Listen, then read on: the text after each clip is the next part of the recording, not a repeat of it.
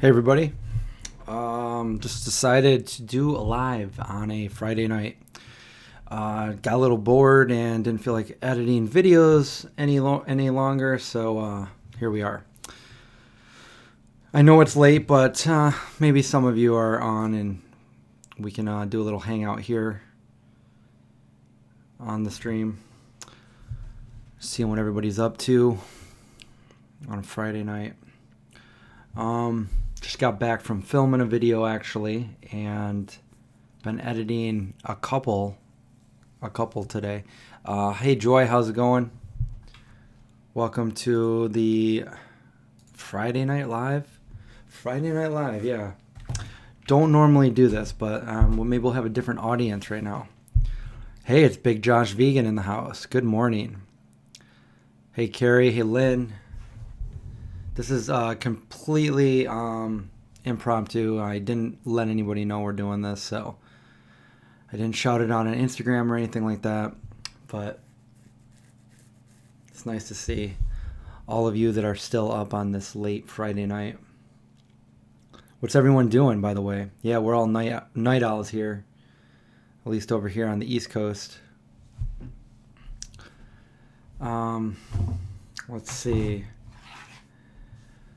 This will be one of the last live streams using this camera because I gotta, or at least for a while, I have to return it to Sony so they can repair it.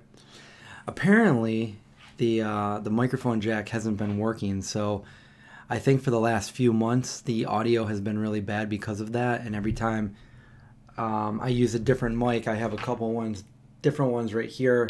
I just knew they weren't sounding right, and then I bought the new one over here, which is I have on my my old camera, and I thought the sound would improve with that one because it's supposed to be the best, and it still just was really, really bad. And I think I noticed when I was filming Josh's recent video, when he's doing his blood sugar, and I'm talking to him, and I can hear my voice better than I can hear him, even though the microphone is pointed at him.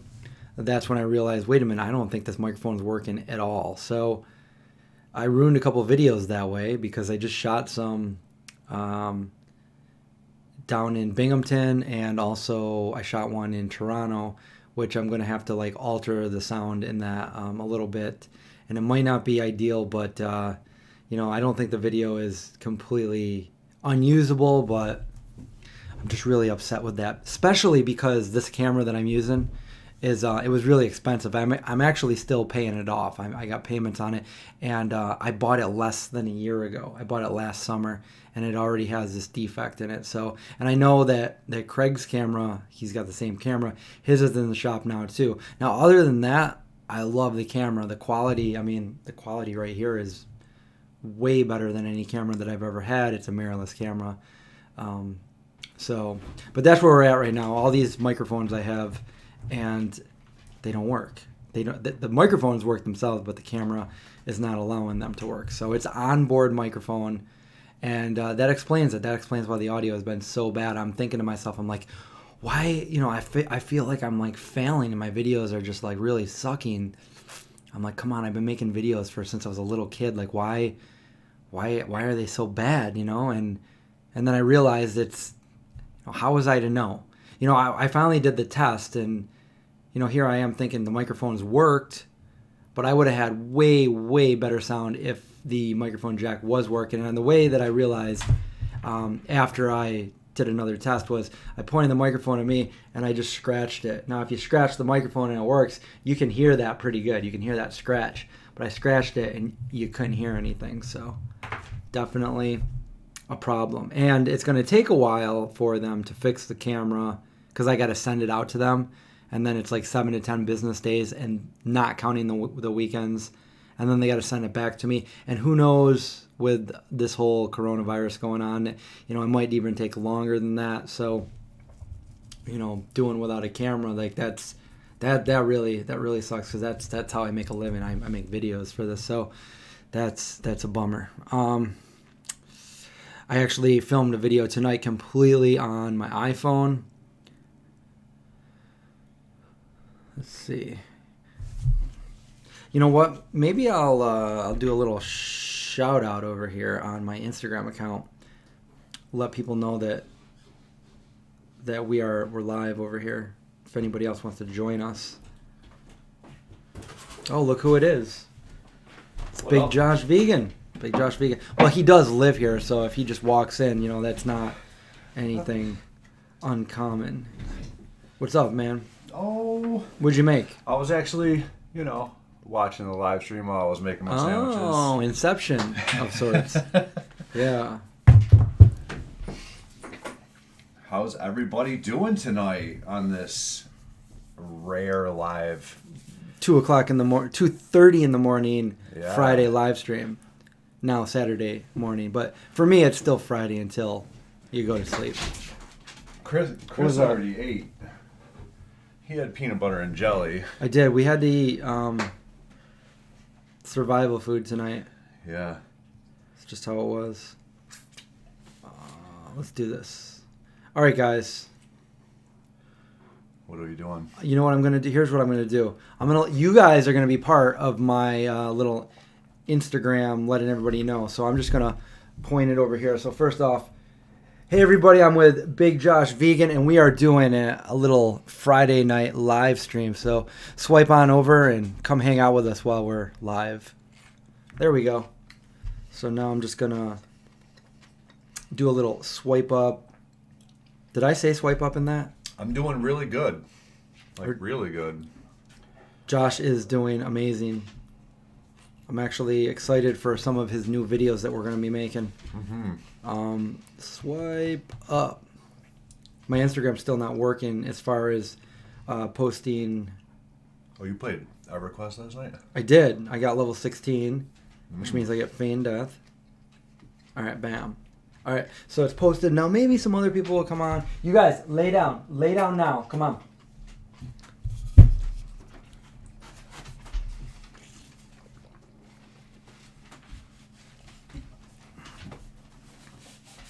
Oh yeah, that's was it your? Do you think it was maybe your? I can smell onion really bad. Oh. You got like a whole onion on there. Was it your internet that was doing that? Because you just weren't able to get back in the. There's really no onion on here at all. Are you kidding me? Oh man. Love the shirt. I made that for him 2 days ago. He just gave me the blank shirt and I printed it out. Boom. Hello, lads. Hello, Shekel Smack. Yeah, I don't think there's going to be any EverQuest tonight. I was editing. I didn't feel like doing it, so just get on this live stream. Seriously, go. They can't eat onion. That's bad for them. Go lay down. Come on, go lay down. Oh, man. These dogs. Such a pain sometimes. We were just outside playing. I fed them. I thought everything would be fine so I can do this live stream. Nope. Okay. Josh hasn't... I'll let him answer that, but... Josh has a question. Did he leave us? Did he leave us? Where did he go?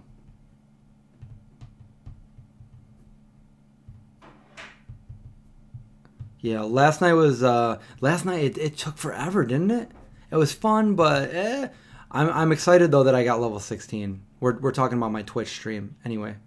Yeah, Indy's laying down right there like a good boy. Zeke for some reason he's just crazy restless right now. Actually, I think he's okay. He needs to settle down. It's late. It's time for their bed. And just so you guys know, you're only seeing this part of it. Like I play with my dogs, we do stuff and everything, but when I'm doing the live stream, I don't like them being all up in here and knocking cords over and stuff like that. So I like them to just go over there and sit down and it's not like I neglect them or anything like that. Just so you know, you're only seeing a small snippet of my day. So we just played. I gave them some food. I gave them some treats. I got 16. I did.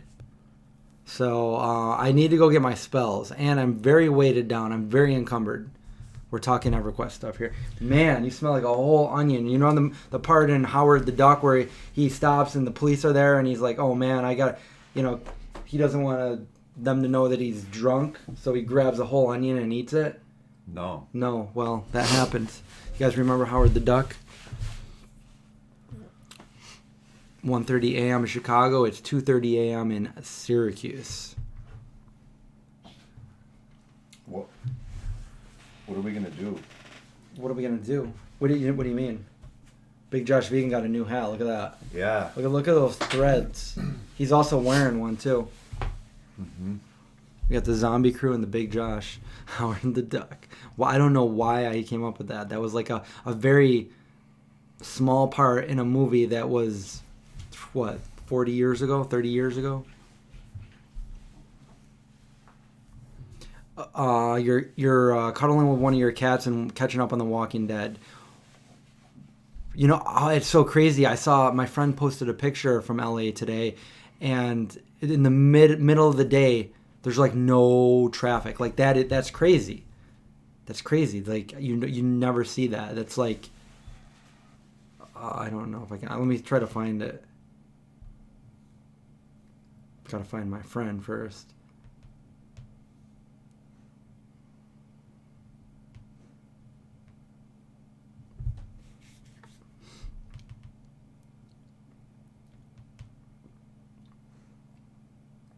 All right, never mind. Can't find it.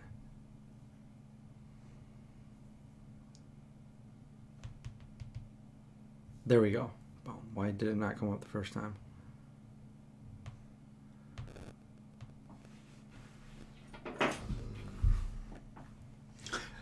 Look at that. LA in the middle of the day. That is unheard of. Crazy.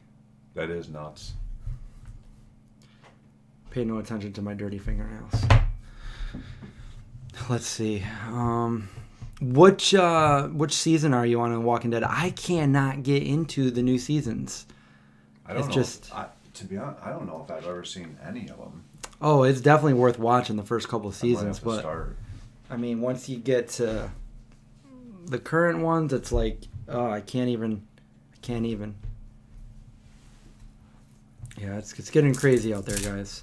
We went to the store tonight. I was gonna edit my Toronto video, but then after what we just experienced tonight, I think I'm gonna work on that one and put that out there. And I might even upload that as a special third video a week instead of posting it on Monday. My Monday, Thursday schedule. Like I don't know. It's always been in my head to do more videos than that, but people are like, no, just do a schedule of 2 a week. I used to do 3 or 4 a week, so I think I might even go back. I know some people get overwhelmed, but hey, if you get overwhelmed, then you don't have to watch. You can watch what you want. You could save it for later, whatever. Yeah, I feel like getting lottery tickets right now would be a good idea. Why? I just feel like with everything that's going on, it's probably the last of people's focus of things to do, to go out and buy lottery tickets. So our chances, I feel like, might be a little better. Yeah, the stores are empty here. We just went tonight, and I'll be showing you guys that video. It's pretty crazy because, we have a store here, Wegmans, that it never closes. It closes twice a year. It closes on Christmas for almost a day, and then it closes, I believe it's either, is it Easter or is it Thanksgiving? Or is it New Year's Day? It's one of the two. Anyway, I think it's just Christmas and maybe Easter. You're talking about Wegmans? Yeah, it closes only 2 times a year, and it's open 24/7. They closed tonight at like 11:30. We got kicked out. There was nothing there. They weren't supposed to close until midnight. Crazy. What the heck, Wegmans? They actually closed like 15 minutes early. That wasn't fair. Post what you want. I like having lots. See, I that's what I like doing too, and that's what I used to do. But it's pretty overwhelming when you're doing, several videos a week. Because I also do Josh's videos, and then when Rachel puts out a video, I do her videos, and then I got a couple other people that I do their videos. So I have a total of like 4 other people that I do videos for. Plus, you got Indian Zeke. I got Indian Zeke. Yeah. So it's a full-time gig, which I feel like this might match the shirt a little better. Can you tell the difference in color? Yeah, I like that. It goes good with your shirt too. Yeah. The pink. You need a black shirt with the... Well, you do have a black shirt. I did a black one for you too. Sure. I've really been working out in the gym, guys. We have been working out, and it's crazy because we just signed up at a brand new gym that has like a rock climbing wall and all this stuff, and we're excited. But the only thing is, it's like I feel like in a matter of a week or two, they're gonna close that because of everything going on. Yeah. I think, yeah. Yeah. We might be seeing a lot of things close. Oh yeah. Do I get paid for what? Do I get paid for editing everybody's video? I have one client that I do videos for that pays me. The rest of them, out of the kindness of my heart to watch them succeed on their YouTube channels. I take on the extra. I don't know. Like it's, you know how it is. I know I can edit a video pretty easily. I've been doing it for a long time. So, but yeah, I should probably start charging, right? Rachel. I'm kidding. I'm always telling her like, get a video. No. Well, I already have the calisthenics here at home. That's what I've been doing for the last 8 years. So we didn't get to the gym today, yesterday, or the day before. And before that, we've been going almost every single day. So like I'm like working out extra hard here at the house, trying not to like lose everything that I've... It was easier when I had the week off. Yeah. Well, you have tomorrow off. Yeah, we're definitely gonna go. Yeah. I think we should spend the whole day there. I don't. We can run on the track. I'm good going to the gym for maybe an hour, hour and a half. I want to swim. I know you don't want to swim, but I want to swim.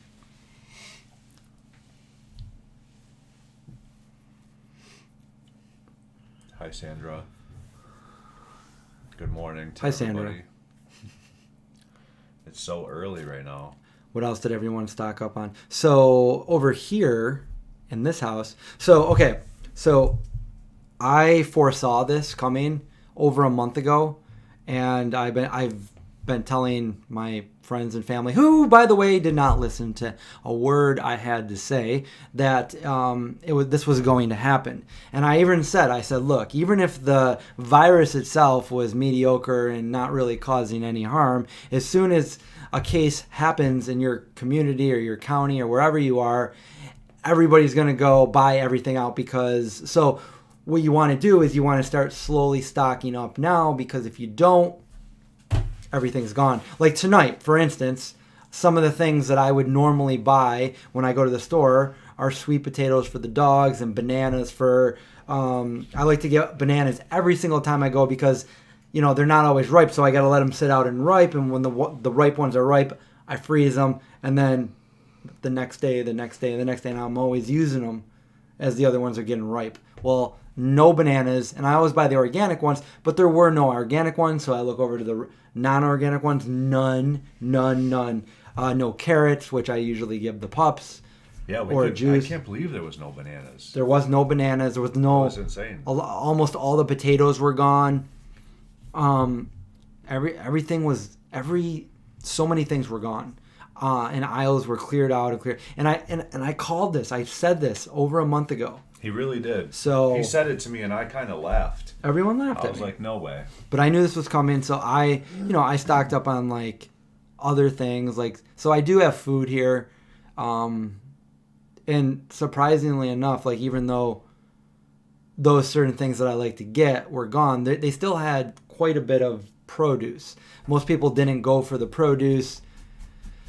In situations like this, they like to go for non-perishables. And this is the first time I ever seen at Wegmans, like, you could only get a quantity. They limited, like, for the bread, only two loaves of bread per person, so Yeah. or per shopper, stuff like that. But they did that with a lot of other things too. Hand soaps. I mean, yeah, all the toilet paper, all of the tissues, all of the soap, all of the paper towels, all gone. That's going to be probably anything in paper product was gone. Yeah, everything's gone. And and I will say this, like, if you can get out there and get some products that you need, then by all means get it. And I'm not going to tell anybody. I know a lot of people are shaming people for buying a lot of stuff, but here's the thing. This is the logical, this is the real, this is the truth. I'm going to tell you right here. All you need to do is look at it with a little logic.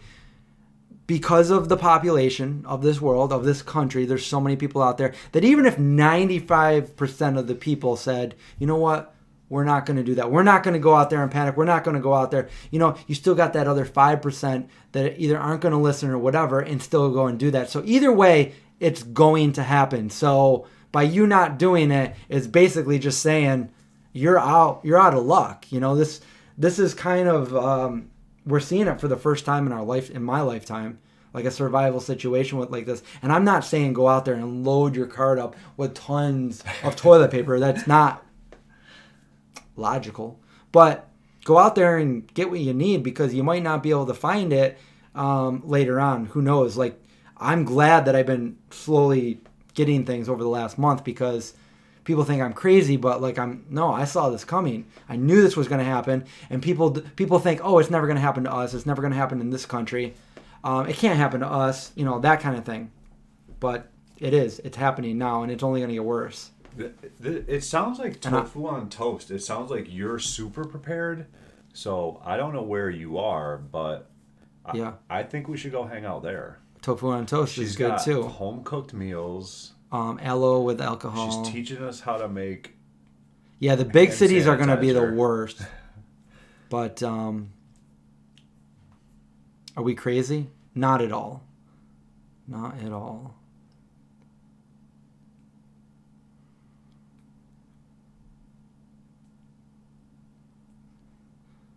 We got some 30 seconds to Mars talk on here. I've seen it a couple times come up.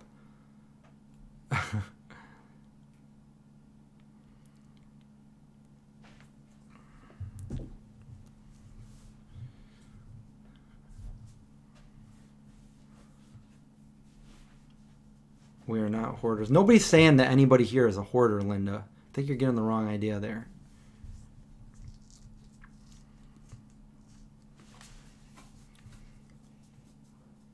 But I will say it's gonna get worse out there. Cheryl. Bye, Sandra. Have a good day over there. It's probably daytime already, isn't it? Yeah. Oh yeah. 10 cans of mixed beans for $1 each. That's not bad. That's pretty good. We got some frozen veggies tonight. A few canned goods. I got the last jar of peanut butter. Yeah, you did. The last one. And only because somebody put it back in a different location. It was on an end shelf somewhere way away from the peanut butter. And I was already bummed out that there was no peanut. There was almond butter, which was twice the price. I'm like, I like almond butter, but I'm not comfortable paying that much money for it. So then I saw that peanut butter there. And I prefer creamy peanut butter, but this was chunky, and I'm like, I'll take it. So yeah, that peanut butter sandwich, jelly sandwich definitely looked good. Yeah. So yeah, and I'm somebody that usually goes to the grocery store a couple times a week. I never buy a ton of stuff, so I'll go a couple times a week, buy just a few things. Yeah. But that's true. But you're stocked up. Yeah, yeah. The pantry is full. Yeah, if the S hit the fan, my pantry. I mean, I would say we could find meals to make. It might not be the best delicious meals, but I think we're good for a while. And a part of that, people are thinking that this is just all hype and everything. It's not. I'd rather not go out. I'd rather not be anywhere near where I could potentially catch this virus. And it sucks because Rachel, she just graduated from school, and she just started her first day as a nurse in the hospital yesterday. And it's like crazy. It's crazy. It's like out of all the times you could be starting your first day, you're starting right in the thick of the worst of the worst. And it's going to get worse. It's going to get way worse. Well, and I don't mean to be, I'm not spreading fear or anything. This is the reality. And I think people are saying, hey, say what you want, disagree with me. But, the truth is this is not the flu. This is so much more severe, and there's other consequences. And it's very, very contagious. And this is coming straight from, like, a legit source. I'm not just making this stuff up. So, it's definitely scary. It is, yeah. And even if it's going to get much, much worse, obviously, before it gets any better. Yeah. And Gomez, I hope you don't really have it, and I hope you feel better. Yeah, well, you look at this. So here's something right here. Look at all the other countries. In this country, like, no, you don't need a mask. No, you don't need this. No, you're being stupid for getting. No, look at all the other countries. They're all saying that we're not. It's crippled other countries and people that are. It's not just old people and weak immune systems. There are people that are my age and even younger and healthy. I think there was an Olympic. Well, it's starting to get into kids now, and these people have died. Yeah. An 18-year-old, a healthy Olympic skier or something like that, get in this. And here's the thing, like most people, symptoms won't be very, very bad at all. Maybe a little cold or something. But then you're carrying it, you're infecting other people, older people, people with compromised immune systems like you. But you're also like, if you get it and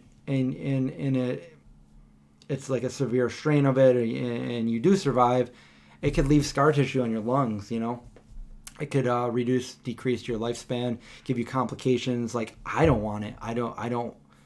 Like, at first I'm like, it's not a big deal. Like, I'm healthy. I got a good immune system, whatever. But hearing all that now, it's just, and this is something that, otherwise wouldn't really be a problem. But with the widespread vastness of it, and again, I'm not trying to scare anybody. I'm just saying, look at the reality of it and know the facts, so how. Like, I couldn't drill it enough into, like, my parents' head. Like, do not leave the house and go to unnecessary places if you don't need to. Like, you don't want to get this. I told I don't know if it's correct or not, but most schools are closing down anyways. Rather be safe than sorry, I told my ex-wife to keep my daughter home. Like, she works from home 99.9% of the time already, and I just told her there's no reason to take the risk in sending her to school. It's just not worth it. Hi, Trini. The other thing that I want to say, because why not? I think it's really, really messed up what happened to us for our Expo West thing. Oh, yeah. So we got, we all bought plane tickets and we got an Airbnb out there, and then, Expo got canceled and we tried to cancel everything. He got refunded for his flight. I still haven't got refunded for mine. I think they're going to refund me due to, like, the state of emergency and all that. The Airbnb, this is where it gets bad. So the Airbnb... Yeah, this is not good. We promised we would say this live. So we're saying it live, But yeah, I'm a lot madder about this than I'm coming across. Like, it's ridiculous. But the Airbnb, the girl that was running the Airbnb said no, she wasn't going to refund us. And we're like, look, because of the coronavirus, the expo is canceled, our trip is canceled, this is robbery, like, we're not staying there and we can't stay there. Do the right thing. Don't steal our money. Give us our money back, And she's like, I don't see anything that says, where we're staying, that there's any kind of emergency. And, like, that day, the governor made a state of emergency. And so then he contacted the actual company, Airbnb, and they basically said... No. We got to make that clear, because it's not Airbnb, it's VRBO. So it is an Airbnb, but it's like a different company, like Airbnb? Right. Well, so Airbnb.com is something completely separate, but VRBO... Okay, so it's the same company, thing? And the company themselves also told me today they're not going to help. Well, what they said was that they emailed this lady that owns this house, and they said, we strongly urge you to disregard any policy and refund anybody that was inconvenienced by this. And she took this as, well, I was strongly urged to do this, but I wasn't demanded to do this. So they took our $1,000 and kept it. And she doesn't want to refund us, even though we weren't able to stay there. This is like a horrible, thing that happened to everybody. Everybody's inconvenienced, but most companies are working with people, and they're very understanding, and they're refunding people and stuff. Now this is a big company. We're not a big company. We're just little people that. Anyway, so we said, what's her name? I'll out her name right now. Like, it was Zinzu. Zinzu. Don't ever take an Airbnb from Zinzu in Huntington Beach, California. She actually, it's funny because after everything happened, she actually changed her name on VRBO from Zinzu to Emma. Well, Emma Zinzu is a horrible person, and we said that we would shout it out on our live if and she didn't care. She'd rather steal our money than, that's just wrong, But the thing is, I would have settled because it's an inconvenience not only to me and you, and Craig and his girl, like the people who are going to go there and stay there and everybody who couldn't go to Expo because it got canceled. And it's an inconvenience to her too, because then, she's out a week not being able to rent the house. So I understood. I would have settled for half. Right, but she could have. Like, I would have split the difference. She could have still rented that house, but with the time frame that we gave her that we couldn't be there. Right. Because it was a day before we were even supposed to be there, and we said, because of this unfortunate event, please do the right thing and refund us. And we would have looked to, even rent the place the next time we went out there. But no, she decided to steal our money. Money that we didn't really have, that we relied on to go out there and work, make videos, but it never happened. So we're out $1,000 because. And the other messed up thing is, you bought insurance for this so you could get, and they didn't even want to. Basically, he was on hold today for about an hour. But that was with VRBO. Right. The insurance company is something completely separate. I've called them 6 days in a row, and each time you listen to this thing for 5 minutes, and then it says, okay, we're going to take your number and call you back, and you won't lose your place in line. This is 6 days now in a row. I still haven't gotten a call back, and I legit paid for the insurance. Yeah, let's contact the Better Business Bureau or the city or something like that. That's just wrong. Yeah. My lawyer's out. My lawyer actually had surgery, and he comes back Monday, so as soon as he's back in the office, I'm going to let him handle it. I agree, Rabbit White. All debts and rents should be suspended until this is mitigated. We're in a economic crisis right now. We're in more than that. This is only going to get worse right now. So just be careful. I'm not trying to spread fear or anything. Just be very cognizant of what you're doing and I did. Washing I forgot hands about and that. what? Trini's right. I do have the house on my Instagram. It's actually, I think. Oh yeah, there it is. It might be on Big Facebook Josh Vegan too, on but Instagram. Go follow Big Josh Vegan and leave that Airbnb. Well, VRBO. Yeah, VRBO. A bad person. I just couldn't believe the company themselves says, well, we've done all we can do, and emailed the homeowner. Yeah, well, we paid you. What? Like, why would we ever use your business again? Yeah, and it's, what's crazy is that my family has actually been using VRBO for a very long time. Probably almost, I'd say, over 15 years now. Oh, I didn't even know that. We've spent tens of thousands of dollars through VRBO, and obviously through the homeowners, renting huge houses in Cape Cod and North Carolina. Yeah, Tofu, I heard about that too. It's crazy. It's crazy because this isn't the first time we've used them, and now just to get this horrible taste in my mouth over this, I'll never use them again. And that's sad because. Yeah. Well, the thing was with the insurance is he should be refunded, but they're not He called them like 12 times. They're not returning his call. Yeah. And I'm still waiting to be refunded. It's been over 2 weeks now for my, almost exactly 2 weeks for my my plane ticket. Yeah, I can't believe you're still waiting for that. I know. It did take me a few weeks. I only did it a few days before you through Delta, and it took them a few weeks, but they finally got back to me and refunded me my money. I was surprised. I thought for sure they were gonna just give me like a voucher for another ticket. Yeah. So, anyway, on a positive note, what can we talk about on a positive note? Well, we're healthy. Indy's a pup. Zeke's a pup too. We're alive. We're healthy. We're sharing, time with friends, and I'm happy. I'm still happy. I'm still happy. single. I'm still really, really single. But yeah, I mean, I think that we really have a lot to be thankful for. Just that would be here. That would be sweet if a lot of these companies allowed that, like Lindsay's saying, the Duke Energy is allowing people to keep their power if not able to pay right now. It'd be nice for like I heard they were doing that in Italy for like mortgage payments and rent payments and stuff like that. But yeah, that video was great. I liked that video a lot, and I like being able to sneak my daughter in there every once in a while. And Lynn, I feel great.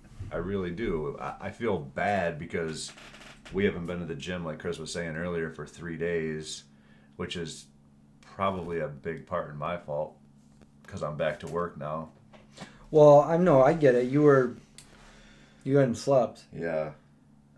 I actually slept for, 4 hours earlier? I was texting him. He told me to wake him up. I'm texting him. I'm like, let's go to the gym. Let's go to the gym. Knocking on the wall. Wake up. He slept like a log. I slept through Rachel, steam cleaning? Yeah. The rugs and everything. Yeah. After 36 hours, I tend to really get into a really deep Joy, sleep. you're so right. Every other country is handling things better than the U.S. Exactly. I think the U.S. basically told people, like, don't worry about it. It's just the flu. Just, you don't need to wear them masks and don't go buy anything. And, like, they didn't want to spread outright panic, but look at these other countries. People from these other countries where they're actually being crippled are writing and even doing videos saying, like, you are severely misinformed. Like, this is not what your country is telling you. This is so much more severe. And again, I'm not trying to scare anybody, but just be careful. You don't want to get this. This isn't just the flu. There's a lot of people saying the wrong thing. I've been following an expert on this that doesn't agree with anything that our government is telling us or the media. In fact, I was doing everything right the whole time. Yeah. And you know what? And I'll go with my mask over everybody telling me that it's not going to help anything. I'm like, okay, you know it. I'll just wear it for the heck of it. By the way, I didn't go out and buy a mask. I had a mask years ago when I was sanding down my hardwood floors. That's so funny. Yeah. Because you've been like, you got it, we have a mask. And I'm like, oh, we don't need it. No. No. By the way, I haven't worn a mask out in public. Right. In fact, and when we do go to the gym, we go either really late when nobody's there and we spray down the machines. Yeah. So that's the other thing. We just signed up and they're probably going to close the gym because that's like a place where people can really get, germs and stuff. I remember just last week we were at Planet Fitness and that dude right next to us was like coughing on us without covering his mouth. I'm like, what the hell are you doing, man? You should see. I was at Wegmans actually earlier today, and there was this guy. He was looking at the magazines, and I was with my buddy, and we were kind of watching, and all of a sudden he just goes, "Ew!" and sneezed, and it was like, oh. And he looked around like side to side real quick, and he picked up the one magazine that was directly in front of him and took it. He bought it. I watched him actually later on. He actually did buy the magazine, but the rest of those magazines were not clean.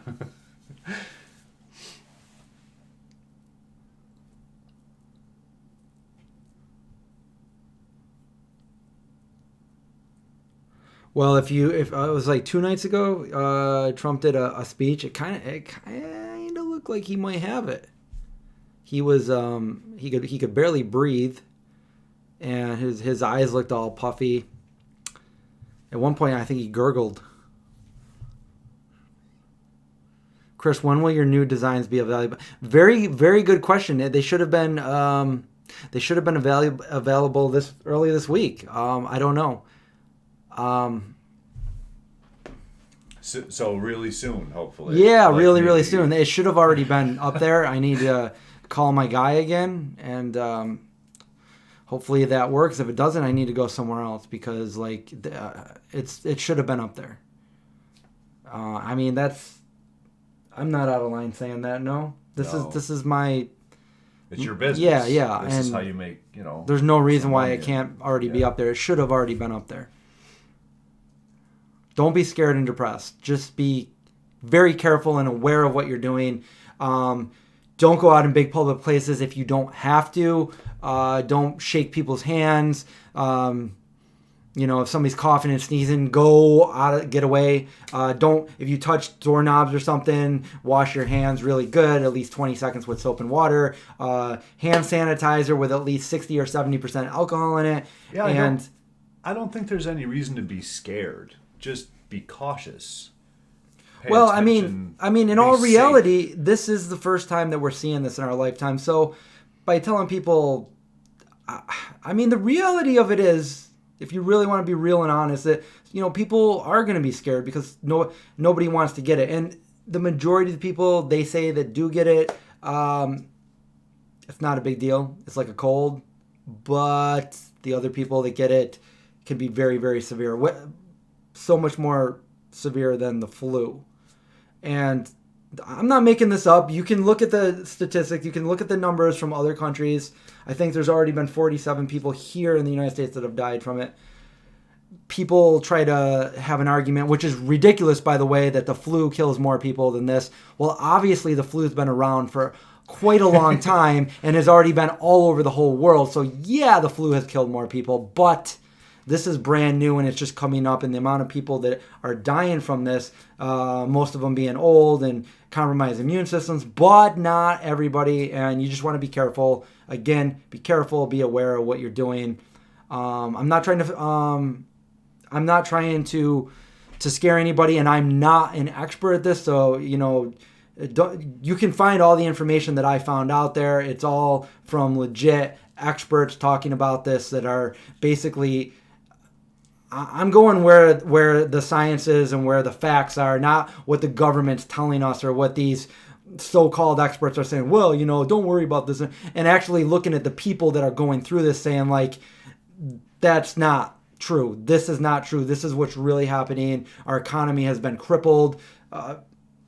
Just look for yourself. It's out there. Like, I'm not trying to scare anybody. I'm trying to tell people the truth because I think a lot of people think that this is just nothing. And that's what our government wants us to think. I'm not trying to get all conspiracy theory with you, but they don't want people to outright panic. And China covered a lot of it up and didn't tell anybody how many people really were infected and how many people really died from this or how many people were severely affected by this. They covered those numbers up from the CDC. A lot of them were just estimates of what we thought was real compared to what they were actually telling us. So, yeah, I was definitely one of those people. Chris was the one that was telling me we got to be prepared, and I was that person that was like, don't worry about it, this isn't going to be as bad as they said, and here we are. It's not hard. Just go out and look at some of the information out there from the people at Ground Zero over, like, look at the people, okay, why would all these other countries be doing, like, mandating masks and all this? In our country's like, no, you don't need any of that. It doesn't work. Nope. It's just a waste of time. But all these other countries are like, so many people are dying. Like, what, 19 million quarantined over in Italy? And it's just crazy. And they're like, well, no, the majority of the people recover from this. Only like, 30 or 40% are like, really compromised, and only 20% are dying. It's like, 20%, that's a lot of people. But they're trying to make it sound like, no, chances are nothing's going to happen here and you're good. But that's why people are panicking and going to the store and buying everything. I just missed this.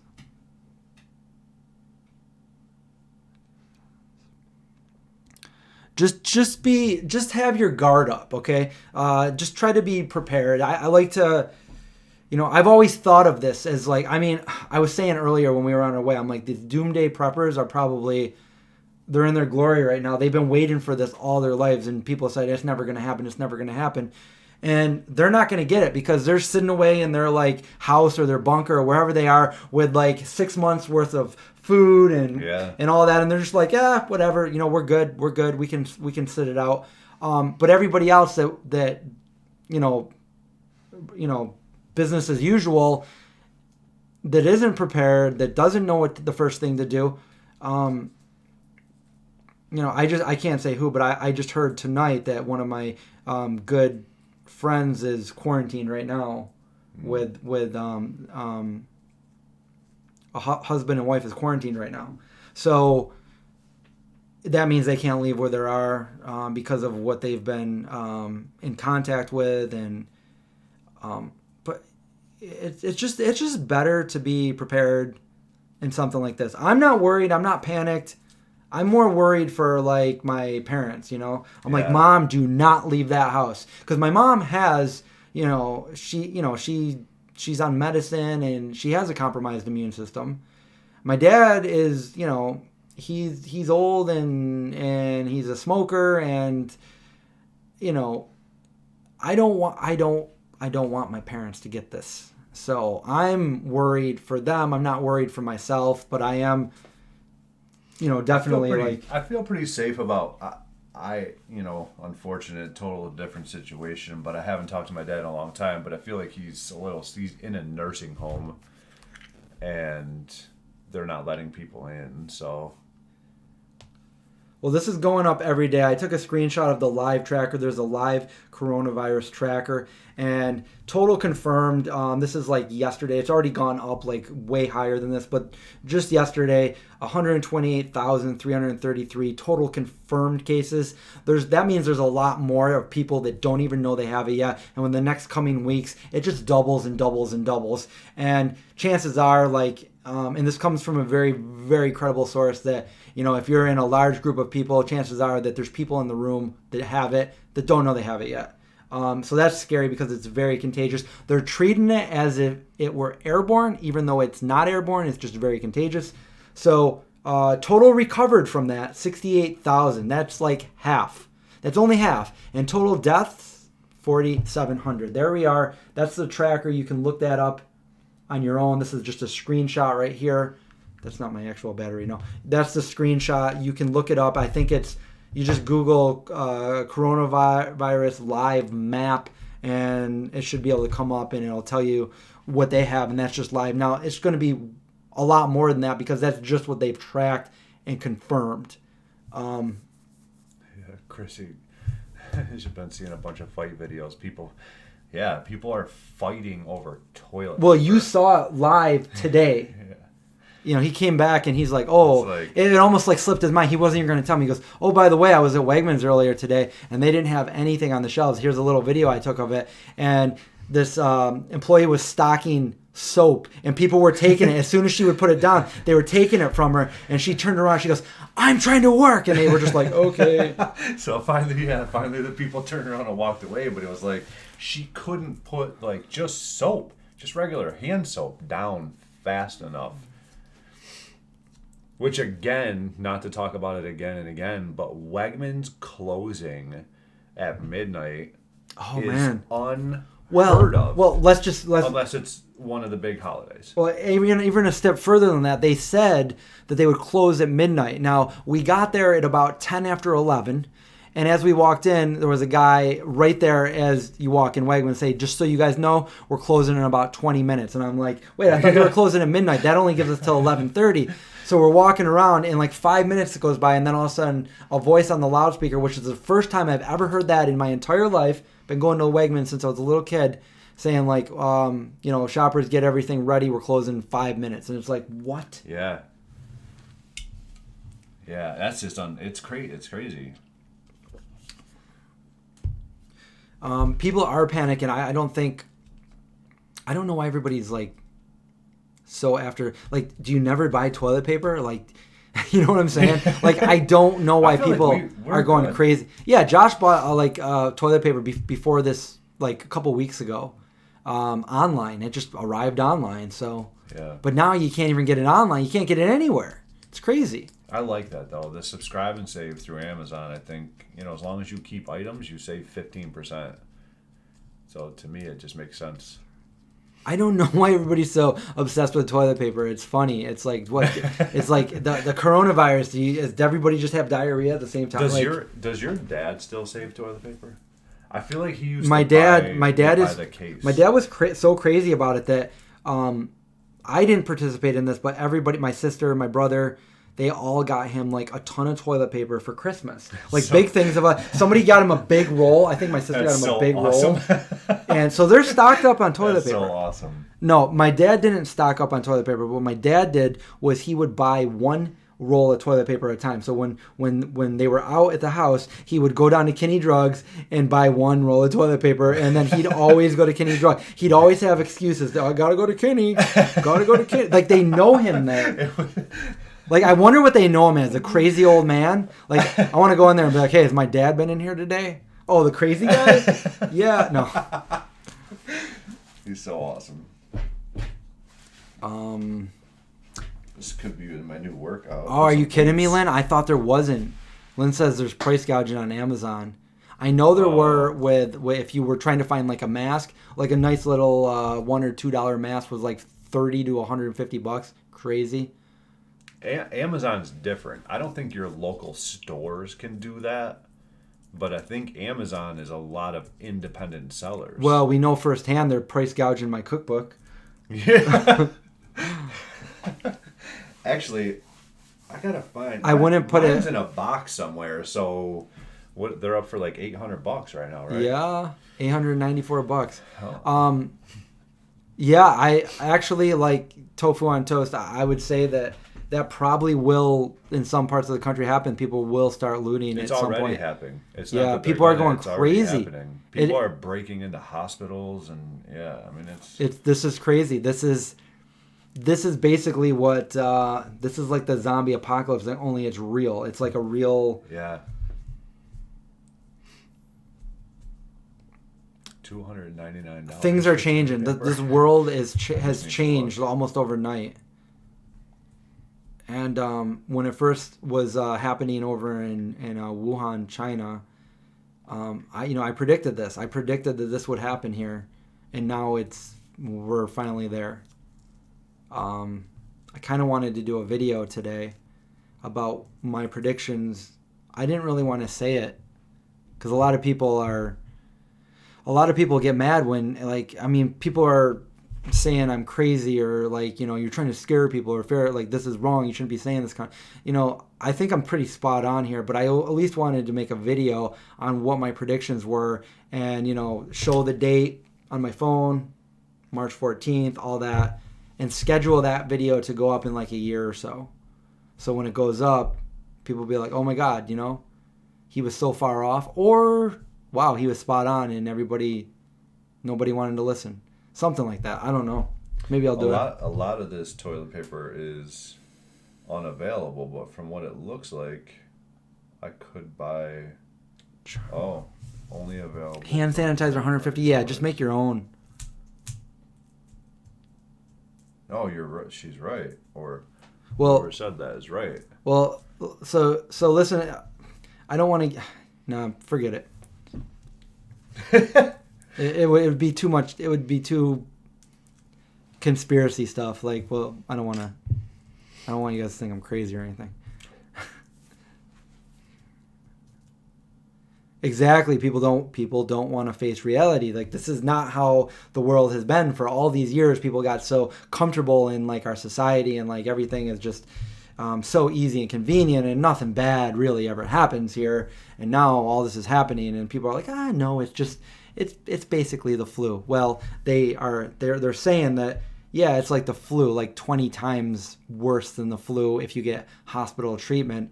And if you don't have hospital treatment and you have a severe strain of it, 50 times. Imagine the flu times 50. That's how bad it could be.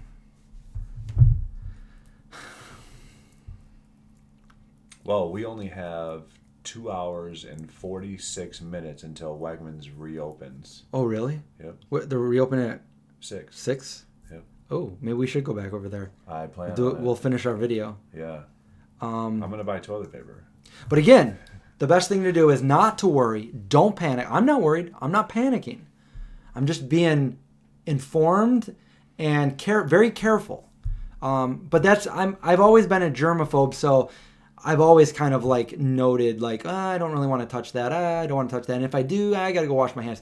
So some of you are not like that, and you don't think about it. You open things, grab things, touch things, shake people's hands, that kind of thing. Just try to be more aware of that. I think more people are aware of it. Some people don't really care, but don't, just rather, the elbow thing, or just be like, not shaking hands today. Still love you, but not going to shake your hand. That kind of thing, because you don't know. Maybe the person you're about to shake hands with, maybe they didn't think that, but maybe they shook somebody else's hand that was in contact with it. That's how easy it spread. That's why this is so dangerous, because it's so contagious. So again, this is a virus that it's right now, it's a silent thing. Like a lot of people have it, and the incubation period is very long, which means there's going to be people that have it that don't know they have it. Within the next couple of weeks, it's going to boom. It's going to boom. It's going to boom. Not in a good way. And you're going to know people that are going to get it. I hope I don't get it. I hope you guys don't get it. But so just be careful. And again, that's why they're closing things down. They're doing that it's smart that they're doing that. I mean, this is the first we're seeing where they're closing schools and colleges, and I've seen, they're closing big events, and they're closing restaurants and stuff like that. And people are shut down the NC2A tournament. Yeah, for good reason, because they know. I mean, that's probably close to $1 billion for that tournament that's made. It's because the reality is that if you are exposed, it could put your life at risk. For the majority of people, no. I would say that, but I don't know. We don't know how it affects one person over another person. And here's the thing. They're saying that, when this goes crazy in the next couple weeks, if people get it, that normally, okay, so in a normal condition, you got this. Let's say you got it, and it wasn't like a worldwide pandemic. Let's just say I got it. Okay, I got it. I won't say one of you got. I'll say I got it, and I'm like, oh, I got it. And they're like, oh, okay, well, come on into the hospital. We'll take care of you. All right, you got a really severe condition. We'll put you on one of the machines. We'll help you out. Well, you're good. Okay, yeah, you made it through because these hospitals don't have enough machines if all these people get it. There's only, I think, 70 to 80,000 machines that can hold people here in the United States. Now, remember, that's spread throughout the United States. So that doesn't mean that maybe you could get to one where you are, and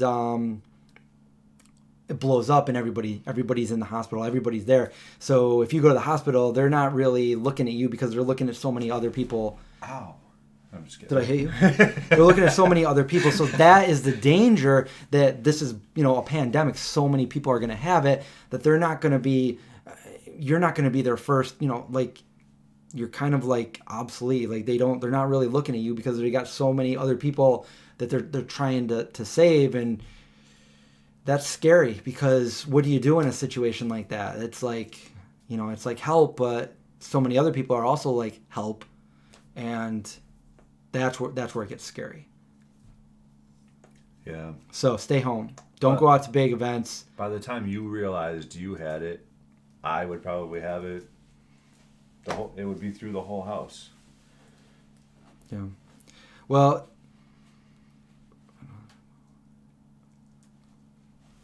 Yeah.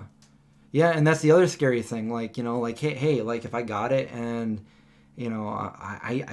I wouldn't think, like I'm a fighter and I got a good immune system, I would think that I would survive, but I wouldn't want, I don't want my, at first, I was like, oh, it's nothing, whatever. But then I started hearing about things and some of the long-term effects it could do on somebody that end up, surviving it. They made it, they didn't die. scar tissue on your lungs. That's horrible. That hinders your breathing. It hinders your stamina. It hinders everyday life there on after for the rest of your life. And they also said that it can decrease the span of your lifetime. So you don't want to get this. You don't want to take a chance. Don't listen to those people telling you, oh, it's just like the flu, because it's not. It's 10 times worse. More than that. Yeah. So don't. And yeah, there are people that have very, very mild symptoms like a cold and then they're fine. But there's a lot of people that aren't. So you never know. So don't take that chance and just be careful. What's my other predictions? Well, that's the other thing. I honestly, I listen to that too. I think it's horrible that people are eating all these animals, but I don't think it's from an animal. I think this was bioengineered, and this is a perfect. I was talking to somebody else about this, and I don't want you to think all conspiracy thing. This is just a thought, but this is something that either the government or the powers that be, they want people. They know that the majority of people, they don't want vaccinations. They don't want those vaccinations. They're not looking for vaccinations. So what do they want to do? They want the people to want the vaccinations. So how do they do that? They release something like this, a bioengineered virus that came out of nowhere. I don't want to say too much more because it's pretty.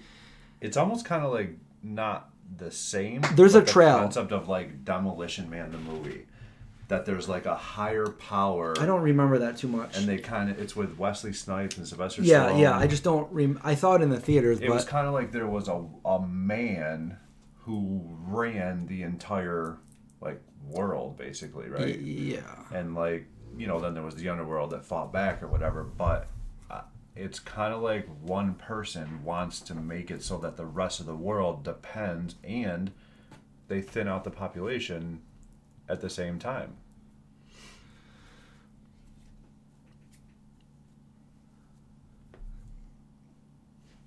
See? I think I saw that, Carol. Babu said basically. So that's what I was going to say, Babu. Yeah, I didn't. I mean, there's a very legit trail, and I'd have to do the fact checking. But Rachel just told me today that Bill Gates stepped down from Microsoft, which is very, very weird. But they are saying that this was the trademark on this was from the Bill and Melinda Gates Foundation.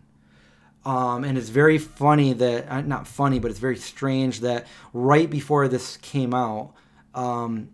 The Bill Gates and Melinda Gates dropped the Netflix series Pandemic, and that was an interesting, eye-opening series. I liked it, but it just seems too. Yeah. I mean, the trail. I'm not saying for sure, but the trail is just. I mean, he is like the second richest man in the entire world. It's just weird, very weird. But anyway, I'm not trying to. I don't want people to think I'm some. I mean, I love conspiracies and stuff, but that's what I heard, Babu. I did hear that. I think somebody'd have to go. Don't take my word on it. You probably have to fact check it. But I did read that. I did read that it was trademarked through the Bill and Melinda Gates Foundation. So that's kind of weird. That's why I don't think. It just sounds more plausible that it's bioengineered rather than just blaming it on, they got it from the animal that they ate. Like, why didn't that happen sooner? Like, why did it just? It seems more credible that it was bioengineered. Now.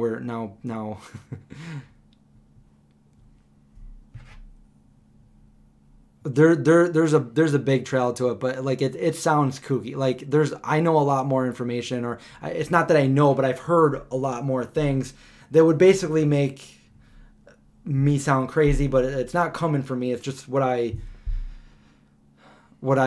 heard, and it's a conspiracy because you can't discredit it. Like there's no way to disprove this, but there's also no way to prove it. So.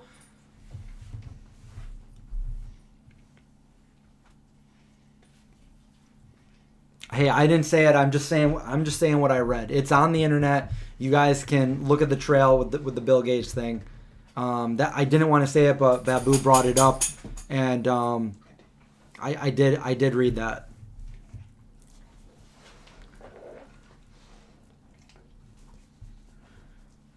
Exactly, Jorge. You pretty much can make anything into that. It's just something that you can't prove or anything. But it just sounds really weird that he's if that's really what happened, unless that was a false article that he stepped down from Microsoft today.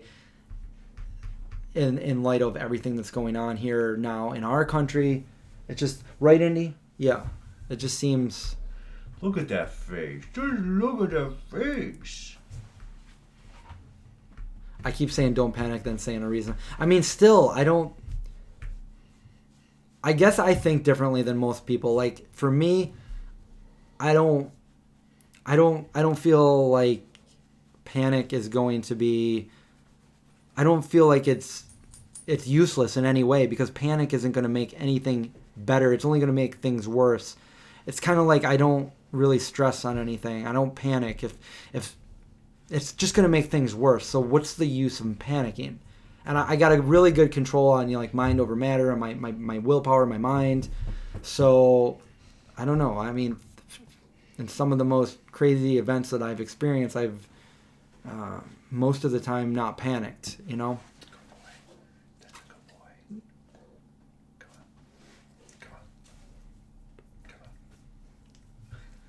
on. Oh, I'm sure there's a lot of jobs that are shut down due to the corona. Oh, my, yeah. I don't know about if you're asking if anybody here, but yeah.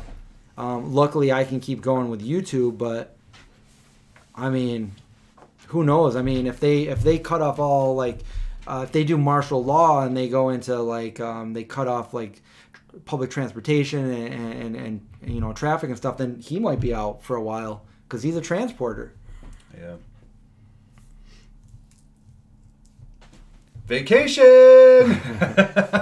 Fast food places are still It open. stinks that I'll be on vacation and... Who wants to go to Disney? Just kidding, they closed Disney. Yeah. We're- That's just the one in California. No, right? they're doing Disney World too. Oh, they are? Yep. Oh. For I good missed a reason. lot People while I from was all over the sleeping. world go there. I gotta stop sleeping altogether because all this stuff I miss when I actually sleep, it's not okay. They say to stock up. Well, I did stock up on water because you never know. I personally don't like drinking tap water. So water was another thing that they were completely out of tonight at, you know, and I'd say for environmental reasons, like don't buy bottled water and stuff. But for something like this kind of like trumps it because this is a survival situation and you want water. And if they did decide to cut off the water, or if they had no choice in cutting off you never know what could happen with this. I mean, if it got real bad, like who's left to work these jobs that controls all these things for us? We don't think about that. We think about everything being so, like, how are you going to order things on Amazon if nobody's there to work at Amazon and people aren't there to deliver the goods and stuff like that? Like, everything as we know would be, you know, stifled. And again, we're here. We can talk it out here in the chat. We don't have to panic. I don't want anybody to panic. We can speculate on things to come. I predicted what was about to happen, and I still think I have some things to say about, but I don't want people to get panicky and stuff like that. So I'm not going to say everything, but like I said, I might make a video on everything that I'm predicting and schedule it to go up in 6 months to a year just to see. And who knows? I might not be here by then. I mean, I don't want to really say that, but you never know. So you might see a video. If this ever got that bad, I would go right to my aunt and uncle's house. You don't get to their house without coming up a quarter-mile driveway with cameras that watch the whole property. I would stay here and talk to you guys to the very end. You're a good man. I mean, I guess we probably wouldn't have any choice. We probably would too. I would just do a not like a 24-hour. well, more than a 24 hour. I would just let it go. I would let the stream go and 24-hour a day live stream. Live stream of the we'll call it the. You know, this is I shouldn't say it's funny, but this is kind of a weird coincidence. This is so much like the script I wrote for my movie. This is it. Yeah. With a kind of a, I got a kind of a different the zombie twist, but this is very, very much like my movie.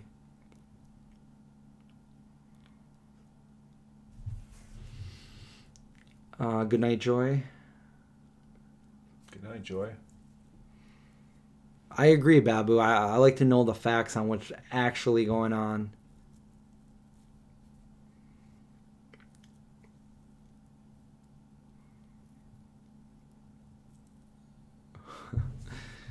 I could make a video about conspiracy theories. I get, no matter what I do, there's always a few people that give me a lot of flack, a lot of hate on some of the things that I do. That it's just, you can't please everyone. But no, Linda, we don't. Speaking of the movie, what's up with it? Hey, I hope it's still going to be scheduled for this fall. And that's the plan right now.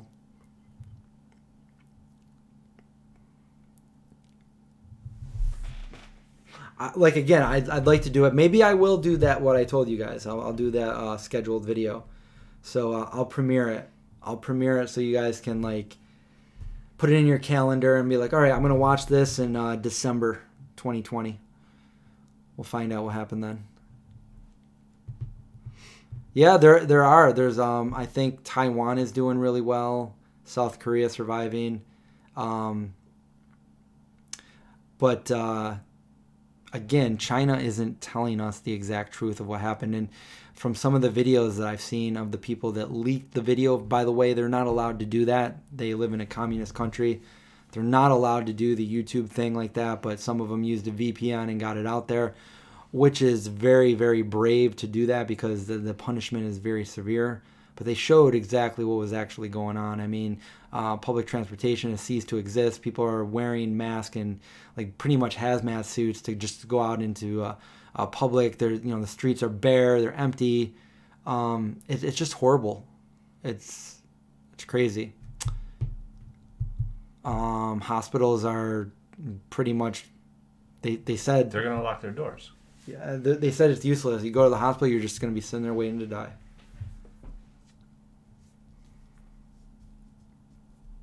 So hopefully we have a plan when it in the next couple of weeks, because I think. Oh yeah, that is disgusting. What is? The lady spitting on the elevator. Who did that? That's crazy. People are just horrible. Not all people, obviously, but there's definitely just, that's great. It's too much.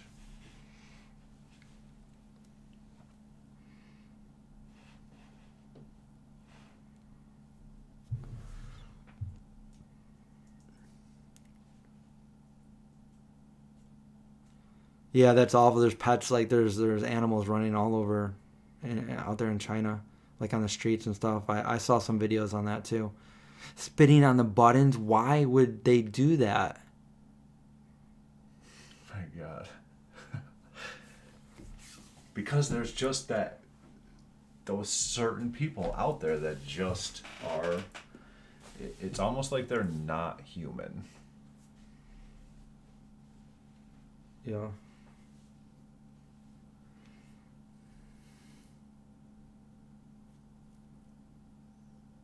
Well, there's a conspiracy that that the powers that be want to give these vaccinations. So, and they know people don't willingly want them, so they want the people to make it sound like they're the ones asking for them. They're like, okay, we'll find a vaccination. Well, the people want it because all these people are getting it. Basically, there was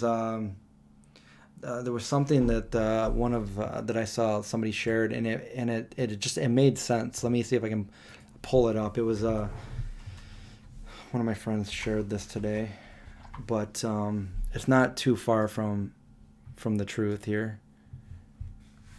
Okay, so this is what it says. It says, and just like that, the government controls all sporting events, concerts, jobs, colleges, medical facilities, whether or not you can leave your house, has developed resources such as toilet paper and food, controls all travel. And you guys wonder why they developed the use of viruses to scare public. They now control you and everything about your life. See how easy it was?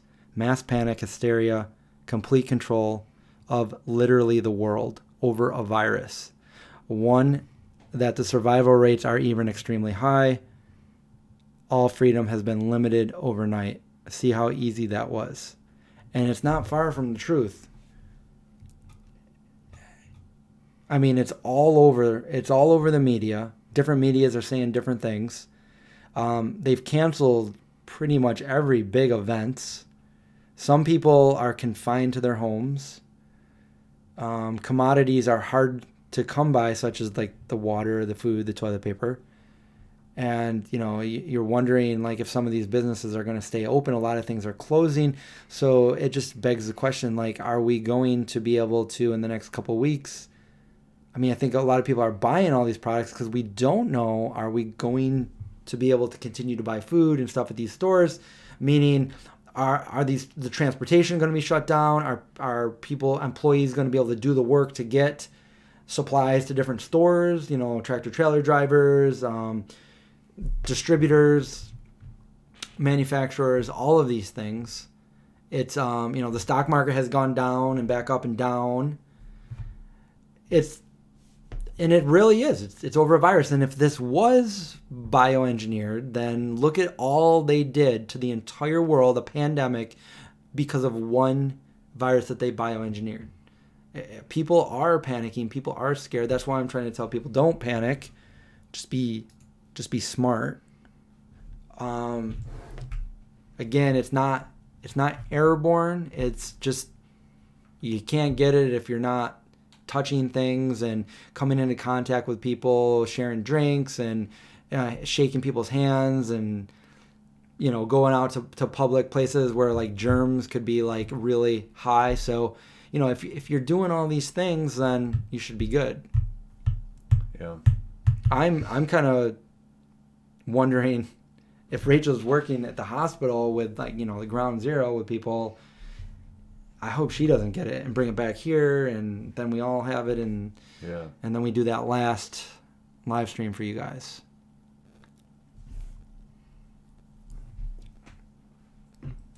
But again, it's not bad to have like a stock of food, so you know what's, you know that you'll be good for, like, you know, a few weeks to a month if things do get bad, you know, which unfortunately, I think they are going to get worse before they get better, just because it's pretty new here.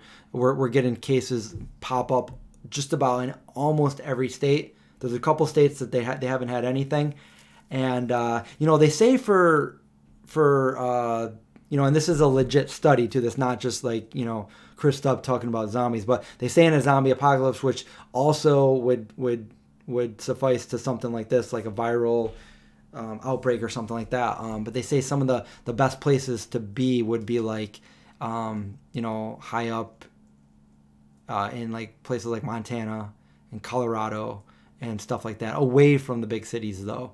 Those would be the places to go where you wouldn't come in contact with anything like that. So I don't know. Here I live in a rural area, so yeah, and I live again with, near my parents and stuff like that. So my loved ones are here. So I'm going to make sure. Yeah. Nooch is a must. Stop that, please. What are we talking about here, guys? Yeah, I know. I was waiting for you to catch that. I missed something. It's before that. Oh, your husband wants a show. What are we talking about here?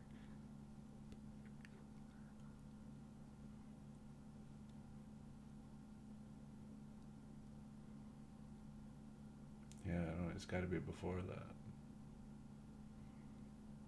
No, it's not. That's like a new.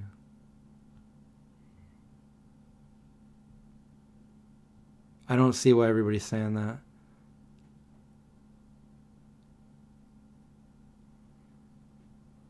It must be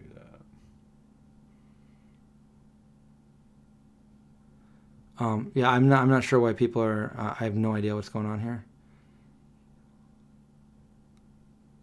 Let's see. Gas prices are. Oh wow, that's $1.81. That's good for gas. Yeah, I was gonna say I paid under $2 a gallon today myself for gas.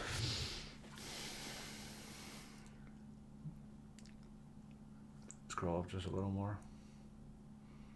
Vitamin B12, D3, stock up. Still I actually got a little bit left over there. Still higher than that. I have no idea. Anyway. Yeah, I don't know. I don't know Go what back down to the. bottom. They told you what they were talking about. Okay.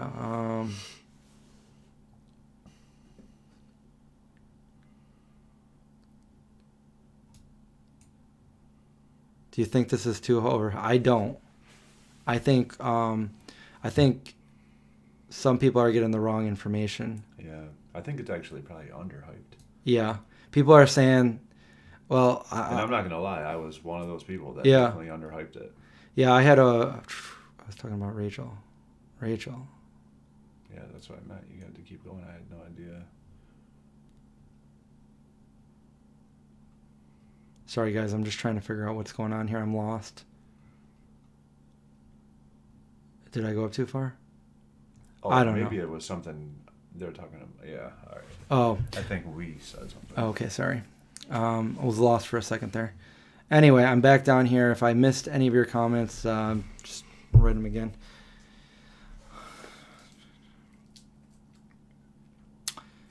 Yeah, I do. I do think it's underhyped. I think a lot because I had a friend basically go on today and say like, you guys, like, this isn't as bad as the media is making it out to be.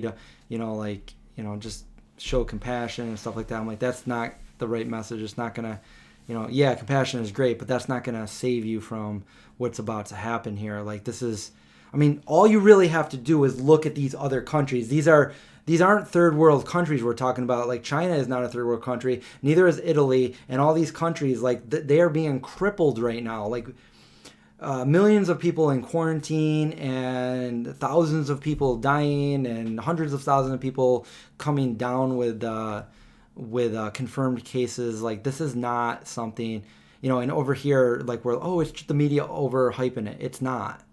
It's definitely not. Just look at the other countries. Look at what's going on. Take some advice from them of what's happening right now, since it's kind of blown up a little bit faster over in some of these other countries than it has here. It's still to come over here. So again, just be, don't panic. Don't be, we're not spreading fear. This is reality. We are living in a world where this is happening. It's not a dream. So make sure you're taking those precautions. Don't walk into somebody's sneezing stream or coughing. If you see somebody coughing, don't shake hands with them. In fact, maybe leave the area altogether. It's not worth it, this might end up blowing over in the matter of like probably months, probably not weeks, but probably months, and everything hopefully will be back to normal. But, I think that we're all going to at least know somebody that had come in contact with it or actually got it. Hopefully none of us get it, but it's a reality, and we just got to be careful. Like I said, wash your hands when you come home from wherever you go, and if you don't have to go anywhere, then that's great. Stay home.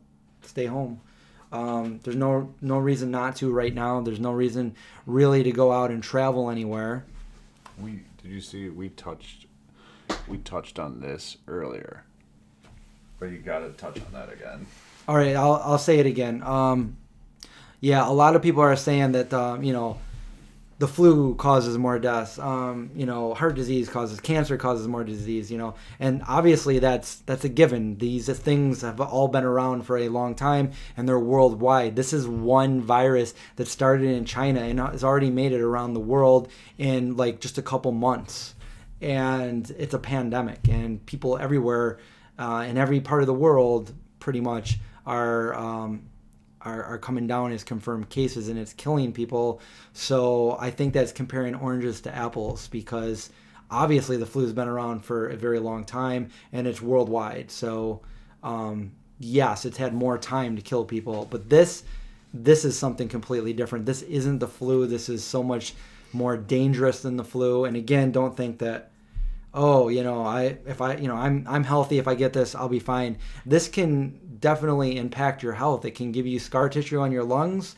It can impair your breathing for the rest of your life. It could affect your stamina. It can decrease your lifespan. These are all things that can happen, and it's been shown that they don't really know. There are people that are otherwise seemingly healthy and young that are getting this and dying. So it's not just old people and people with immune system, although it seems to be that's the majority of it. But they're not telling us. Good night, badass. Anyway, you guys, I've already said it. You guys know. Again. Oh, gummy bears.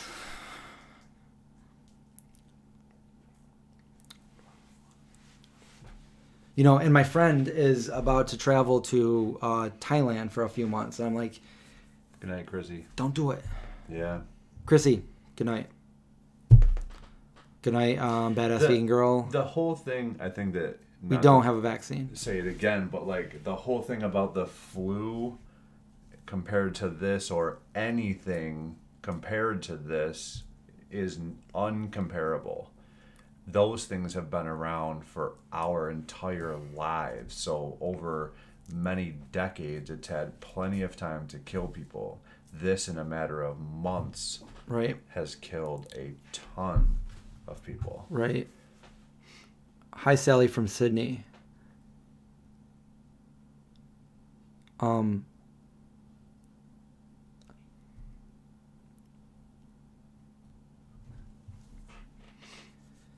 Yeah, I think I mean it's apparent why they're doing it. Why they're saying don't panic. Well, it's true. We shouldn't panic, but we should definitely be aware of what's going on. But what they're not like, they're saying like, yeah, you don't need this. You don't need to go to the store and buy anything. But that's because they don't want mass panic. They don't want mass hysteria. But that's bad advice. It's like a catch-22 because they don't want people to go out and panic. But at the same time, the reality is people are going to do it anyway.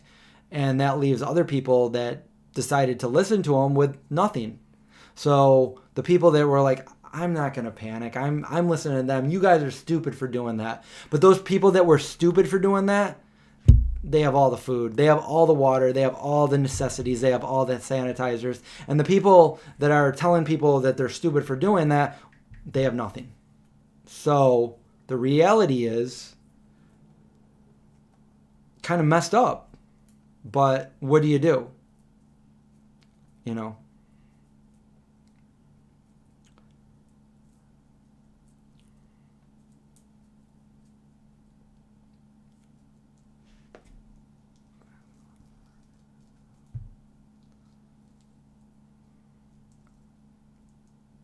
Yeah, plant power. So does my dad, and that's why I'm worried for him. And he's like, he's getting pretty old, and he's still a smoker. So,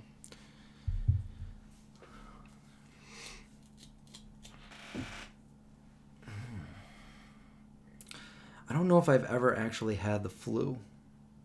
I know when I was what's the season on the it's like 10,000 that are. Because he said that 10,000 died from the flu in the last season.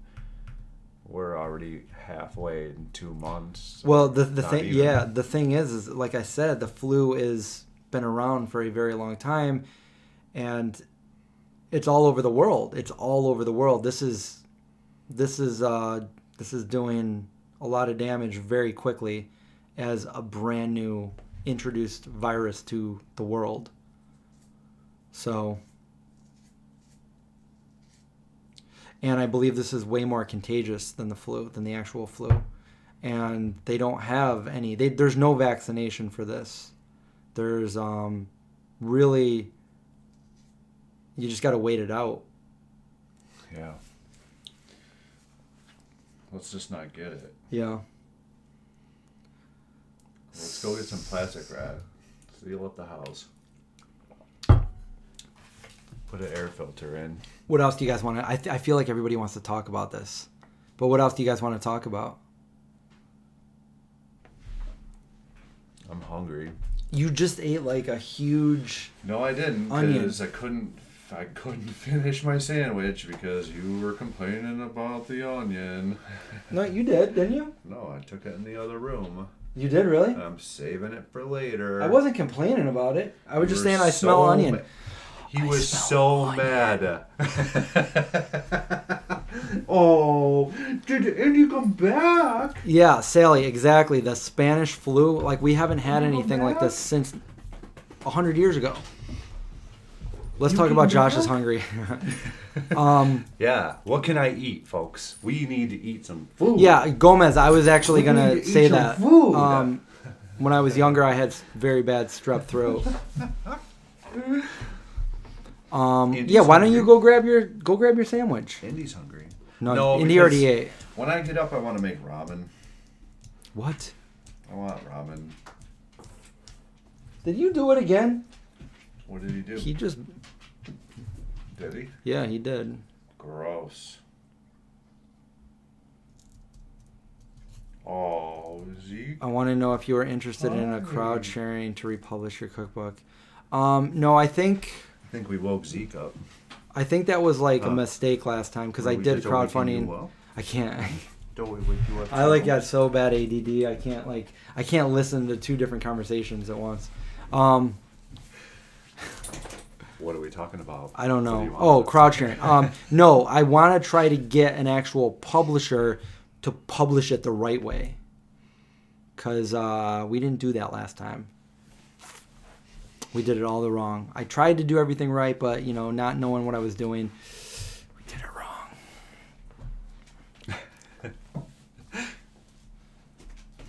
Well, there's a step in the right direction, Jorge. China banned wildlife animal sales, and Taiwan is following their steps. Oh, mac and cheese with broccoli. Yum. Are you going to nap before Wegmans? Probably, right? No, because it's already almost 4 o'clock. There's only 2 hours. 2 more left. hours, yeah, but you can nap. No. I probably will go soon. Make some ramen. There's a candle right there for Josh. Yeah. Probably to get rid of the onion smell. Yes, plant power. Indy did fart right in our faces. Yeah. Right in Zeke's. He does it all the time. He comes over here and he does it behind us so it sounds like it's us. Yeah. And then he walks away. Well, if I do it behind these guys. Hey, get in your bed. Go to bed. It's late. It's like, what, 4 in the morning? Yeah, it's way past This your is bedtime. definitely late night live. You guys. Oh, no, wait a minute. Hold on. What should I name this stream? And let me tell you, the last time I named the stream the appropriate title, when I put the coronavirus name in there, it was demonetized, and what else did they do? So it wasn't shareable. Basically, not many people were going to see that video that I did. So there's definitely that conspiracy. Yeah. If I put coronavirus anywhere in the title. So what can I label this video? Yeah, Gomez is right. Do not panic. That's perfect. Wait, what? Kids that had strep have specific behaviors. You have many. You would strep. Okay, so I hated going to the doctor, and I normally didn't get sick, and I got strep throat, and I'm like, my mom wanted me to go to the doctor. I was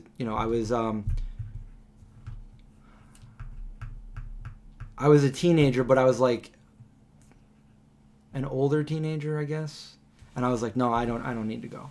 I don't need to go. And then it got so bad, and I remember it was like a Sunday and a holiday. I think it was like,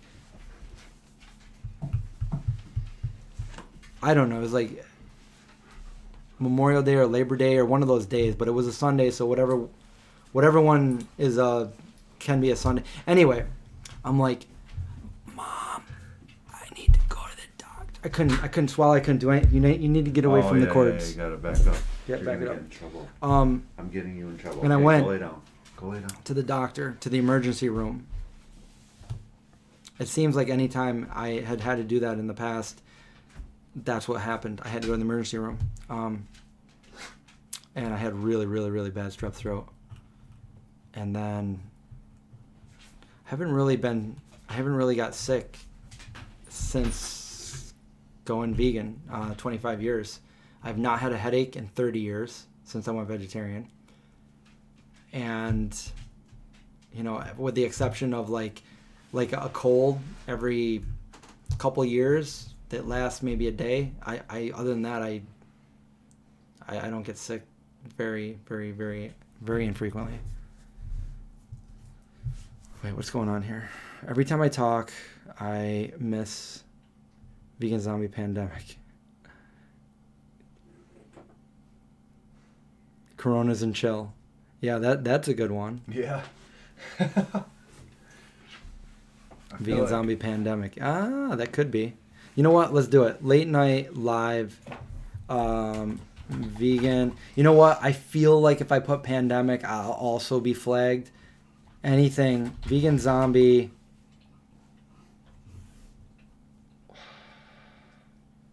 I feel like if I put any kind of epidemic, pandemic, virus, any of that stuff, I'm going to be flagged. Vegan zombie.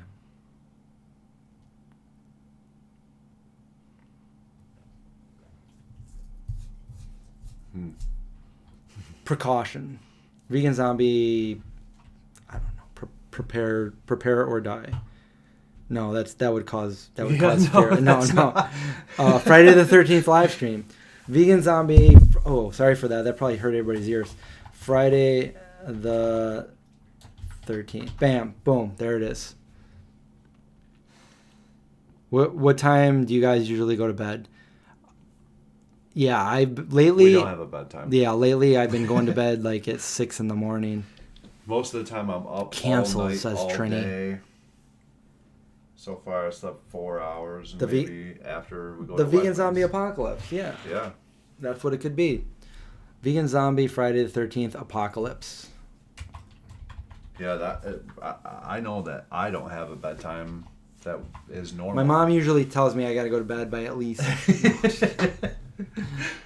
Oh man, I'm just being sassy. We should call my mom right now and ask her. Definitely not going to say, well, I'm not going to type virus or panic. I can say virus, panic all I want, but I'm not going to type it. Vegan zombies, Avengers, assemble. Tofu's up due to coffee, part 1. We could always have part 2, part 3. We could do that 24-hour live stream, see how that goes. Yeah. Maybe we'll do this. Maybe we'll keep giving updates on this for you guys. Like, I don't know if this helps. I don't know if it helps. I'm trying to give like legit information out there, but also I'm like, we don't need to panic. We don't need to fear. We just need to be careful.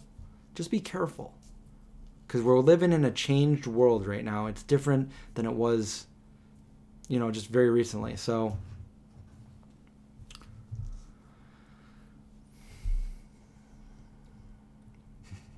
up late with Vegan Zombie and Big Josh. So, I was going to edit my video when we went to Toronto for the next video, but I filmed one tonight that I think I'm going to upload instead. Don't panic. It's organic. 17 people thumbed up the live stream. We have 68 people in here. How about we all go thumbs up? Some people might not even see where to do it because honestly, I don't even see where I can do it. But I just did it. It is my stream, so I don't know. Oh, that's why I can't do it because it's my stream. Chris, you can't thumbs up your own stream. It's funny. I just watched myself actually say I just did it. That's crazy. That's crazy. Let's see. I'm straight edge. That's right. I am.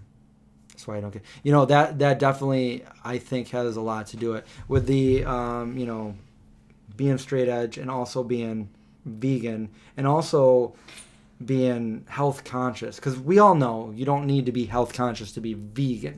Vegan isn't equated to health, but I am somebody that likes to be healthy. So vegan, health, straight edge. Yeah. I think that is what, I can't prove it, but I think it's something that has led to me being healthy and Yeah. Do you have enough TP? I don't even know. I think we do. I think we have a box downstairs. Big Josh, when he moved in here, he like ordered a bunch of paper towels and toilet paper. Yeah. Way before this whole pandemic happened. So Yeah, this was just because He's like, you know what? I want the best toilet paper, the best paper towels. I like a really soft but yet firm toilet paper. No. X out. Wait, what do you mean X out the chat? What are we talking about? No, they're saying in order to like it, you just have to click the X on the chat, and then you can just bring the chat back in order to like it. That's on your phone. I'm not really sure how you do it. How many people here are on their phone? How many people are on your computer? How many people just don't feel like telling me the answer to that question?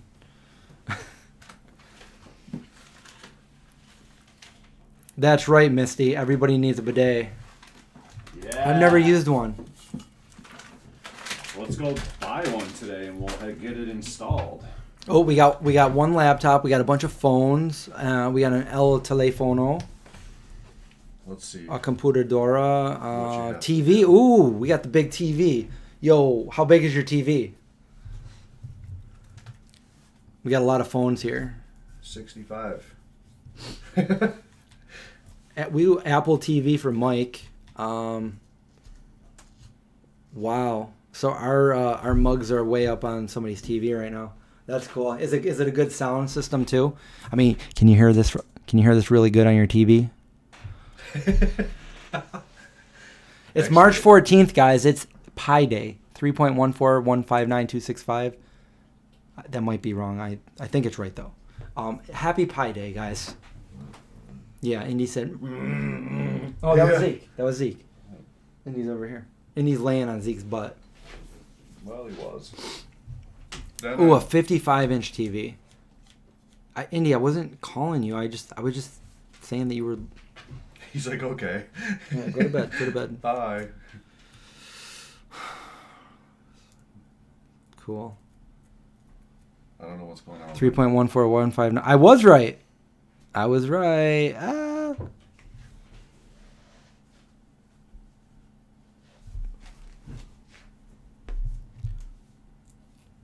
A super soaker for a bidet. Wow. You'd need somebody else to help you out with that one. That'd be kind of weird, but funny too. That might be a little awkward. That's correct. Was invented by a black rocket scientist. And Rachel says, Happy Pi Day. You guys ever seen the movie Pi? Yes. That's the one with the guy in the boat, right?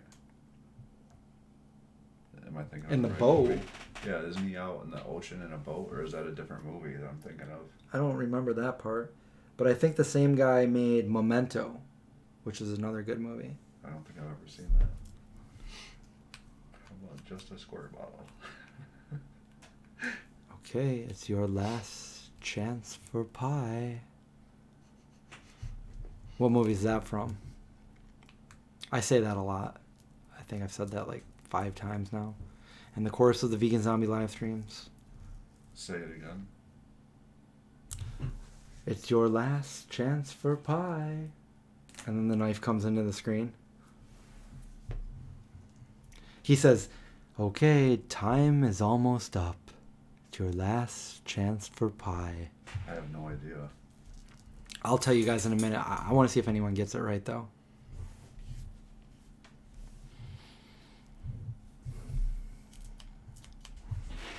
My computer's... If I'm way up here like this, is one of us like... Am I in focus and Josh is not? I'm but not 100% in focus, but you I look, do look pretty clear. Yeah, and it looks like Joe Vegan over there. Even though it's Go, but it looks like... Oh, there we go. Josh Vegan. And the shirt looks really cool. It's like nice and bright red. Yeah. Blue. It's almost like... Can everybody hear me? I don't understand. I was trying to figure out what you had to do on the computer, but my computer's not working. I've never seen closet corners of the nerd kind. No, I didn't. Is Josh going to sell merch? You are eventually when you get a site up. Yeah. Yeah.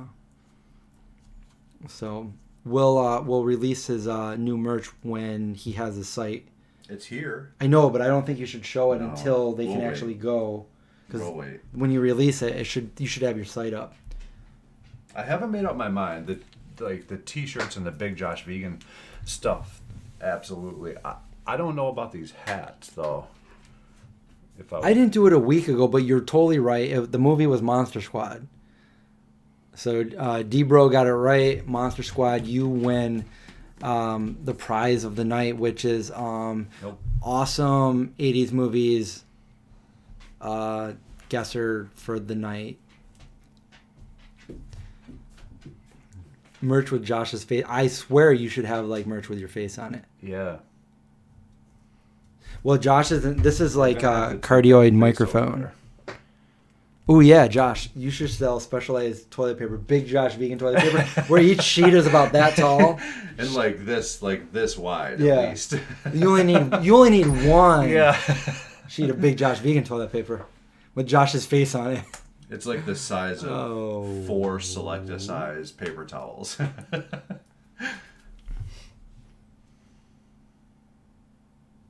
This is the first time I think my computer has actually ever done this. Maybe. Good morning and good night to you, Holly. Good night. Good night from us to you. Soft but firm. Hardware Wars. Hardware. I don't. Is that where they have those little like radio control robot things that try to kill each other? I don't know. Hardware Wars. I don't know. Doesn't sound familiar unless that was it. Do you see this? It's not working. What are you trying to do? I was just trying to turn it on. Doesn't it need to be plugged in because you have a bad battery? Bad battery. Maybe, but I mean, it knows that. There we go. Oh yeah. So again, so we need to be close to this kind of microphone in order to for you guys to hear us. That's why you can't hear Josh as well. You might be able to hear me too well. I don't know. Is this good? Because when I go back and I see some of my live streams, I think some of it's too loud. So when I'm sitting back, so Almost fell over. You can don't. Oh, Cynthia, we put Cynthia to sleep. Oh. But good night, Cynthia. Thanks for watching. If you guys are falling asleep, I don't blame you. It's like 4 a.m. over here, so I don't. It's late. Oh, that's because I forget. Yeah. You got to plug it in. Yeah, I forgot. So We can't figure that out right now. we are him and him fine. Okay. Okay. Earbuds amplify the sound. You really want me to do the beard scratch in ASMR? That's funny.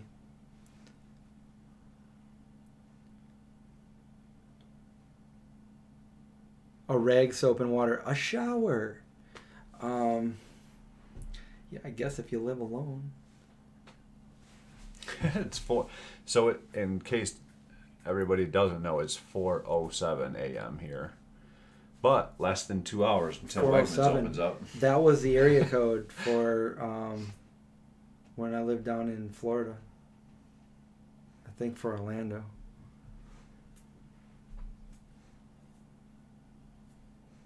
Yeah, I feel like I try to do that. I feel like when I do lean back, I do try to my voice gets deeper when I'm back here. It's deep Josh Vegan. I like to really project my voice from back.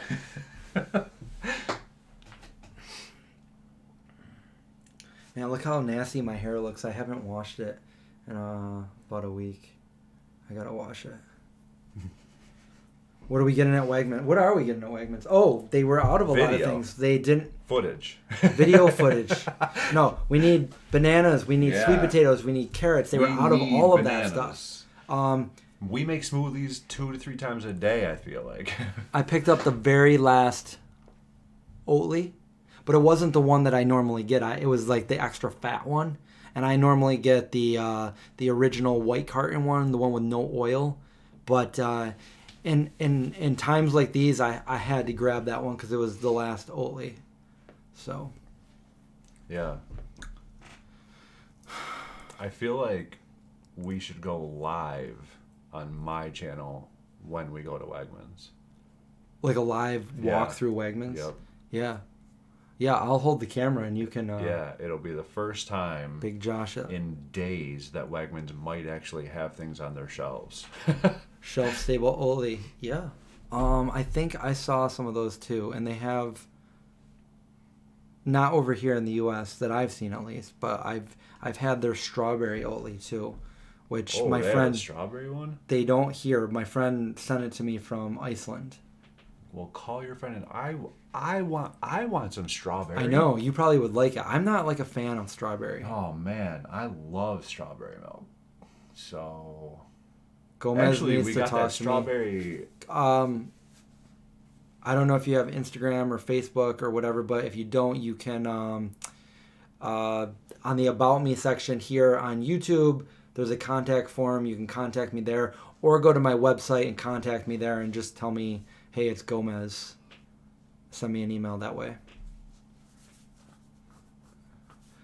Isn't there a farmer's market you have gone to? Yes, there is a farmer's market, and it is tomorrow. I don't know if they probably canceled it. They canceled the St. Patrick's Day parade. Yeah. That just reminds me. Today is the day that I went vegetarian 30 years ago. This is my anniversary. Wow. 30 years ago, I went vegetarian, and I gave myself this tattoo on my hand. I was 14. I'm accurate to 3 days. It was either the 14th or the 17th of March. So, yeah. That's Wow. crazy. 30 years without any meat. Congratulations. Yeah. And I was talking about that. You must feel really good. 30 What do you mean? Years with no meat. 30 years. I feel like, I mean, that's a lifetime. Like, that's crazy. No way chocolate. Yeah, I haven't had any since going vegan either. I'd like some strawberry milk. What the heck? Yeah, actually, we got that strawberry drink in New York City, but it wasn't. Yeah. It was pretty thin. It wasn't. Yeah, I don't like to wash my hair too often because it does dry it out and it gets too like, it's almost like I wouldn't say brittle, but like it's like it feels thin if you wash it too much when you have long hair. So like this, it feels like this. A little bit, and so no, I didn't. Oh, and it's your birthday. Happy birthday, Shelly Sauce. Yeah, happy birthday. I went vegetarian on your birthday. What was I even saying right now? Oh yeah, I wash my hair. I usually wash my hair like twice a week, and I think my hair it feels the best like a day after I wash it, and it's a thing because I'm the kind of person that like I need to take a shower every single day, and I used to wash my hair every day when I had short hair, but now that I have long hair, it's different, like it doesn't feel good and thick and healthy if I wash it every day. So there's your answer. We'll see if we can do it. I like my computer better for Amazon, but oh, Lynn got the 22 days protein powder and really like it. That's my absolute favorite. What flavor did you get? My favorite is the vanilla. I love it. And I'm almost out of it. Do they have vegan strawberry milk? Yes, they do. Josh got some at Maiwa, but Maiwa has just since closed their doors. Yeah. It was a strawberry drink. It wasn't strawberry milk, though. But Oli has strawberry milk. Happy birthday to Shelly.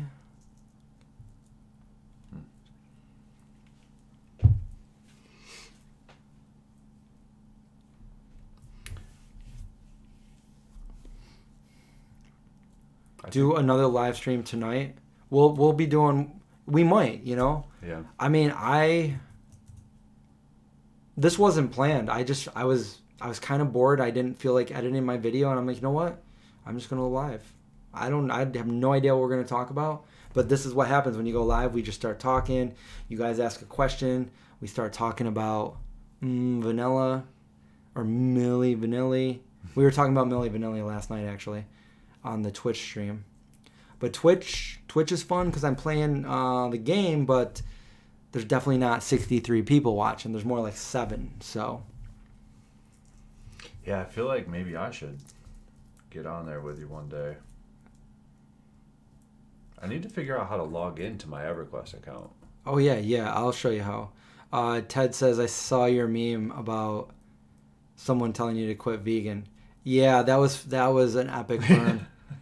So that was on my video. My video I titled 25-year vegan, what a 25-year vegan eats in a day. And then some anti-vegan came onto the video and wanted to, give a negative remark, just like a negative remark about vegans. And, misinterpreted my title and thought I was 25 years old and said, you look like you're 35. You need to quit being vegan. It's ruining your health and it's ruining your skin. And I said, thank you. I'm 44. And plain and simple. the post, I decided to screenshot it, and for some reason I posted it. I never post stuff like that. So I did, and it went viral. It went viral on Instagram, on Twitter, on Reddit, which I don't even use Reddit, but some of my friends, I had a friend that I went to high school with that he messaged me on Facebook. He's like, just so you know, you're going viral right now on Reddit. And I'm like, holy wow. So the exact opposite happened to that person of what they tried. They tried to take veganism down, and it just did the exact opposite. And they ended up, so if you go to that video, you're not going to find it because they went back and deleted their comment. And then some other wise guy, saw the thing, and he had to one up it. So he's like, man, you look like you're 63. And I'm like, yeah, you got me. Yeah. I totally look like I'm 63. So you got me there. There's nothing I can say to that. That's so funny. Yeah. Well, thank you guys. Gomez might actually be right. I might have to go take a nap. You probably do. You look like you're like struggling inside to keep your eyes open. When I'm like that, I'm not struggling to hold my eyes open. I'm kind of hungry, but I'm definitely tired. It was like almost 40 hours before I slept, and then I only slept for 4 hours. I really only wanted to sleep for 2, but we only made it for 4. Well, I only made it for 4. I mean, you live here. You can get up and go in your bedroom anytime you want. Sleep here. Okay. You think I look 35 with the beard. Without it, you look too young, and that's funny. I can shave my beard off and be like, can I get into this movie, guys? Yeah, he really does. That's what I said. When he shaves everything down, his hair is short, he looks like he's 18 again. Well, most people, I've had people trying to be like, they knew how old I was, so they were trying to be a jerk. Like, no, you actually look like you're like 47. And I'm like, yeah, thanks. Because you know how old I am. We know he doesn't. But I'm going to say goodnight. Good night. And I'm going to take a nap before we go to Wegmans. I should probably say goodnight, too. So, I will... Go eat your onion sandwich before you go to bed. I'm going to go eat my onion sandwich. Dude, all he's been thinking about for the last hour is like, I got an onion sandwich in there. Good night, man. Yeah, put it over there. I hear an indie. All right, guys, now it's just me. What am I doing at 4:18 in the morning? If you guys, if everybody has to go, like we can call this. It's been 2 hours. I'm not tired. Maybe I'll just go back to editing, which I don't really want to do. Unless anybody has some fun stuff to talk about. Good night, Deneen. Thanks for joining us on a Friday night chat. East of the Rockies. I used to love listening to that. I actually thought about that. That would be funny, Plant Power, to make a video of me reading like all my hate comments. Whoa. Thank you so much, CDN the third, for that. Super chat. Wow, thank you. That was so nice of you. Good night. Good night. Talk about EverQuest. Well, okay. So Linda follows me on Twitch, and I try to go on Twitch late at night. Like right now, I would be normally, like last night I was on Twitch.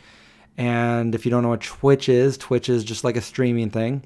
Mainly people play games on there, and I know, wow, like that. I mean, Super Chat, that was completely unexpected, and it was $50. That's so amazing. Thank you. That really helps the channel out, seriously. So shout out to you. Thank you. So where were we? Yeah, so EverQuest. So EverQuest is a game that I started playing when I was in college at University of Florida, way back in 2000, 2001. I got addicted to it. I fell in love with it, and I played it addictively for about 4 or 5 years until the game died out. And then that was back in like 2004, 2005. And then some fans of the game were granted permission by the company to bring it back on a server, the Classic, and as long as they weren't making money on it, so it's now free. And it's an MMO, so it's a multi-world playing. You play in real time with other people. It's like a Dungeons and Dragons kind of game in a big world, and you can pretty much do anything in it. The graphics are kind of outdated back from 2000, but the game still is one of the best games, probably the best game I've ever played, and it's the game that paved the way for a lot of other games. So I play that when I have time on Twitch, and Twitch is just, you can talk to me just like you can talk to me here. The only difference is I play the game while I'm talking to you, and I'll talk about whatever you guys want to talk about. So if you guys ever feel like following me over there and you're bored and you see that I'm on, you can come over and join me. You might not even like the game or want to have anything to do with the game, but we can hang out like we're doing right now. Linda started watching me play from like day one, and got to know pretty much a lot about the game just from questions and seeing it happen. So anyway, can you pick up girls there? Actually, people have got married through EverQuest. Yes. Because you are playing with other people, and that's what I like about it. Is there's not many games that are like that, but it's kind of like a community, and it's hard to do things by yourself in the game. So oftentimes you meet up with other players, you group up with them, you get to know them, you get to become friends with them, and that's what sold me way back in the day. It was, you're basically going on there to hang out with a bunch of friends and play a really cool game. So you don't see, no, you do see me, because I'm just like this, but I'm like a little, that was my Sony thing. Let me get that out of the way. I am a little dot down in the corner like that. So I'm down here like, hey guys, and then the game is in the big of the, you get the picture. And I believe, let me pull this up real quick. So this would be an example of what the game looks like. This was the other night. That would be me right here. I'm Krampus. I couldn't be Krampus because that name was already taken. And I'm Krampus the Necromancer. And these skeletons up here are our pets. We are all necromancers, and that's very rare. So that's why I took a screenshot of it, because we had a group of just all necros. Usually there's a variety of different players, but it just happened to be chance by chance all necros. So these, I forget, I think this skeleton right here is probably my pet right here. And I'm a magic user. So anyway, that is the game EverQuest. And I Twitch over there under the username The Vegan Zombie, but somebody took my actual name. So there's no E at the end of my name. It's just The Vegan Zombie with an I, no E. And that's it. So EverQuest plug. On to the next thing. Trini says, married, I'm going to join. I'm going to get married on EverQuest. No, I do know people that have got married on that. Like I said, I was addicted to this game. And I can tell stories about this game. And like I've done it many times, and this is something that I can't really tell stories about other video games I've played. I mean, I could tell you stories about like, oh, I played, this is the first video game I played, and then I played, this video game. But this video game, I can tell you stories about what happened in the game because it's like a real memory of like hanging out, that kind of thing. It's fond memories of a video game. It's unheard of because I've never played another game since that is been as memorable as this game right here. But yeah, we can talk about anything in the... Wait, let's see what's...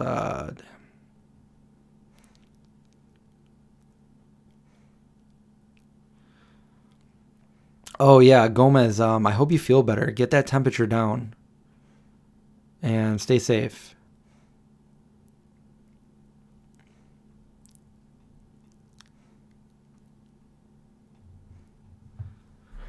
You were addicted to RuneScape.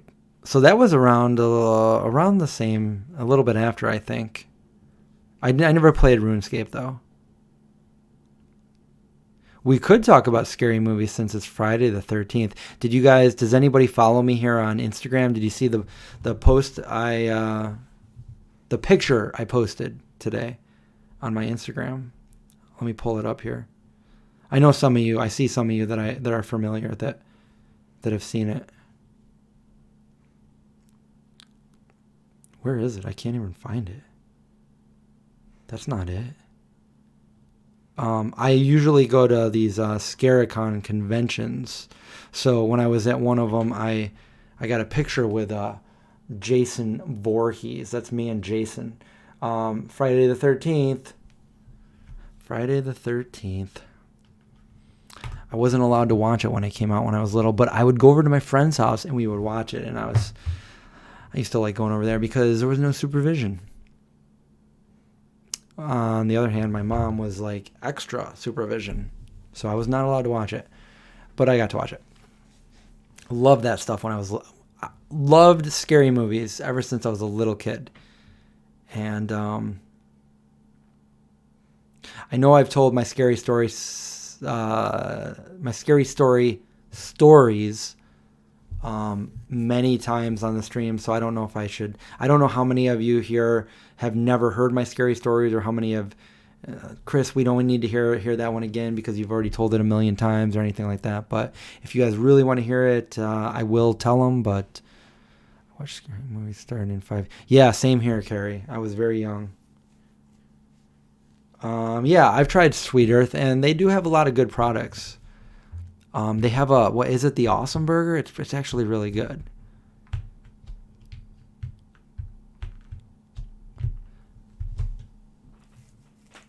I will ask this. I like to ask this question because when we have 57 people watching, and I've never got the answer to this, and I've watched so many movies to try to find the answer, but there is a scene from a movie when I was little. I don't know what movie it was, and there's a specific scene that is in my head that I used to like.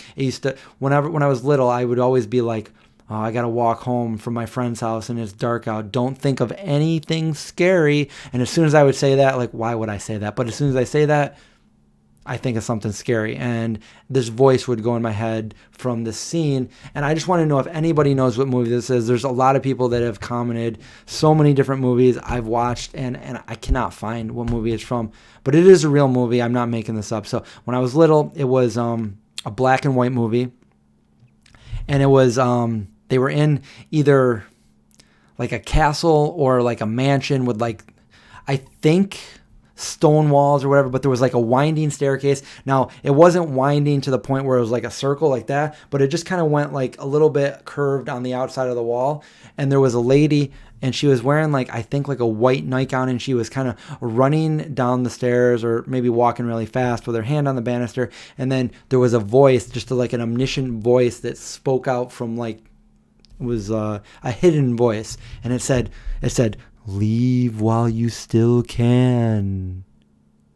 And I used to always say that to myself whenever I'm like, don't be scared. And then I would hear that voice. I do not know what movie that was. So if anybody knows the movie, please tell me.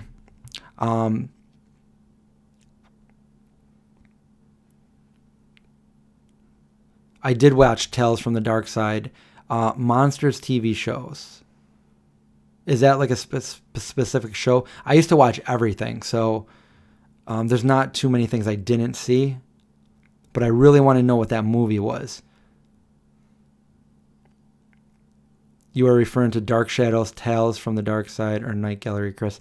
It could be Night Gallery or Dark Shadows. I don't think it's Tales from the Dark Side. I would love to find it.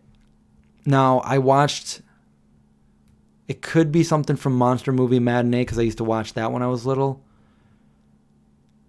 I don't think it was anything too scary. For me as a little kid, it was scary, but nowadays, like, I don't think it was anything really too scary. And I've seen a lot of movies that people... it was an episode of Dark Shadows. You just thought it was a movie. No, you're right. It might be an episode of something. It might not be a movie. It might be an episode of something. I just really want to find out what it is. A Vincent Price movie. I don't remember. I don't think there was a fireplace, at least not in that scene. Now, there's a few movies that I watched. There was one that somebody thought that it was, and I just recently watched it maybe like 6 months ago. It was called This Old Dark House. Really old movie from like the 30s. I thought maybe that was it. It wasn't. If that's what you were referring to. I did see like Haunting Hill House, the originals. I don't think that was it either.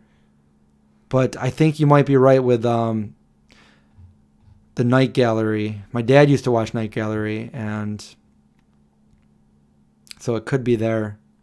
But if anybody ever finds that, please let me know what movie that is. I would love to see that again and know what movie. But I've been asking for years and years, and I've even been on like some podcasts with like horror theme podcast, you know, like horror experts, and nobody knew the answer to that. Monsters was a TV show. It sounds familiar, but I'm gonna have to Google it. What year was it? Do you know? Was it 80s?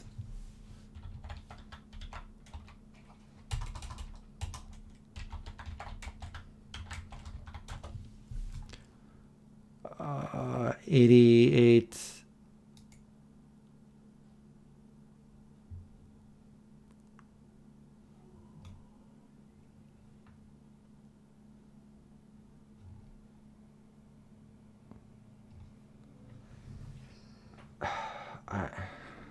I don't want to watch the trailer right now, but I do believe I've seen this. Monsters.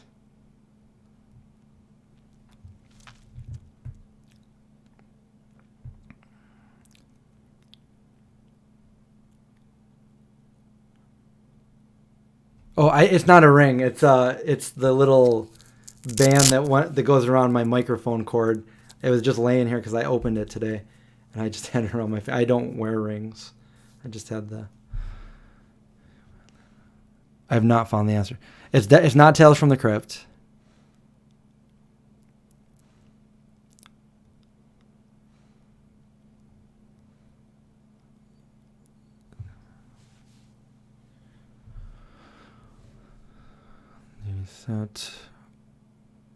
Witcher 3. I have Witcher 3. I haven't played it yet. I started playing Witcher 2. I was streaming Witcher 2 at one point. I wanted to get through Witcher 2 and then go to Witcher 3, but I do have it.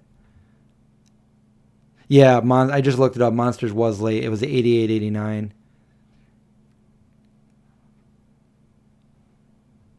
Yeah. Well, like I said, it wasn't spiral, but it was like it kind of like it curved around the wall. Black and white movie.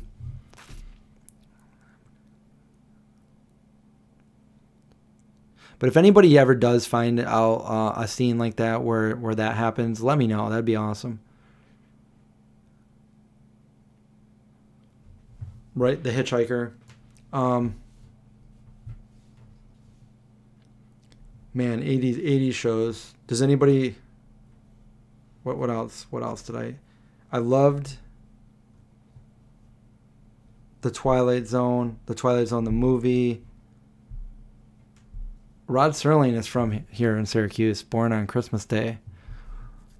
So it's really cool watching, the original Twilight Zone movies reference Syracuse, New York a bunch of times. Yeah, Creep Show. Creep Show. You guys see it? Can you see that? No, you can't. You can't see it.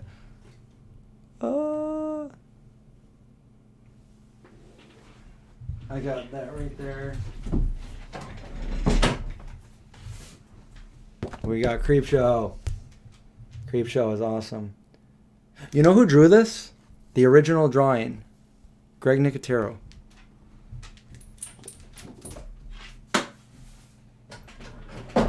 But behind that, it's too blurry, but right there is an original Creep Show comic.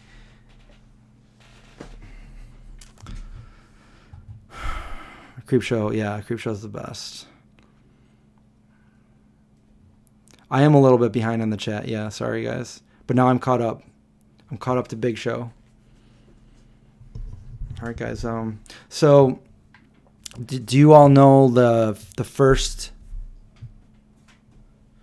I'll tell you that the first time I watched a horror movie, when I was like, pretty. I'll tell you how old I was because let me Google it.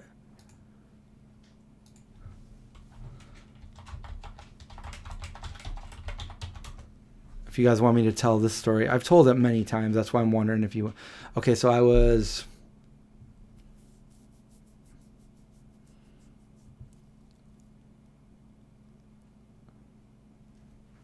I don't know if this is the first one. This is the first one that I was technically told that I could watch. I was 8. Yeah, I was pretty sheltered in the fact that my parents didn't let us obviously watch any rated R movies or anything like that. Let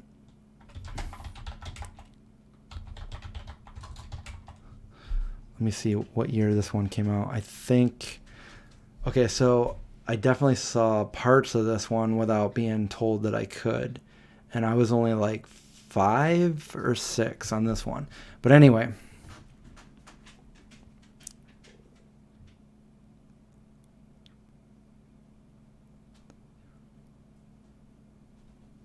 I didn't roll back on the pup. I looked down and I did not come anywhere near him.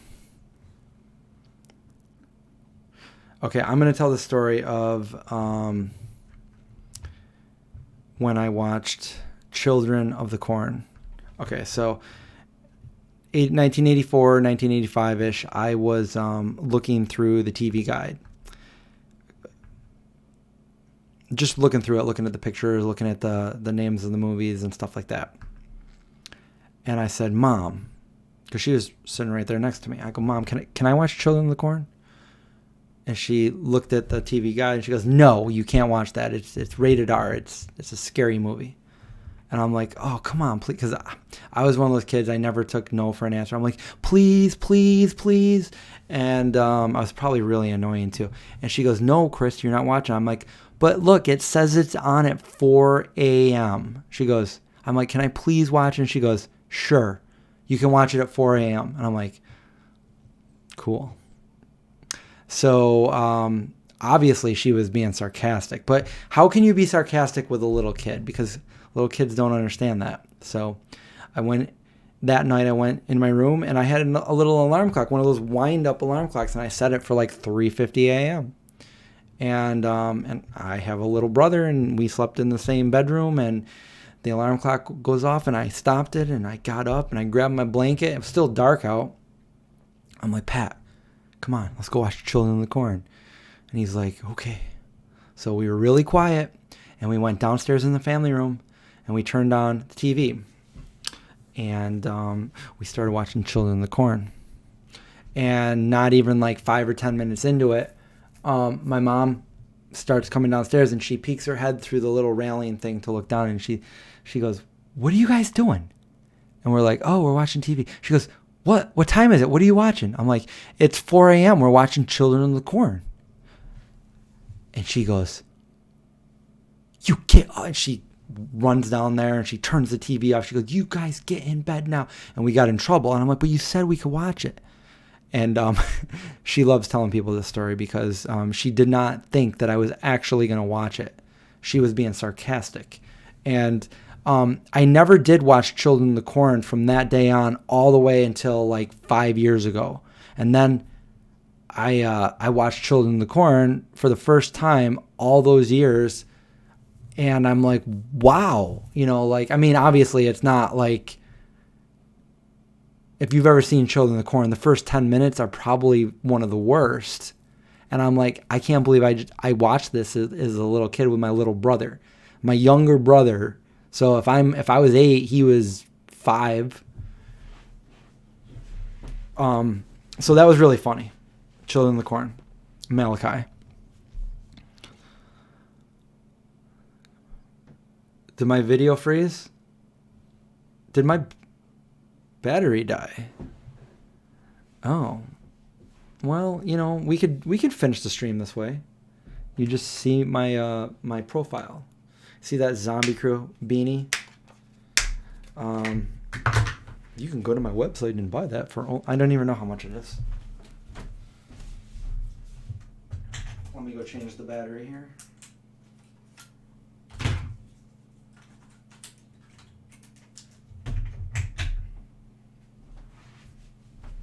Are we back? Yeah, we're back. Okay, we're back. All right. No, I don't think you need to refresh it. I think it's just my battery died in my camera. It happens after about 2 hours, and it's been 2.5 hours. So now I have a completely exhausted. That's what it says, battery exhausted. So we're going to charge that up. Good thing I have several batteries. Thanks, Santa Claus. So that was my Children of the Corn story. I have another story, which is, now this is, I went here for the first time in like almost, like probably 35, 36, 37 years. The other day I drove down by memory where my grandparents used to live when I was a little kid. And there it is right here. There it is. Let's see. There was a dead end right there. But this is the house. It's actually that's actually an apartment, but that's it. It looked a little different back then. But that was my grandparents' house, and that is where I was first left, that my parents said I was allowed to watch a scary movie. I mean, that technically the first one was sarcasm, but okay, so now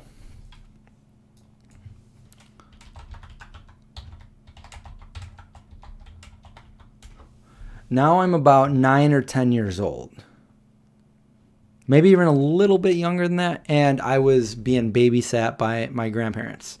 Just me. I don't remember where my brothers and was my sister even? Yeah, she was probably a baby. I don't know where everybody else was, but I stayed with my grandparents, and my grandfather was pretty OCD about. He recorded every movie on a VHS tape that existed. He had more movies than a Blockbuster did, and he had them all cataloged in like a card catalog. He had folders where you could find the movie that you're looking for, and then look for the drawer that it's in. And he had VCR things stacked all up and down his apartment. Everywhere you looked, there was movies everywhere. So you would find the movie you wanted to watch, and it would say like A44 or something.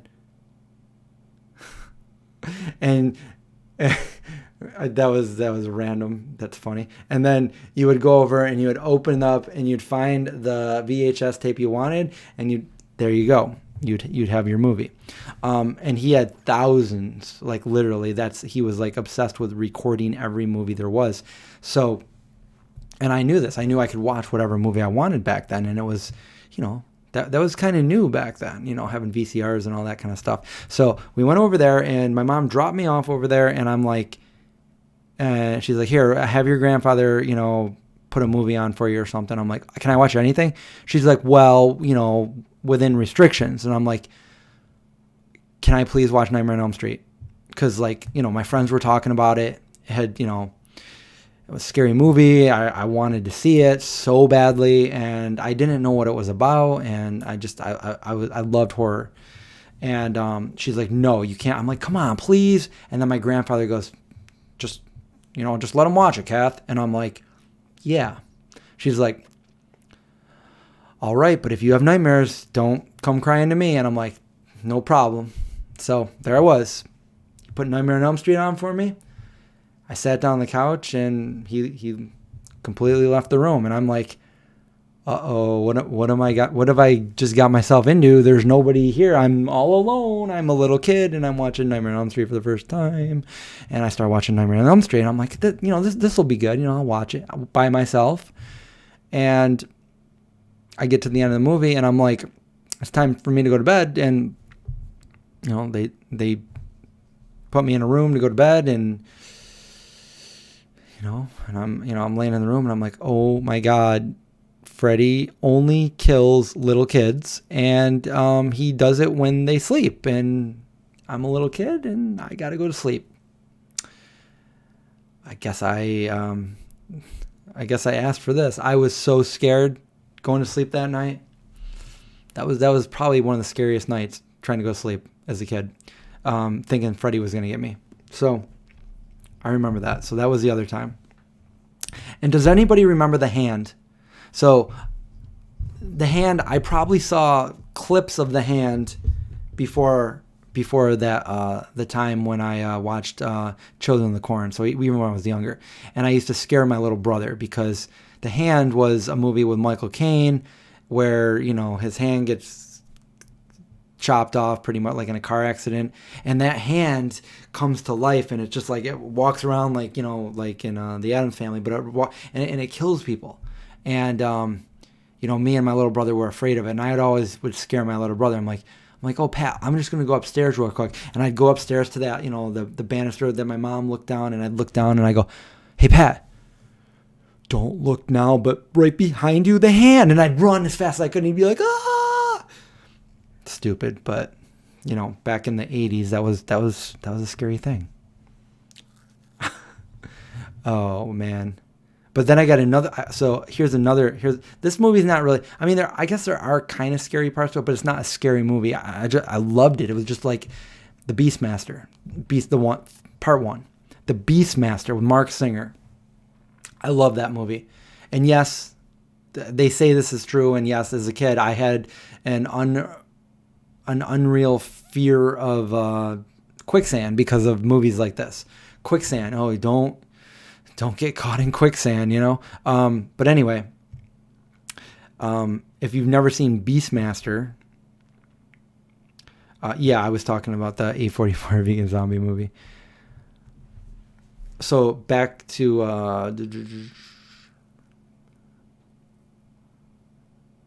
I love Breaking Bad, by the way, Plant Power.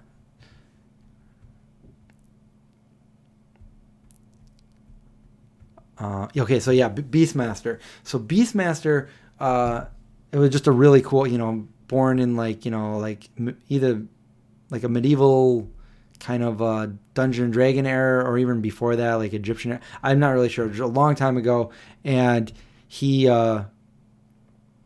could control beasts, animals, panthers, ferrets, eagles, all the beasts. And he was branded when he was a little kid. So he had this mark, the Beastmaster mark, on his hand, like that. And he controlled all these beasts. Now, I was one of those, very, very impressionable as a kid. And, hey, if he did this, I wanted to do this. Okay, so we had this wood-burning stove downstairs, okay? And the same place where I watched the Children of the Corn. And oftentimes, I'd try to wander off when my parents weren't watching. My dad would be at work, and my mom would be either cleaning or taking a nap or something like that. And I'd make my way down to that hot wood burning stove, that very hot stove. And I took a paper clip, and I formed the paper clip in the same symbol as Beastmaster's hand. And I put it on the hot stove because in the movie, they have a big branding thing, and they get it really hot in the coals of the fire, and they pull it out and they brand them. So, and then he could control the animal. So I'm like, all right, Pat, my brother, I'm like, I'm going to get Beastmaster powers here. So I left it on there. I left it on that stove. And then I grabbed some like pliers and I picked it up and I'm like, all right, here we go. We're going to do this. We're going to do this. I'm going to put it on my hand real quick. And like immediately it was so hot. I just like, and I knew it was, and I kept trying to do it, but it wouldn't make, because I couldn't leave it there. It was so hot. So anyway, that's the kind of thing I was trying to do as a little kid.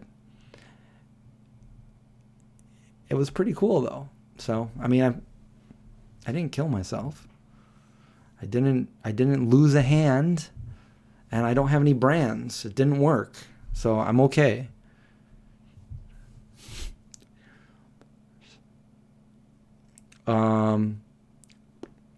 Let's see. Lazy Lee 73. I've only just joined. Do you have news? Are you talking to somebody in the chat or me? And if so, do I have news on what?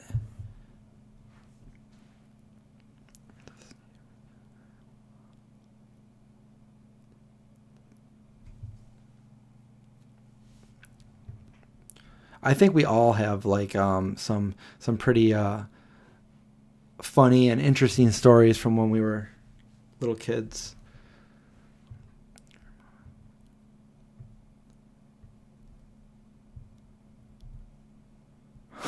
I don't think my mom ever knew about that.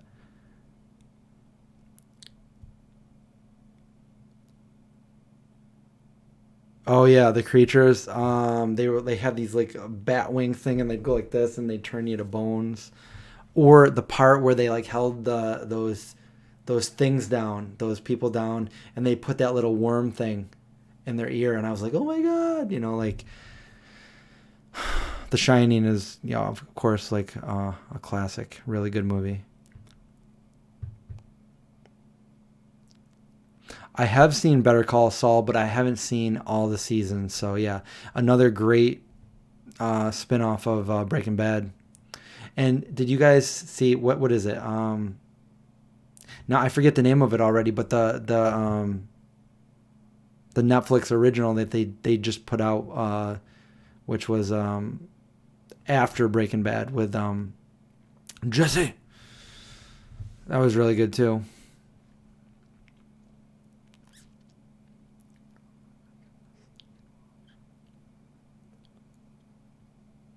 I don't think I've ever seen that rabbit called Tingler. Weird. Now, when did that come out?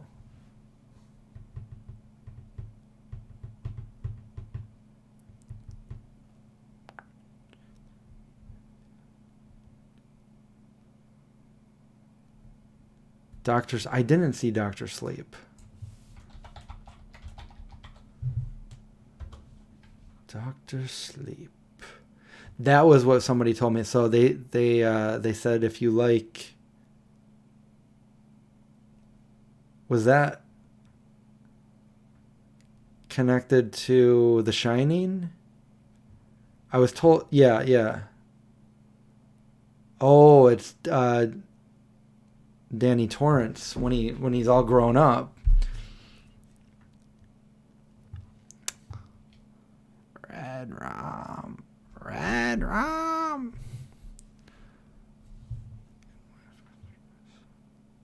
Oh no, I didn't see that. I don't think I saw that. Did I watch The Highlander? Are you talking about the one with Connor MacLeod from the Clan MacLeod, or a different Highlander? Because there's Connor, there's Duncan. If that's what you're talking about. If so, yes. So yeah, I do want to see Doctor Sleep, but I did not see it. I was told to watch it. Some people told me to watch it, and I disobeyed them. I did not watch it. Of course, I've seen I Am Legend countless times. I saw that in the theater, and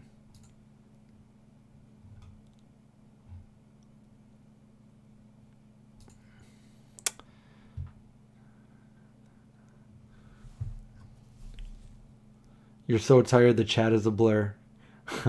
Plant Power. Have you been to Plant Power fast food? Duncan's McLeod. Oh yeah, I saw the alternate ending of that. I love that. I love that movie.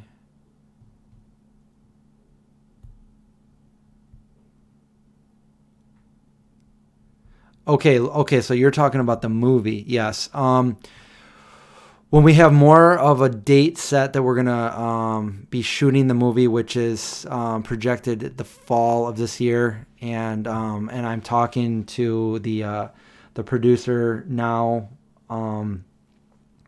I just met up with him. Well, not in person yet, but he's in LA, and I was supposed to meet up with him like now, but the plane got canceled for Expo West. It was obviously because of the whole coronavirus thing, but I will let everybody know on Kickstarter, and I will let people know on these live streams and also on the videos, so you won't miss anything as long as you're subscribed, and you'll get notifications. So I'll let everybody know when it comes closer to that, and people can come over if you are one of the supporters that donated to be in it or to get one of the perks where you will be here, anything like that. So you guys will all the updates will be given to you when we know more of that. And the latest update as of right now is on the Kickstarter. It's a little bit old, but nothing so far has changed to the point where we need to tell you guys anything else. So right now I'm still trying to plan things out and stuff. So when I get more of a solid schedule of what things are going to be going down and where and when, then you guys will be updated again. So, sorry for the lack of the updates, but if there is no news to give, then it's just the last update. And you can find that over in the Kickstarter page under updates. And it's kind of long, but it tells everything that went down and that's going on and everything like that. So, and yeah, so it should be fun. And again, thank you for the support.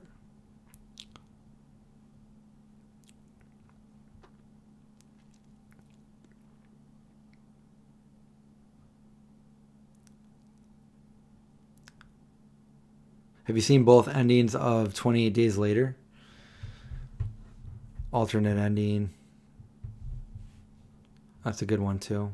El Camino, yes. I was getting that mixed up with Gran Torino. Gran Torino, El Camino. I knew it was a car.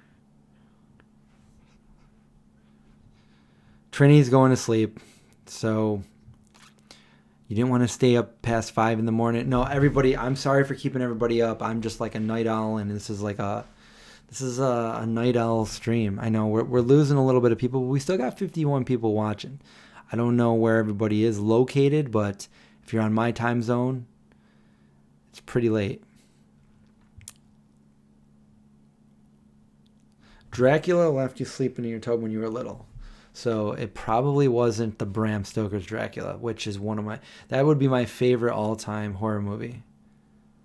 The one with Gary Oldman, Winona Ryder, Anthony Hopkins, Keanu Reeves.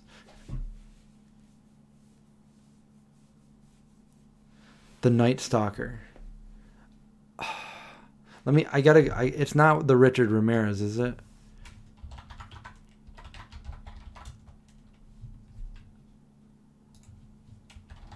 I just gotta Google it. Series, Night Stalker series. Let me see. I don't know if I've ever seen that. Let me bring up images. No, I don't think I've ever seen that.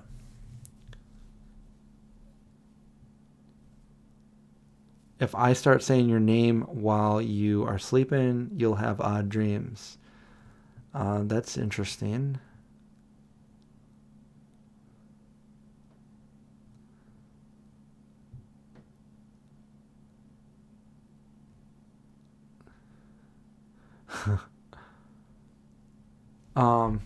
Let's see. Does anybody remember the series called Voyager? Voyagers. I think I've said this in the chat before too.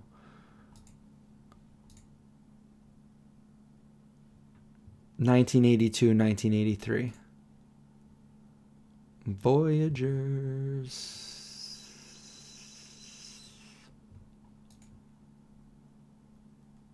Time Travelers.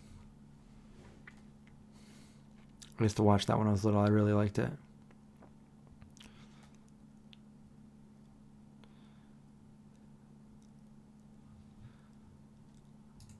What else? What else did I watch? Remember The Wizard with Warwick Davis? Or what else did I? Airwolf.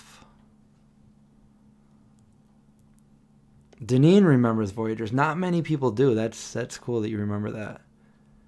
I've only met one other person that knew Voyagers.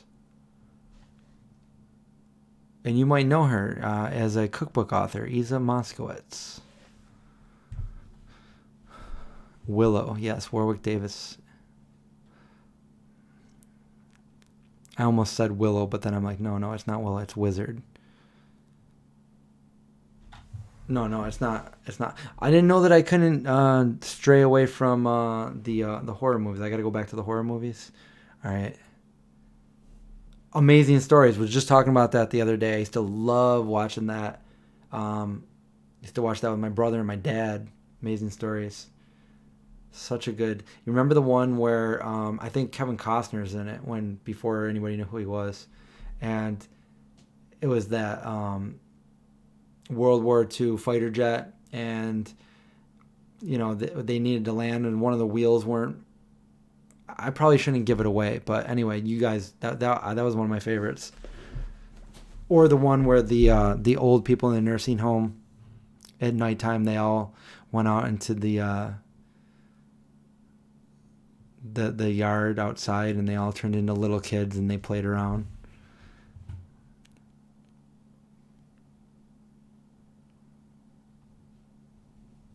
That was such a good show.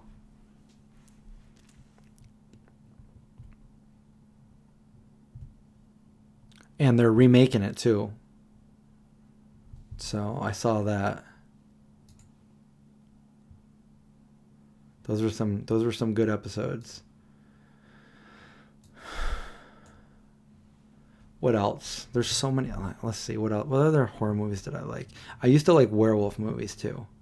And I used to like scaring like my little brothers and then like the other kids in the neighborhood, and I used to pretend I was a werewolf, and then I realized it was way too hard to pretend you were a werewolf, so let's just pretend I'm a vampire instead. So I did that. Vampire movies, yes. Lost Boys, amazing. Memorized every word of that movie when I was a little kid. Pods. Invasion of the Body Snatcher. That was my dad's favorite horror movie when he was younger. The Wolfman 2010. Is that the one with Benicio del Toro? I'm trying to jog memories. I'm trying to come up with like the most forgotten movies or TV shows from when I was a little kid.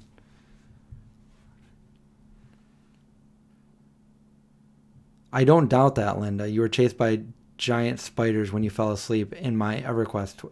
That could happen. That could definitely happen. Let's see. Alien abduction films. You know what? I wanted to do an actual video on this, but maybe we can talk about alien stuff at the very end of the stream, because you know what? Who's going to watch this? Probably nobody. But you guys are watching it right now, so I got some really weird, creepy things that I've always wondered about since I was a little kid. Okay, so here it goes. I'm just going to tell you, these are true stories. Exactly, ultra rare content, and I've kept this kind of secret. I don't know if I've ever actually talked about this on live stream, but this is it, like maybe someday I'll do an actual video, but who's going to watch almost 3 hours in this video? Maybe a handful of people. So I'm in the mood to tell some stories. Okay, so a true story. When I was a little kid, we're talking little, I had never seen, this is, never seen any like horror movies. This is like very early 80s, before I saw Nightmare on Elm Street. Never seen any alien movies at this point in my life. We're talking 1980, 81, somewhere around there. Moved into the house that I grew up in when I was 4, late 1979. And, well, my birthday's in January, so I technically turned 4 in 1980 in January. So, there I am. I had a bunk bed with my little brother. I have 2 little brothers, but the one little brother wasn't born yet. Katie's dad, he wasn't born yet. So just me and my brother, Pat, and I was in the top bunk, going to sleep, facing away from the window. And I remember, I can recall like a lot of things, a lot of memories, and I know, the difference between being asleep, being awake, and all that stuff. And, and I've had all these later on in life, I've had different experiences with like sleep paralysis and everything, but that's not what I'm talking about here. So, bedroom door was open, hallway, living room. My parents are out in the living room. They're talking. Very, very calm, nice memory of listening to my parents talk in the dining room, down the hallway. A little bit of light is coming in the room. I used to like to have them keep the door open, being a little kid and everything. So the door was open, a little bit of light coming in. I could hear them talking. And the only way I can explain it, so I hear them talking. I'm just falling asleep, and they're talking amongst each other, and they're like, it's just like inaudible. I can no longer, it's just kind of like noise now, and I fall asleep. And then, now I'm on a cold piece of metal, a slab of metal, a thin slab of metal that is like completely hovering, as if 2 strong magnets were repelling each other like that. And I was on this, laying down on my back, and I was being like floating down a hallway. And the colors were like a gray metallic with like a purplish light, a purple, not too purple, like a purple whitish light. And then there was like doctors on the side of me, 1, 2, 3, 4. I couldn't see their faces. They were doctors. They were wearing doctor's coats, and they were walking with me as I was walking down to this end room that was like kind of like a circular cul-de-sac kind of room. And then they turned around and they had these big eyes and everything that now I know what would look like a stereotypical alien. Now, remember, I had never seen an alien in 1980. I've never seen an alien movie or ever even really talked about that kind of thing at that age. And I've never heard or even knew what alien abductions or anything like that was. Well, anyways, one of them took this very big, long needle and put it in my stomach. And then my leg, I couldn't move this entire time. And this was really bizarre and weird because it didn't seem quite like a dream, but it also kind of didn't seem real. It was like very lucid, but I knew it wasn't like my normal dream. This was too real that was happening. And then there I was, not knowing what the heck that was, that feeling. And that happened twice in my life.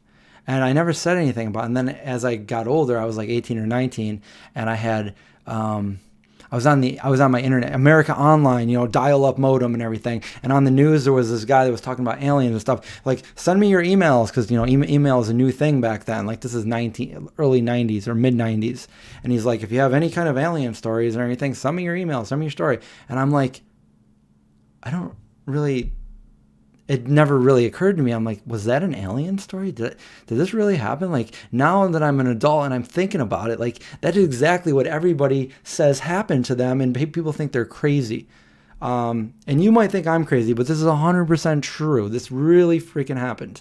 And I don't know it could have been a dream, but it was way too real. I knew what dreams were.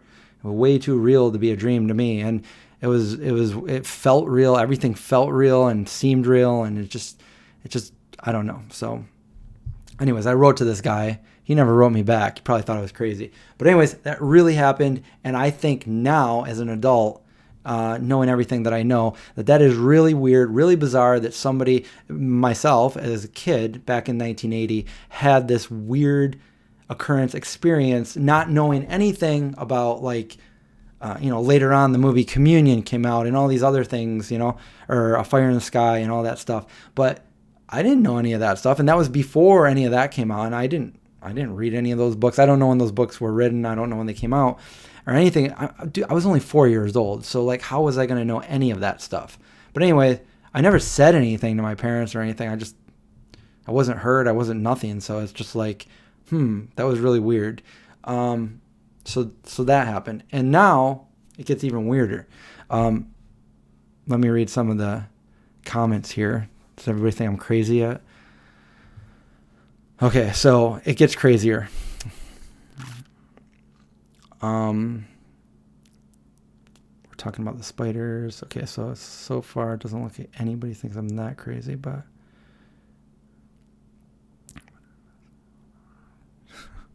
it'd be funny if somebody just came in. Well, it looks like we got a few more people watching, but somebody came in right when I was telling that story. Okay, so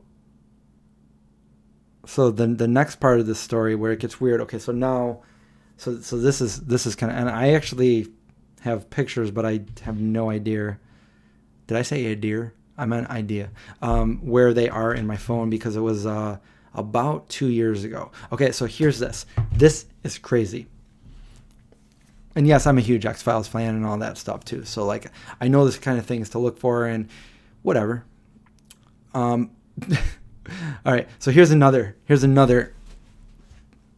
Okay, so around 2 years ago, it was summertime. I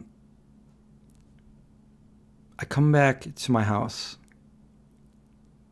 I go to my parents' house. Okay, I was staying at my parents' house at this point because the whole debacle with, I rented my house out, ready to move to California, and the people in California basically ghosted me. So I was a homeowner that was homeless, and I had nowhere to go, so I had to move in with my parents for a few months. So I was staying there, and I was just coming back home. I was gone for the day. I came back home, and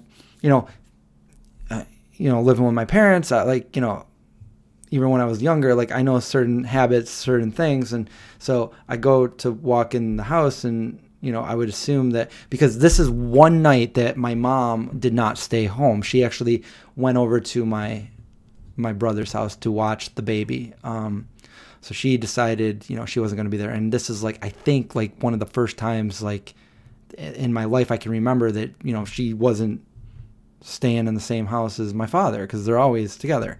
So I go to open the door thinking it's going to be locked, and it wasn't locked, which is weird because my dad always locks the door if he's going to go to sleep. So I open the door and all the lights are on. So I'm like, oh, so my dad's still up, because my dad always turns all the lights off when he goes to bed, and he locks the door. So I thought right now that's two things that are kind of strange. So I walk upstairs and I don't see my dad anywhere. So I'm thinking, well, this is weird. If he's in bed, why would he keep the lights on? Because this isn't like him. He doesn't do this. So then I walk into the kitchen, and so my dad likes to drink. He's kind of weird. He mixes a can of Pepsi with a can of beer, and he'll have one beer and one can of Pepsi each night. So he's got his glass, and he's got a can of Pepsi and a can of beer. And they're both open, but they're both full. Another red flag, which this is really weird. Why is this out there? And then I look down and I see his glasses on the floor with a pool of blood. About that big. Pool of blood. I'm like, what? Now I'm scared. Now I'm like freaking out. So I call my mom. I'm like, Mom, where's Dad?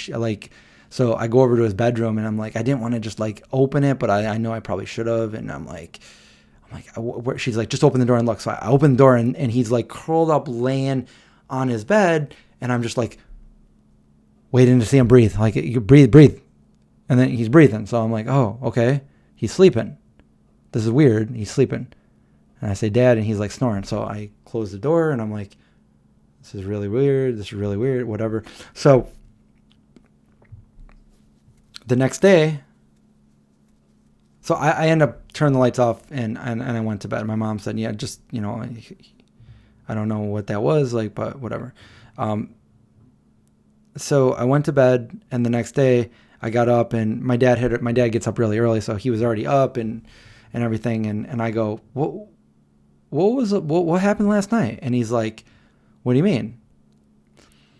And I'm like, you don't remember leaving all the lights on? And he's like, and then he tells me, before I told him anything that I found, he goes, I go, tell me about last night. And he's like, and he starts thinking about it. He's like, I don't remember last night. He's like, I sat down to watch TV, and I don't remember anything after that except for waking up right now. And I'm like, he's like, I was taking a shower and I thought I felt dirt on the back of my head, and I looked and there was blood. There was blood everywhere. And I'm like, and I told him, I said, Dad, like, like the soda was open, the beer was open, the door was unlocked, all the lights were on, and there was blood on the floor, and your glasses were on the floor. Did you fall? Like, what? And he's like, I don't know. I don't think so. Like, I don't remember anything. And I have pictures of this, but he had these two marks on his arm right here, a big one and a little one. And these were like perfectly, like, they were like bruises, but they were like shaped, a big one and a little one. And on his opposite arm, he had the opposite, a little one and a big one on both of his arms. And I have a picture of it. Might take me a while to find it, but I took a picture of it. And then I went to the internet.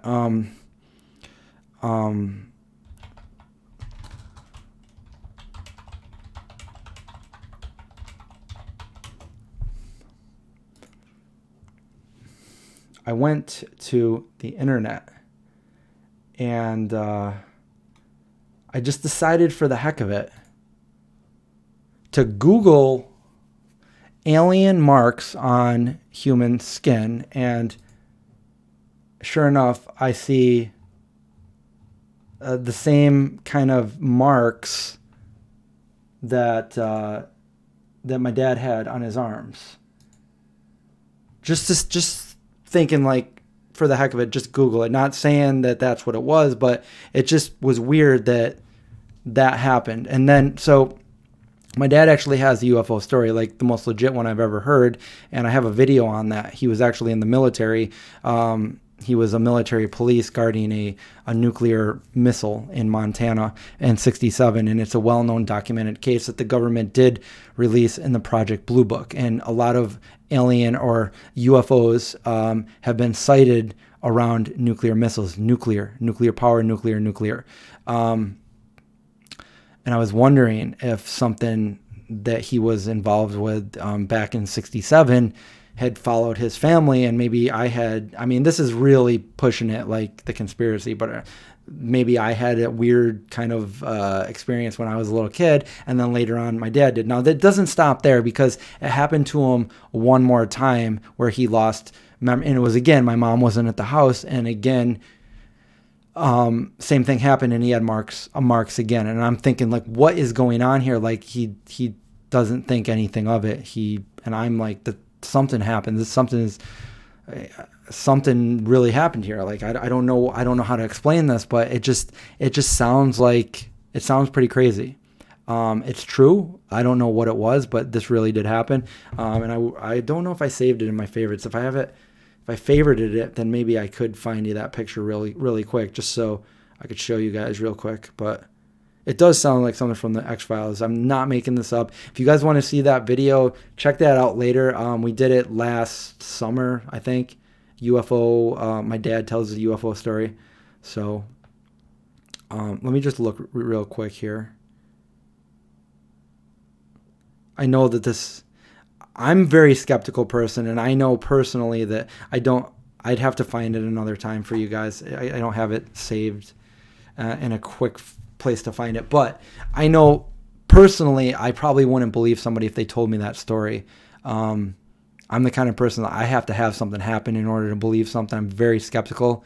So for me telling you this, like, you know, I took so long to talk about this because, like, I think people are probably going to think I'm full of it. But this is true. This really happened. I don't know what it was, but it's pretty crazy. It's pretty out there.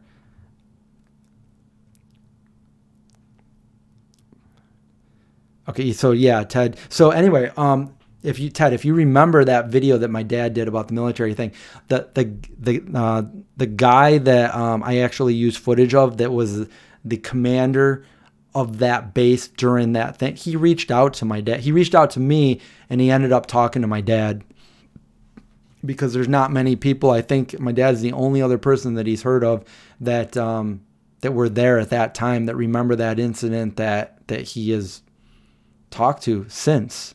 So he really wanted to reach out to my dad and talk to him about that, because he gave a little bit more information of what happened there. I guess whatever it was out there, it took 10 nuclear missiles offline. So they were not able to, if they needed to, they were not able. They thought they were under attack.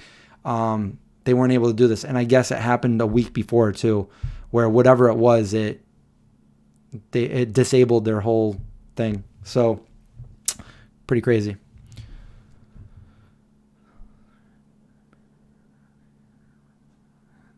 Yeah, we're really oh man.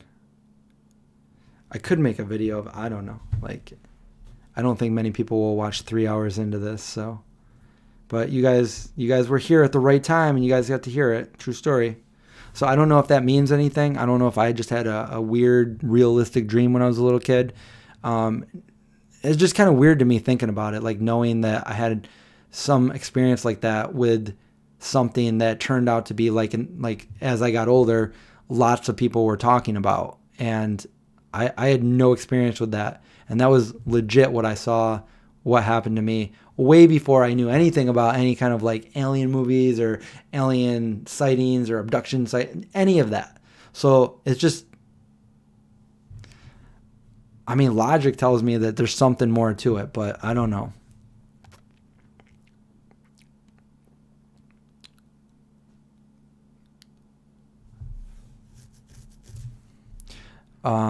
Lee, were you here earlier when we talked all about the corona, like for the first couple hours?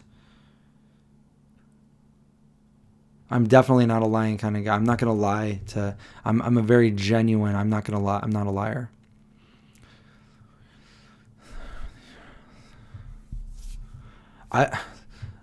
Last year I was with my friend Jeremy. We were going to go for a run, and we were driving. Just like a mile from where I live right here. And up in the sky, a nice day out. Oh man, I wish I had this. This is so weird. He saw it too. We both saw it. It was like a black line just went all the way across the sky instantly, like the speed of light. There was a black line in the entire sky, like a straight line, a black straight line for like probably hundreds of miles across the entire sky. And I was like, what is that? What is that? I've never seen anything like it ever. And I never saw anything like it again, but I really wish I had that on video, because I didn't have time. It went away too fast. It stayed there for a couple seconds, and then it just like disappeared. Crazy.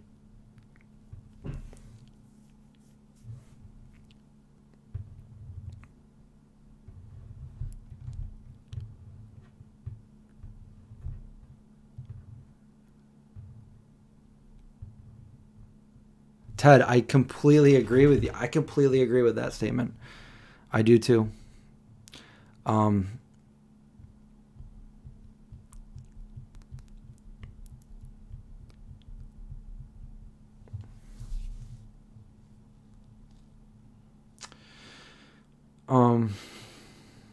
Yeah, there's a lot that would, yeah, well, there's a lot that would, or a time traveler. I don't know. Like, I think, especially with like when people say, "Oh, I saw a ghost," or "I saw like a spirit," or something. Like, again, like I love that stuff. Like, I love it. Like, but I'm more like Mulder from X-Files. Like, I want to believe, but I don't believe that there's ghosts and stuff. I believe, but that's not. I'm not saying that that kind of stuff doesn't exist. I just think there's more of an explanation for it that we don't know. I think it's more plausible to say scientifically that maybe that's a time traveler. Maybe that's somebody coming through another dimension that we just can't fathom or comprehend, or anything like that other than, oh, it's a ghost. Maybe maybe it's us from the future coming back. Maybe it's the human race in the future coming back. It could be any type of thing. But I think that's more scientifically plausible than just assuming everything's like a spirit or a ghost or something like that. I mean, that's just my personal belief, though.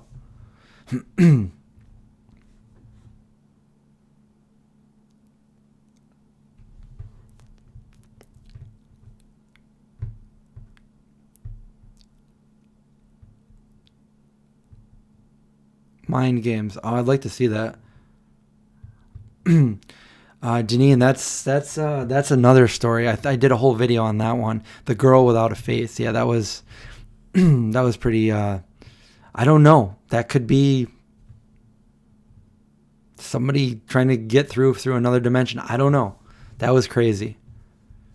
But yeah, I did experience that. I did. I loved listening to the Art Bell podcast. It was one of my favorite things to do. Back in 99, 2000, I was a security guard for Wegmans, and I worked the night shift, and I was in like a security kind of police car, and all I had to do was make sure that they were doing construction on the Wegmans. They were building it, making it bigger. And so I just had to make sure that, nobody got in there at night or stole anything. So basically I just patrolled the parking lot, but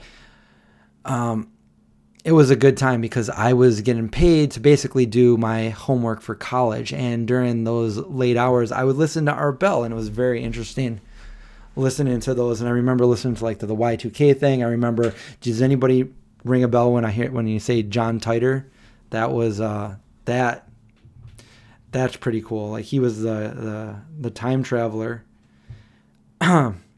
The alleged time traveler that came down back from like 30 years in the past, and nobody could prove that he wasn't. And there's a whole thing on it, and it's pretty cool. And he predicted a lot of things that have happened since.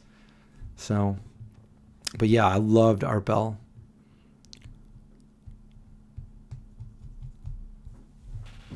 There's also another one that. Did you guys hear the one where his whole podcast, his radio station, got shut down, which was unprecedented, never heard of, never happened to him before. And he was talking to somebody that called in that claimed that they were very, very nervous. You can Google this, or you find it on YouTube and listen to the whole thing. But this guy called in and basically said that he shouldn't be talking about any of this, but he was recently let go from Area 51. He worked there. He was audibly very nervous about the conversation, and Art Bell's like, well, give us something, tell us, and he starts talking about like, the things aren't, I forget what I think he's talking about some kind of alien stuff, and the whole entire podcast, the whole radio station got shut down, and Art Bell had to go on to a second generator, a second backup. And when he came back up, he was like, this has never happened to us before. This is, somebody shut him down. They thought it was probably like CSA or NSA or something like that. But was it a prank? Did they prove it was a prank, or was this real? Anyways, I remember listening to it when it happened. It was pretty crazy. We should start a late night podcast here where we talk. We're already doing that right now. I mean,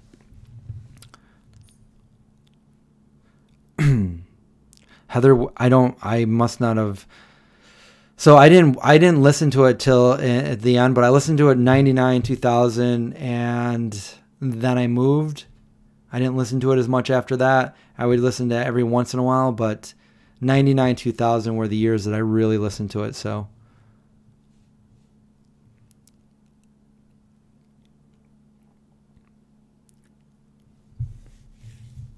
Ooh, macaroni and cheese? That sounds good. Don't drop the nooch. Be careful.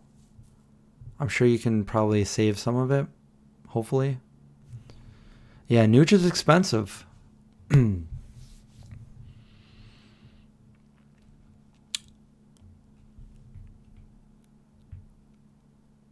Yeah, no, I feel the same way. You know that they're redoing all of the podcasts, or all of the shows from Art Bell. Like, I don't know if he does it on certain nights or not, but they replay all the old ones. And my dad listens to them now. He didn't listen to them back in the day when I did, but he loves them now. He talks about it. He was like, "Yeah, I was listening to Art Bell," and yeah.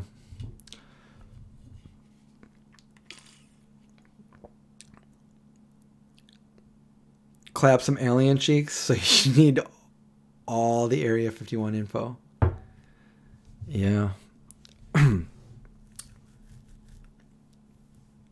Oh, that's well. Okay, so wait a minute. So if the guy who did it admitted it years later, then how did Art get? Was Art in on it? Because that just doesn't seem like something he would do. I feel like he would lose credibility if he did something like that. But from what I know, like wow, that, so anyway, that sucks. I like the other story better, but yeah, if it was a prank,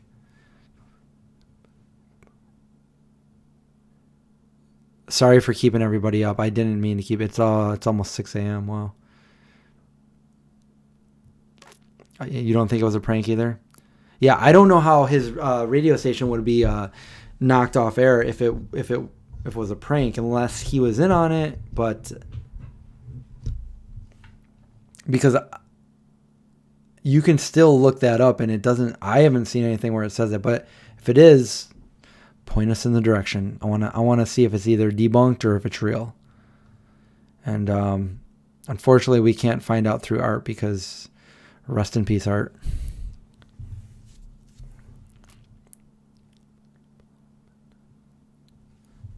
Oh, I never got a mug. Art wasn't in on it. Well, then how did it go off air? Then it had to have been.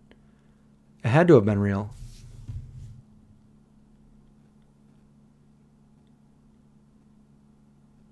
The ghost to ghost.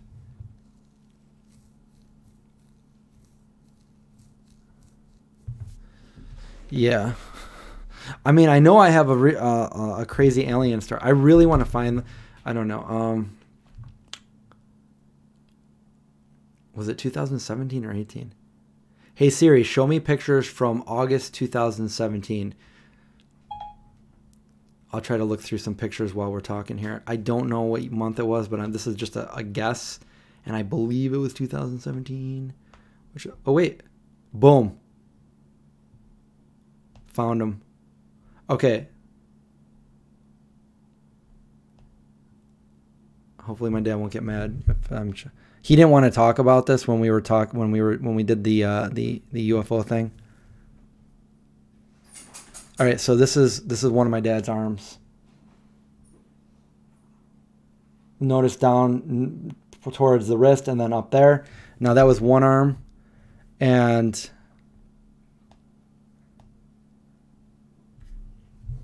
there's those three little weird dots. Never mind that. My dad. Okay, so there's another one. Now these just appeared. I know they like bruises and stuff, but they were on both arms, and that's just one. It happened to him again, and I actually have I wish I could find the other one. I have a picture of both of his arms in front, in case you guys thought that I was joshing you. This is real. This really happened. Oh, this is kind of funny. This is from August 2017. Who'd have known? Liverpool, UK. I'm in Liverpool, New York. So we're both in Liverpool.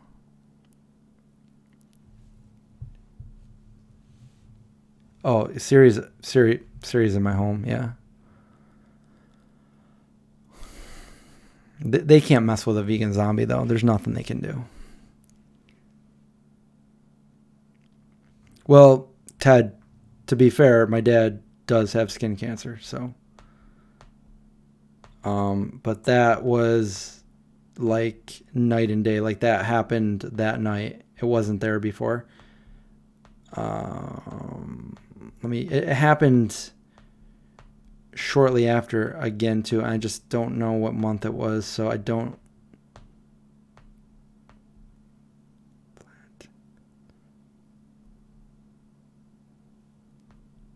Yeah, it's just weird because I'll have to find it. I have no idea where the other one is, but I'm surprised I found that one. The other one shows both of his arms out at the same time. Like that one, somebody could easily say like, oh, big deal, he had a bruise right there and there. But the other one, he shows both arms at the same time, and you see almost identical marks, which is very rare that would happen. Are we still live? Yeah, I think so. Are we live? Or are we in another dimension? Are we in the Twilight Zone?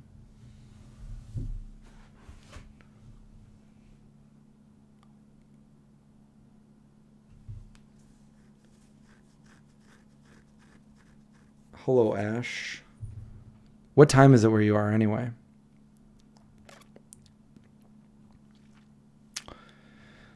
We've been talking about all kinds of crazy things. The virus, aliens, UFO, 80s movies, scary movies, Friday the 13th, everything. How late it is in the morning.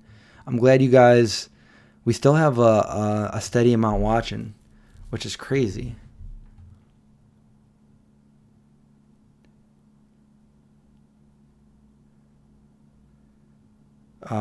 D-Rabbit says, I don't trust the folks collecting in Clinton. Yeah, I never did either, but you know what? I used to be very paranoid of all of that stuff. I was like, you couldn't find me anywhere. You couldn't find my name on anything. I was like pretty much off the grid. And then, I started the Vegan Zombie, and now everybody knows who I am. All my information's out there. I'm on websites. I do interviews. I'm on podcasts. So I don't care anymore. People can know whatever about me. I don't really care.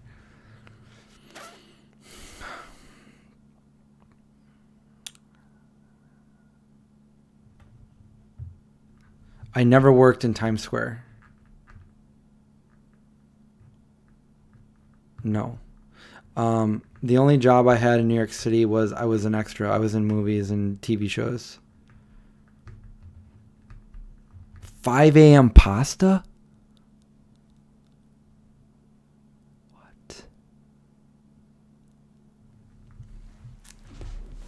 Linda, I'm surprised you're still awake. Usually you fall asleep by now. By the Oasis of Mar. And by the way, Enigma used to be one of my favorite bands. I still love their music, but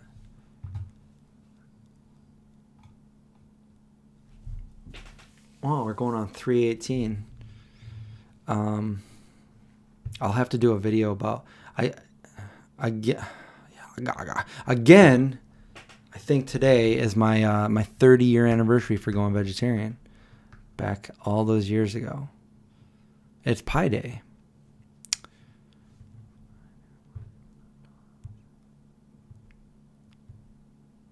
Why do people not know unless they watch your videos that you filmed the most epic video ever with Gary Yourofsky?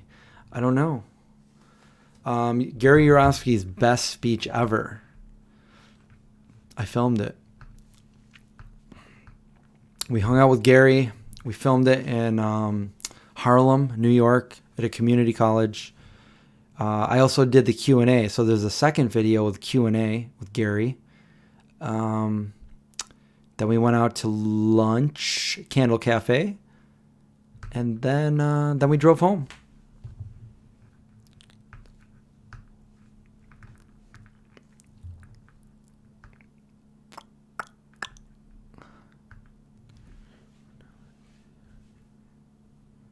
I advised you that the refried beans were not vegan. Definitely a doppelganger.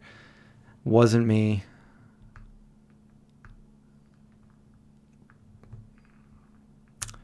In fact, I've never been a waiter. I have worked in the food industry, but never as a waiter.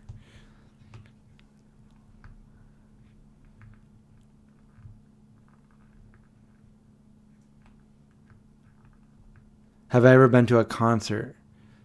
Yes.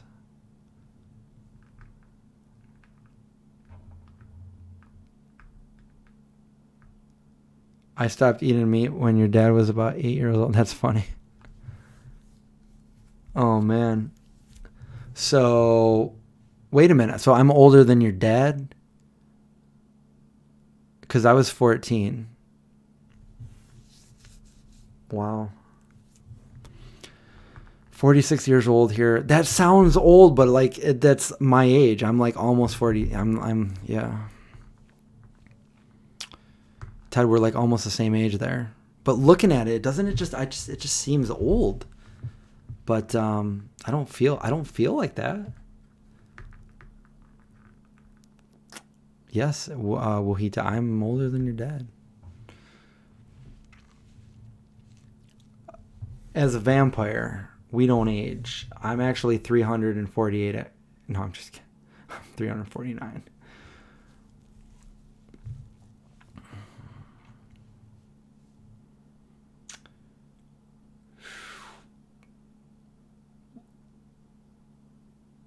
You're 20. So stop the vegan thing. You look 35. We already talked about that too. That whole meme. We got vegans over 40. 40 is the new 20. I feel I feel as good as I felt when I was 20. For real. Like I feel better.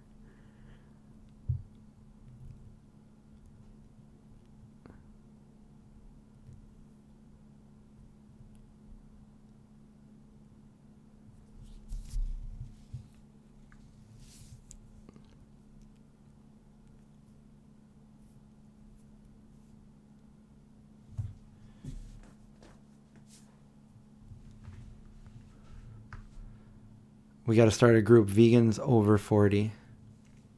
I think that it probably already exists. So this is a really long stream here. You're 26 and you look 16. Well, if I shave my beard off and I didn't just wake up, then I definitely look less than my age. Although some of the non-vegans like to say I look like I'm in my 60s, but who knows?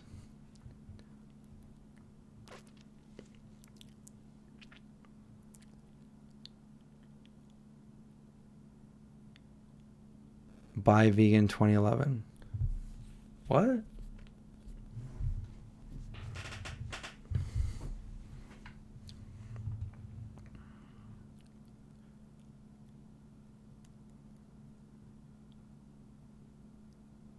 Oh, so you have a big beard, so that, yeah. I think beards make you look a little bit older.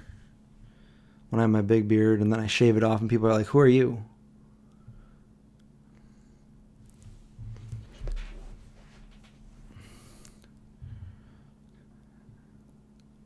The thing is, it's almost 6 a.m. I'm still not even tired, but I am a little bit hungry.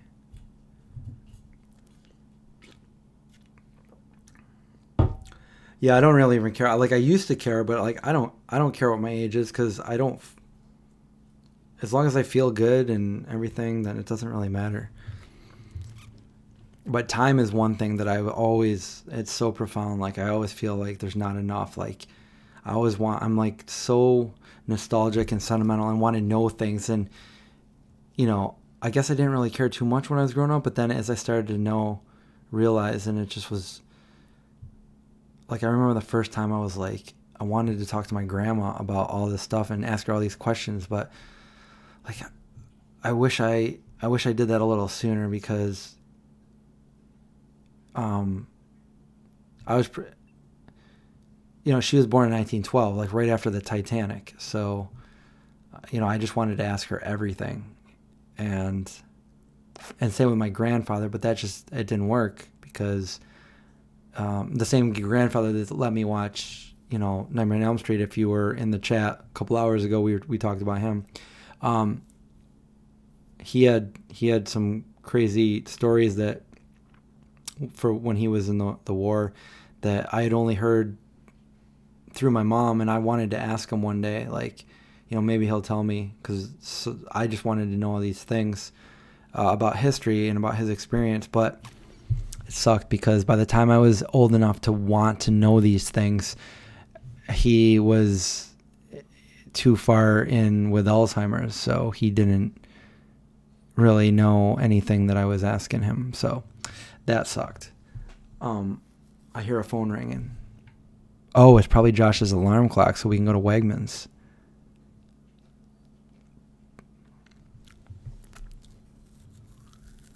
Your grandma was born a year before my grandma. I'm talking about different ones. So I'm talking about my mom's dad is the grandpa, and my dad's mom is the grandma. I never met my dad's dad. He died way before I was born.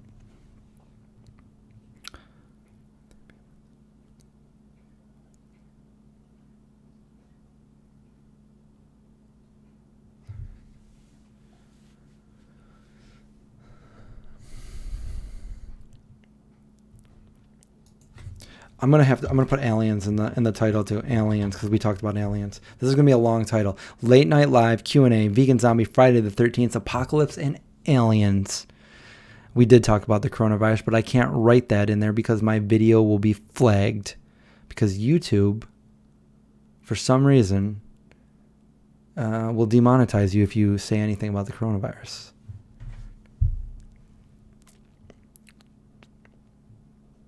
Oh wow, you didn't meet your dad till you were 16. I couldn't imagine that.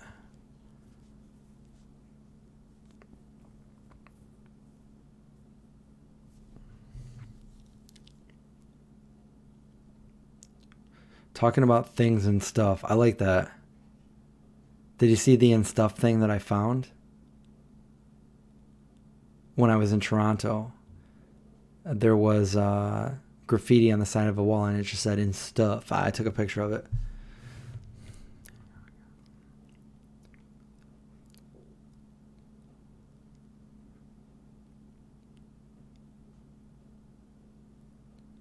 Did I buy the bee leaf? I did not buy that. I did not. So I never tried it. And the reason for that is, for that video, we didn't even plan on going there. We were driving to Toronto, and we were in Buffalo, and I'm like, oh, do you want to go to this vegan grocery store that I heard about? And so I put it in the GPS, and I was like, oh, it's actually on our way. So we're almost there. So we stopped there. We did a video, but we were going to Toronto and get a hotel out in Toronto and go to different restaurants. So we didn't want to buy it. We had nowhere to put it. We were thinking about getting it on the way back, but it just didn't work out. We didn't get back until late, and the store was closed by the time we drove through. So I did not try that egg.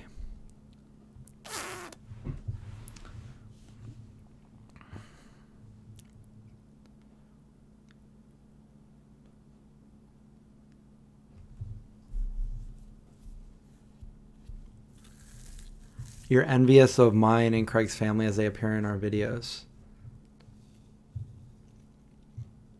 Well, I mean, I can see that, people watching for that reason, because like we both have loving families that we grew up with, and Craig's got a good supportive family, and they're cool, nice people, and same with my family too. I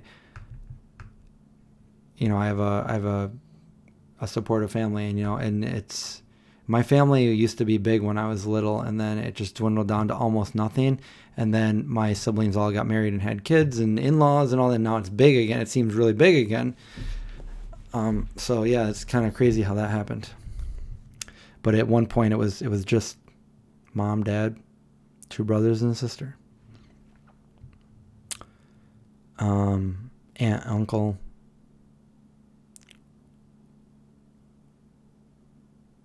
Has little Rachel cute come back from work?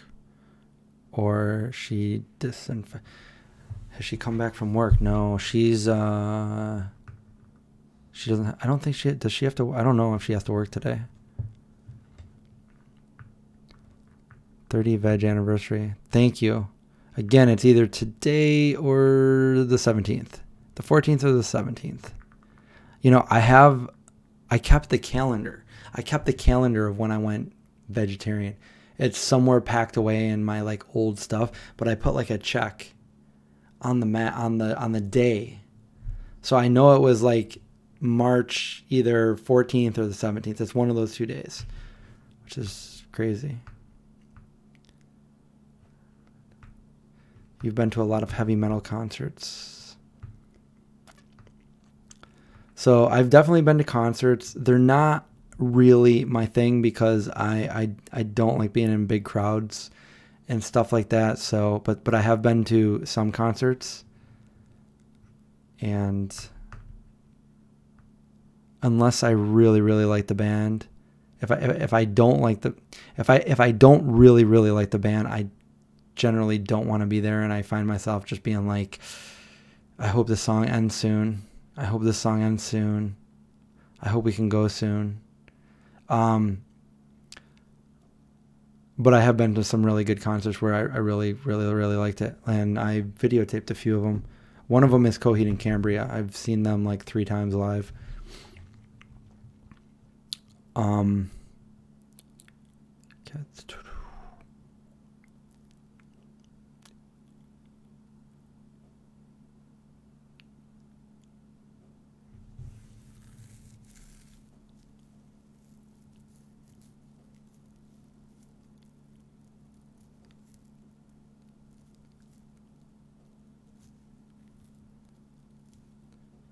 I never saw Rush live, but that's funny because I feel like Claudio from Coheed and Cambria sounds like Rush, and that's what I thought when I first heard the band. I was like, wait, is this Rush?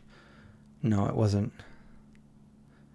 And I'm not the only one, because I guess there was like a message board where everybody was like, you got to sing like a Rush song. Sing Spirit of Radio.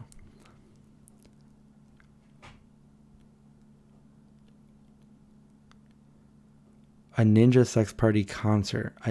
Is that the name of a band? Because I've never heard of that one. Last one you saw was Gorillaz. What was the last one I saw? Wow, it's been a while. Maybe it was Coheed and Cambria at the State Fair a few years ago, which was still... Who else did I see? I remember. Well, it's in my vlog, or my hitchhiking story that I did when I was 18. We hitchhiked, and one of the guys that picked us up brought us into Lollapalooza in 1994, and so we saw that. And I remember seeing the Breeders and Smashing Pumpkins. When we were leaving, Smashing Pumpkins was playing. They were playing Disarm.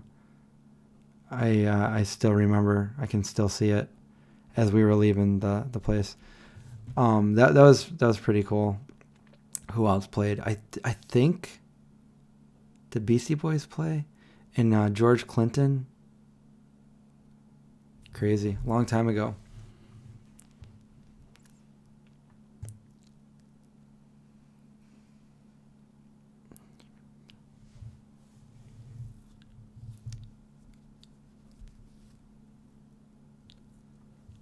Well, I was there, Deneen. 94. I don't know if that was the first one that they ever did. It might have been.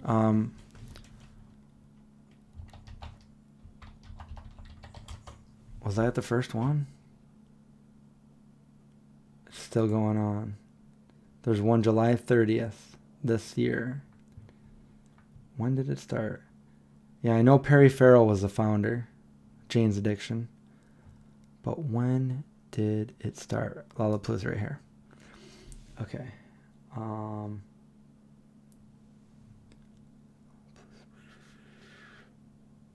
Created in 1991.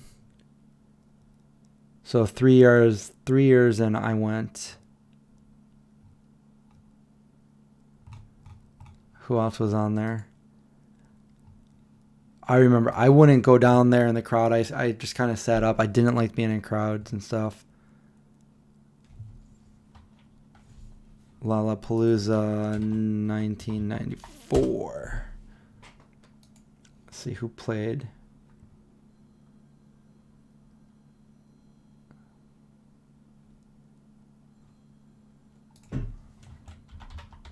Bands. Let's see if I remember any of these.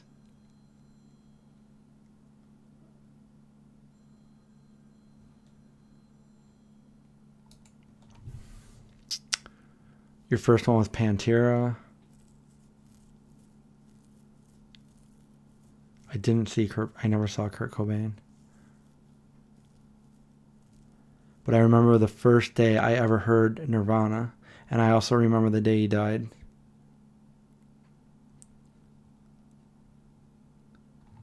Past lineups. Okay, here we go. We're going to find the past lineup for 1994 Lollapalooza. Okay. Oh, yeah. A Tribe Called Quest. Nick Cave and the Bad Seeds. Green Day. I think this is before Green Day were really, like, big. George Clinton. Yep. Beastie Boys. I was right. Smashing Pumpkins. And the Breeders. Yep. So, yeah. It's funny because George Clinton was there and I saw them play. And then years later, I was on the plane back from Expo West with John. I actually have a picture of it somewhere. I don't know where if I can find it.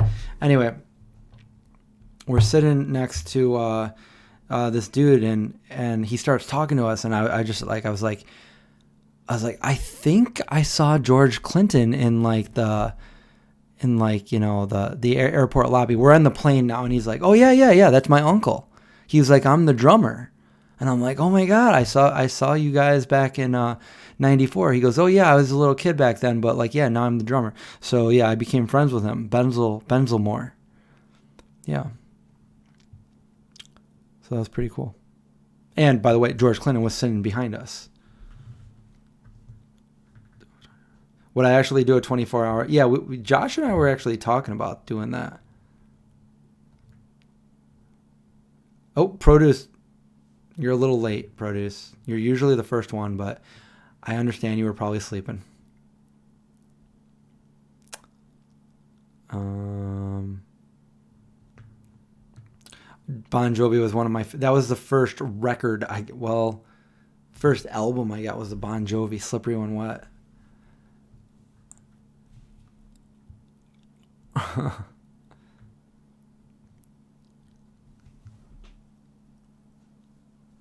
Yeah, he keeps hitting the snooze button. You can tell, and it is 6 a.m. So they should be opening, and we need to get there. We need to get back to Wegmans to find out what's going on.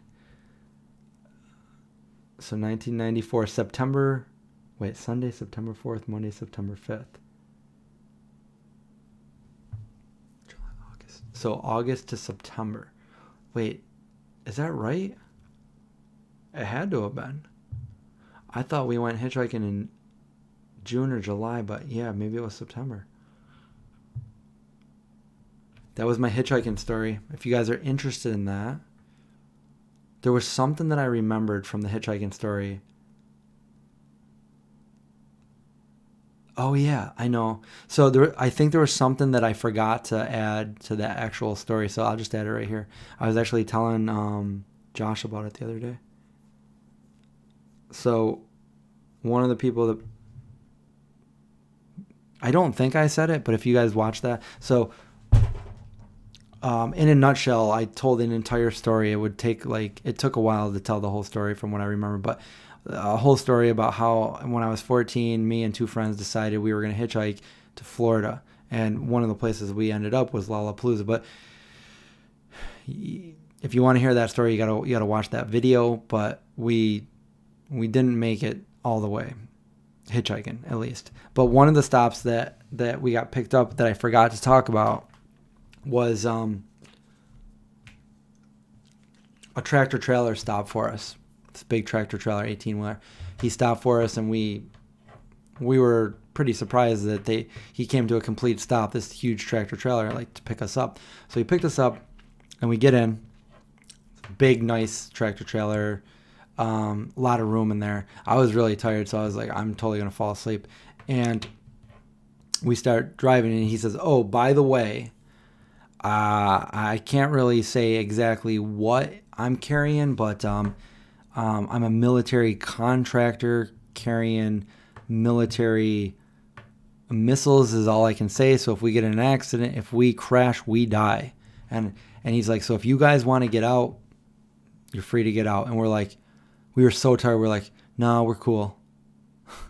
So we drive. He was cool. We drove. He stopped at, I think his last stop for us was Virginia Beach.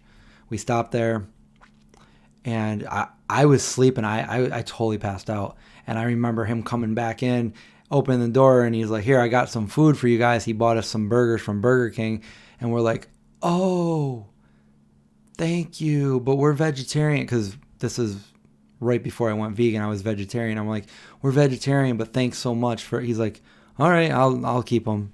And we're like, thanks so much, though. We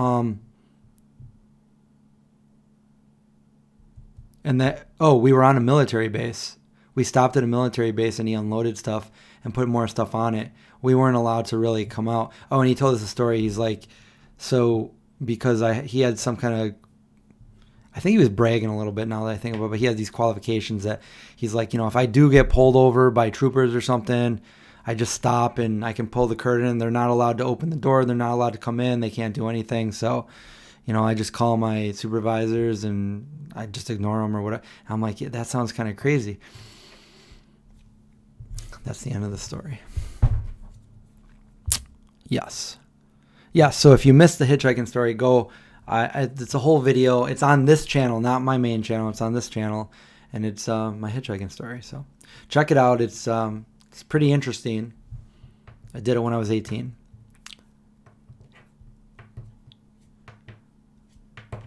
Why am I still talking? Why am I still doing this live stream at 6 a.m. here? Like I'm not tired. I don't know. Probably because I'm not tired. This is when the Impossible Whopper would... Yeah, if only. But this is way back before any of that stuff. 94.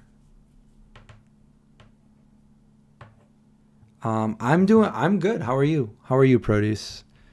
And we have AJ Vintage in here now. So now we have some of the people that are normally in the day streams, but we're doing a very late stream. Now we're going into the daytime. You know what?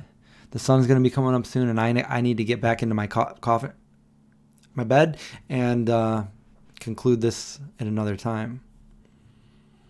We're not sleepy until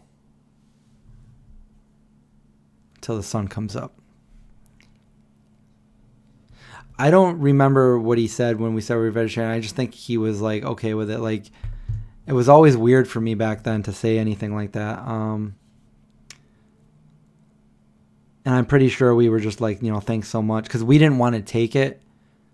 And we knew that if we were just like weird about it, like he'd be like, just take it. But we didn't want to take it. So we just were like, yeah, we're vegetarian, but thanks so much for the offer. So I think he just was like, all right, I'll just keep it. Ooh, mandarins. That sounds really good.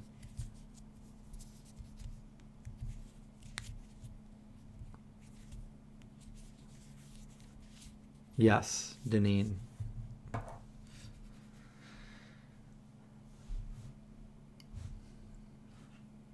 Vampire or zombie? Vampire. Definitely a vampire.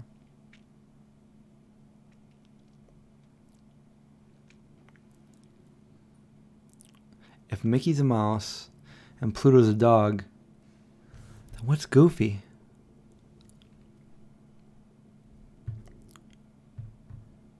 Trini, did you fall asleep? Did you just wake up? Did you fall asleep and just wake up, or were you awake the whole time?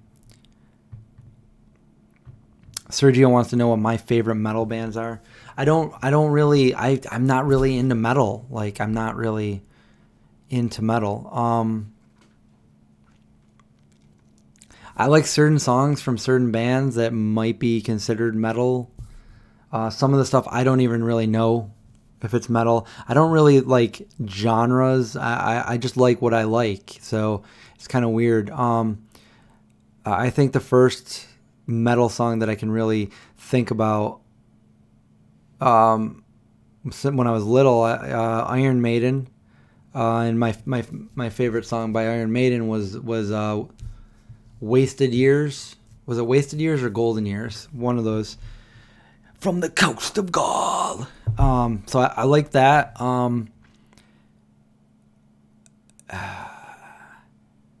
Is Manowar considered metal? I like Manowar.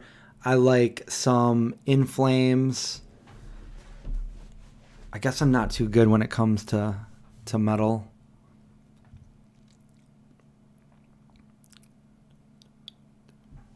I named a few of them. Hopefully those like suffice, but I'm not. Okay, Wasted Years. Yeah, I really like that.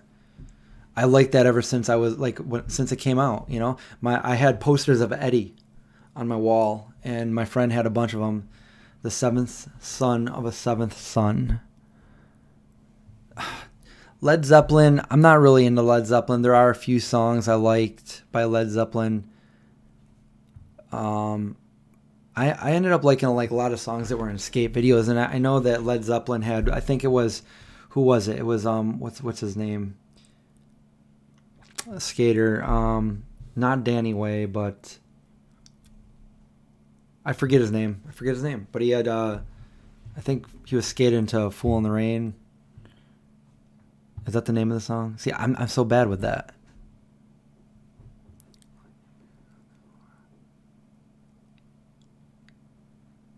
He can't be a dog and drives a car. Well, at least somebody answered the question. I mean, not really the question, but finished the sentence. No, I never liked Van Halen, although there is a movie of me when I was little showing my dad's movie camera my Van Halen hat. Good morning or good night? Well, for me, it would be good night. For you, it would be good morning. The old Metallica. Wait, let's see. Oh, now the. Oh, yeah. I should ask Elisa White to get me into metal.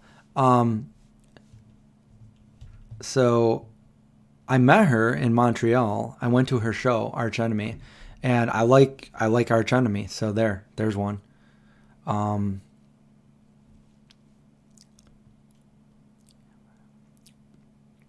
Yes, Davey Havoc is a longtime vegan straight edge, and he's from Rochester, New York, which is the next city over from me. So that's pretty cool. But back to Elisa White. So she messaged me when I was in Montreal. I was at a Veg Fest. She messaged me and said, "I'm doing a show tonight. Come on, whatever." So I went there, and she got me passes to get in, and it's funny because that's so weird that I haven't talked about this in so long, and I just talked about it today. And I was with Rachel, and I was like, "Oh, I'm too claustrophobic. There's way too many people there." And she just grabbed me by the arm and just started going through the crowd. And I'm like, "Oh." So because we had to go all the way up front through all these people. And I mean, it was jammed, packed. We had to and anyway, so we went to this door that she told me to go in. We went to the door. They got me in, and I got to meet her and hang out with her for a little bit. And we took a picture together and stuff like that. And yeah, it was cool. I got some video of it. It was fun. Let's see.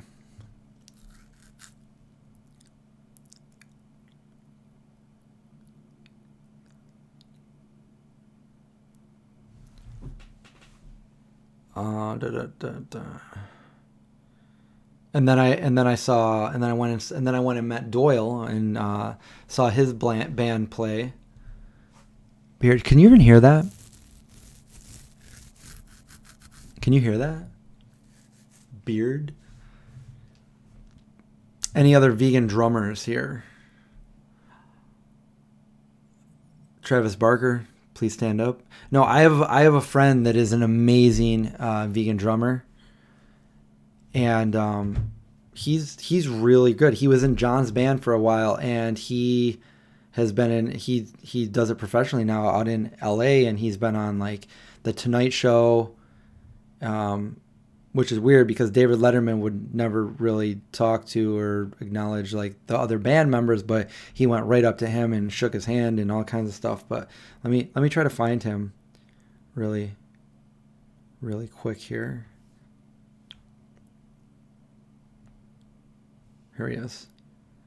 He's really amazing. If you guys want to go see him, his name is Kyle Fair. There he is. Shout out to Kyle. I got a picture with him at a vegan street fair a couple years ago too. So, Kyle Feher. If you want to check him out on Instagram. That Doyle is so weird and awesome. Yeah, he when I posted that picture of Elisa and me, if you don't know, that's his girlfriend. He was in like it was weird because I'm here in Syracuse, New York, and he was in Syracuse, Kansas at the time, and he wrote to me in like big caps. He's like I'm gonna effing kill you, and I'm like, oh, I hope you're kidding, and but he's cool. He reposts my stuff a lot, and he's cool. I met him in 2 years ago.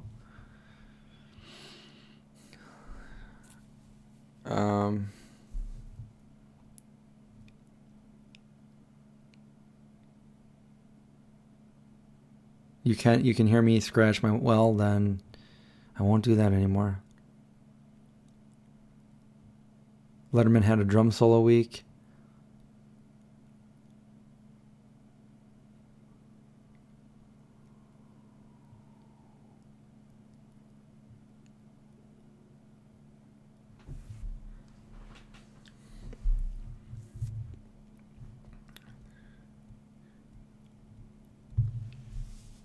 Kansas has every city that New York has.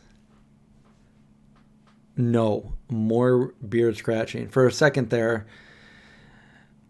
I read it without the comma, but it looks like you want the beard scratching.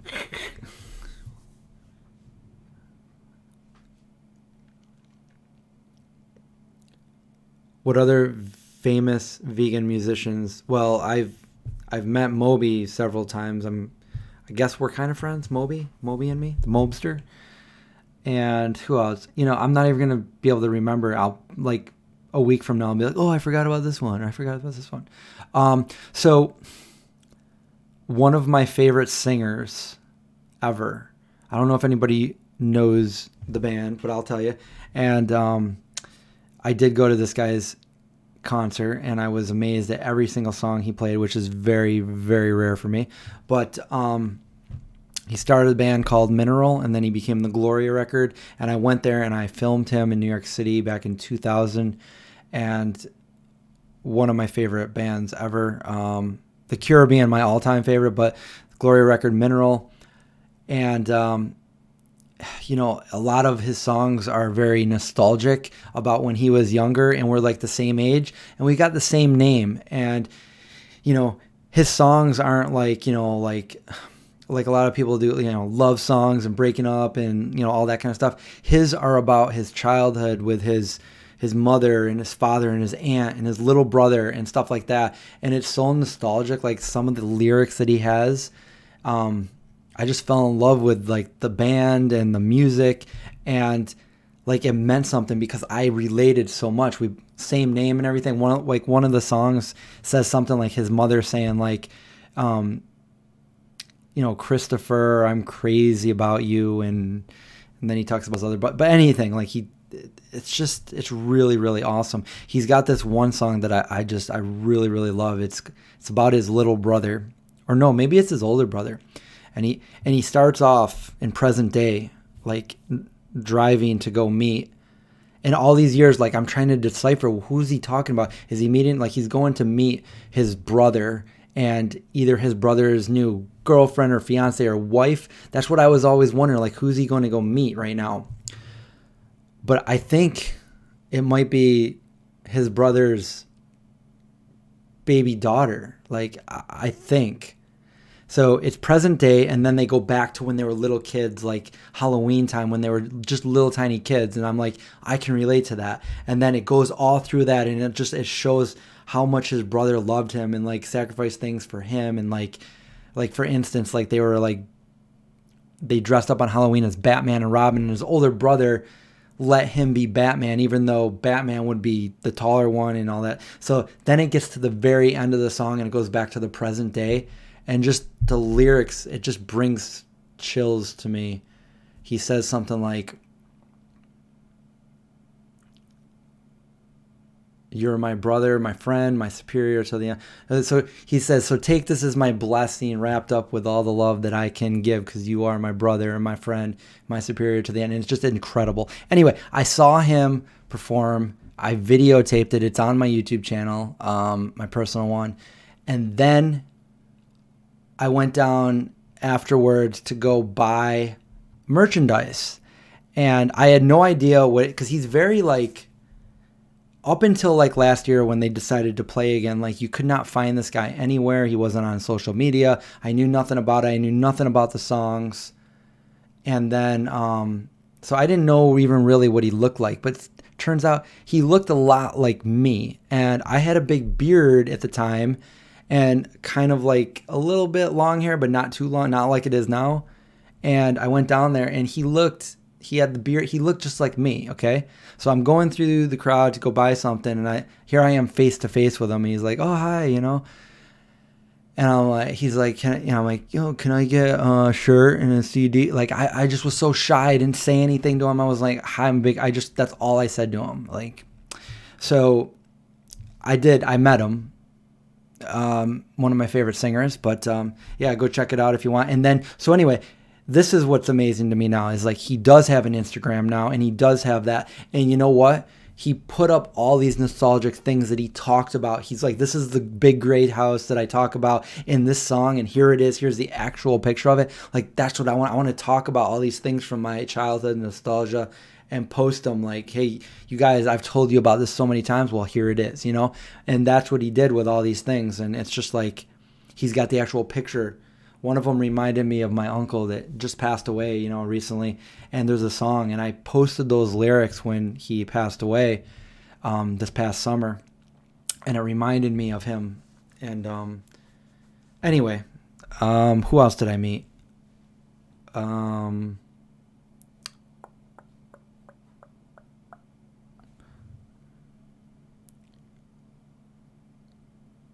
Your friend laid Robert Smith's driveway. That's awesome. Robert's, like, The Cure is my all-time favorite band, and my brother says the same. Both of my brothers, all three of us, The Cure is our favorite band. And we all said this. Well, me and Brian said the same thing. It's getting late. We both said that we're almost afraid to meet Robert Smith in case it didn't go well. Like, in case, like, I wouldn't want, because he met the singer of one of his other favorite bands, and it didn't go well, and he doesn't like the band anymore, the Get Up Kids. And the guy was like a total jerk, he said, and he was, you know, he's like, what, dude, you've been one of my favorite bands forever. I go to all your concerts that are around here. And I guess the guy was a jerk, and so he just had a bad feeling. He goes, "I don't ever want to meet Robert Smith because they're my favorite band, and I wouldn't want anything, you know, to be like that, you know." So, yeah.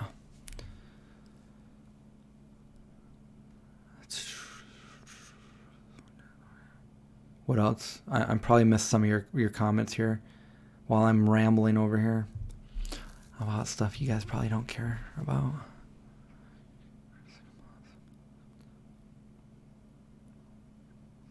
This is probably one of my longest streams in a while now. I did do one that was longer when I was in California a couple years ago. It was like 6 hours long. The singer from Arch Enemy. We just talked about her. I met her a couple years ago. Elisa.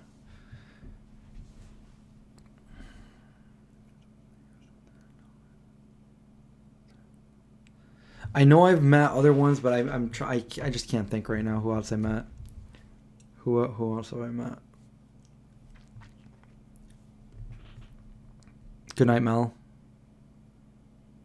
I didn't even see you here. You haven't been talking, that's why. Oh, good morning. You just got here? Going on 3 days because... Wait, what? Going on 3 days because of me, what?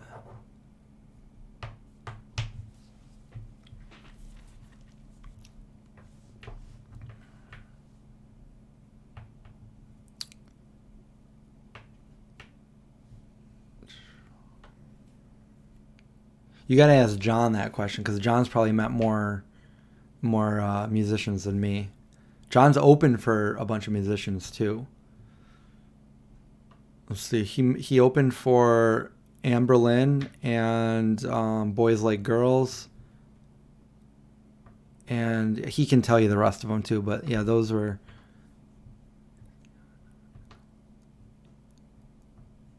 Do I have a number to call about the farmer's market? It doesn't matter because I'm not going to be awake when it's open.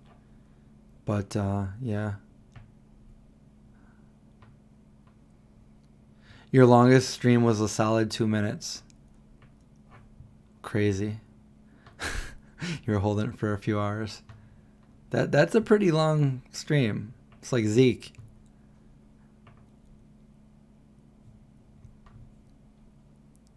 Plant Power can't type anymore.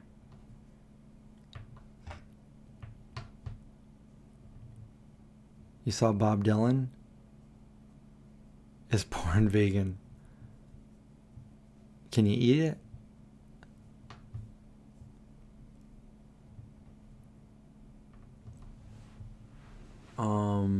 Let's see. I saw Ray Charles perform live. Oh, when I was in this wasn't even going to a concert or anything, but I was at Disney World back in 2011. And was it 10 or 11? But anyway, I look over and there's Richard Marx. He's vegan.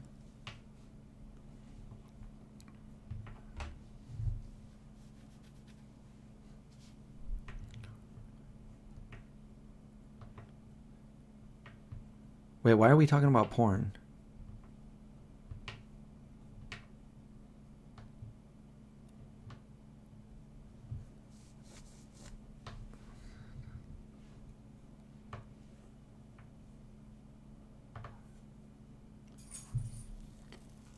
I don't know. I can't think of any other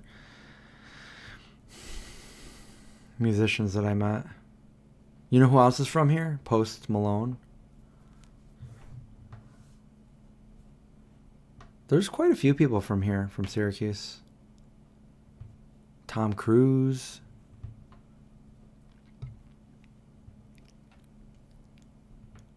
The late night marathon. How long have you been on? We've talked about some crazy things, Marmaduke.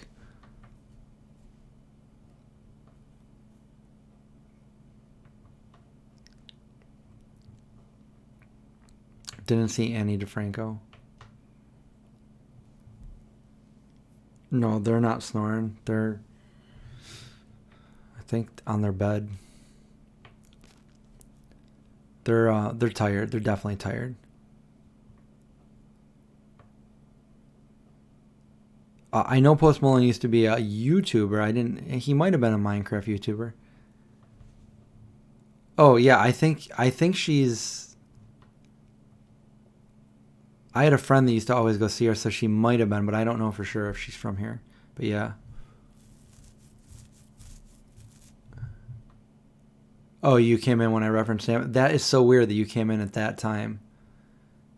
Because I knew if you were here, you would definitely know what I'm talking about. A vegan zombie guitar picks. That'd be cool, but that'd be more John thing because he's a musician.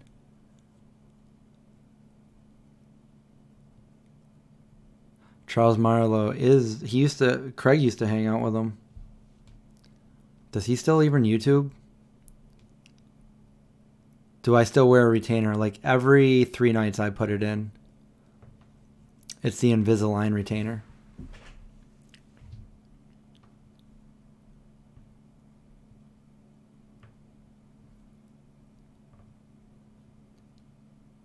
Oh, you have friends in Buffalo? That's where that vegan grocery store was, in Buffalo.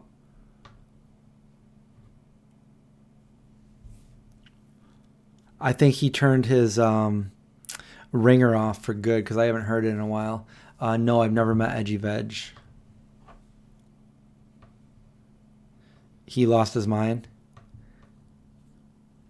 The vegan cheetah. Yeah, he said some messed up things about me. Do I play anything? No. Trying to teach myself keyboard. I used to play the trumpet when I was younger, and I started playing guitar a little bit, but then I stopped. I got my brother interested, and now he's the professional. He actually went to school for music theory, and he's really good on the guitar. He banned you again? So he still does his thing. I saw him actually in California. He walked by me. Yeah, Craig was friends with his brother, but I guess he met Charles once. Yeah, Gomez, if you got to go to sleep, go to sleep. I understand. It's like 6:30 in the morning here.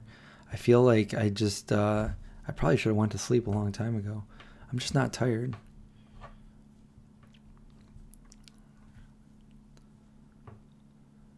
Right now we're just answering any questions. I think I'm out of stories for now. Flourish Cafe near Buffalo. I haven't heard of that, no. I can check it out. It's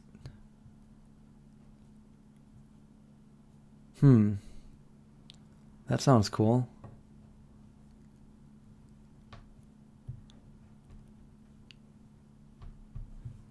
Yeah, I never stuck with it. I can still play a couple songs, but they're like all Cure songs. Like I think the first song I learned how to play was Three Imaginary Boys, Boys Don't Cry. At one point I could do Disintegration and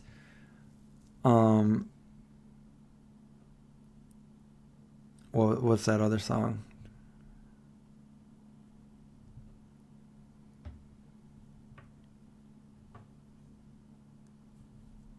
To Wish Impossible Things. I could do a little bit of Lullaby at one point too. I don't look tired. What are you? I'm a rabbit.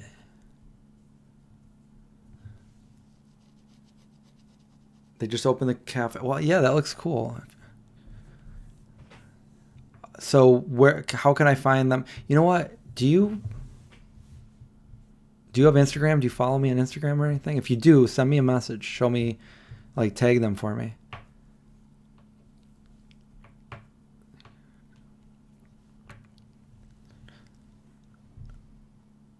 The new Cosmos that aired a few days ago? No, I didn't see the new one.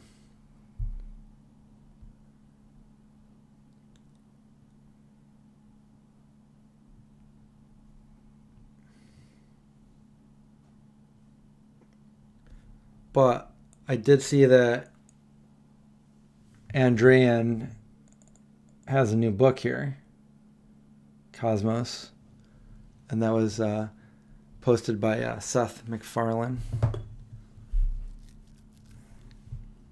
A rabbit, vegan, zombie, vampire. The first thing that came into my mind when you said that was that rabbit from Donnie Darko.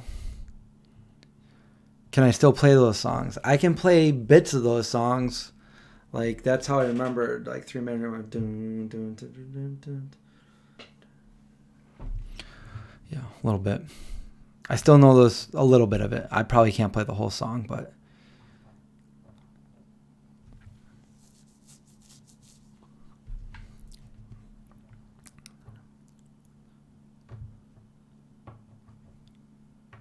It's funny how this stream ended up nice and chill and talking about, and how it started with like talking about everything that we talked about that was making people be panicky and fearful and stuff like that. So it's,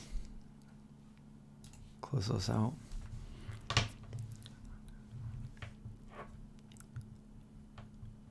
The only chord that matters is E69.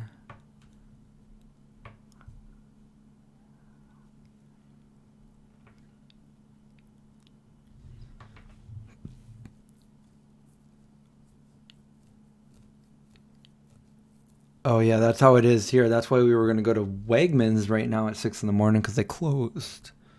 I don't know if you caught that earlier in the stream. Going to head to bed, Janelle Jackson. Good night, good morning, good night. Thank you for watching. I'm just surprised we still have 62. These are probably some people just getting up right now and joining the stream. But if you're just joining us, we've been going now for 4 hours and 10 minutes on this 24-hour. I'm just kidding. We're not doing 24 hours, but I never saw Whip It. Whip It? Whip It? Whip.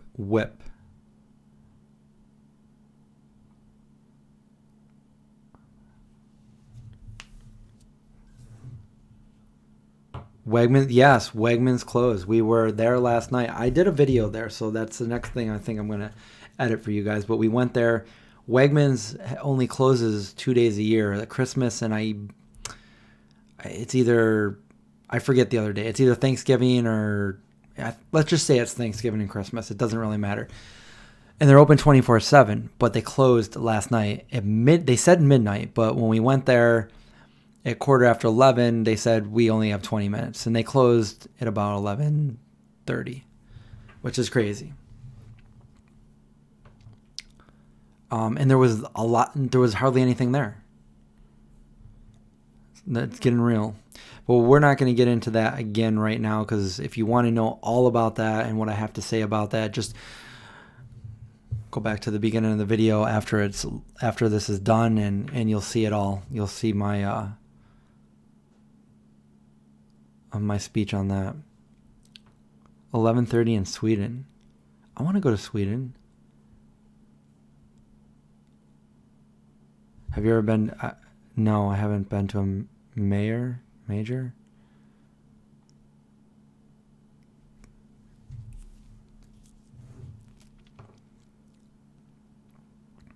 I guess I've never heard of it. Is it a grocery store? Probably. 10 a.m. in Liverpool, UK. It's funny, we're both in Liverpool. I'm just in a different Liverpool. I've had people think, like, they see that I'm in Liverpool and they think that I'm in England. Yeah, this is a crazy Friday. What did you guys do on this Friday? Did you have a fun night? Yeah, we just hung out on the Vegan Zombie live stream all night. Crazy.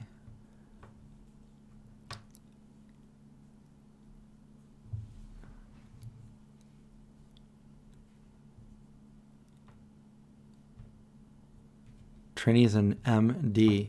You're a medical doctor? No, Trini's in Maryland. A Midwest store. Figures.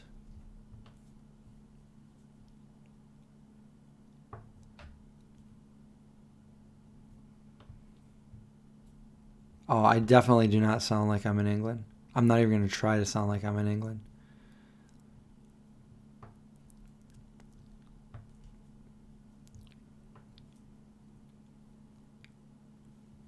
The internet remembers everything.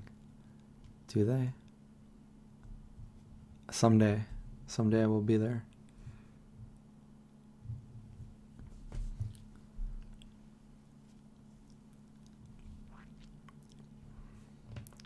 Forest Fen.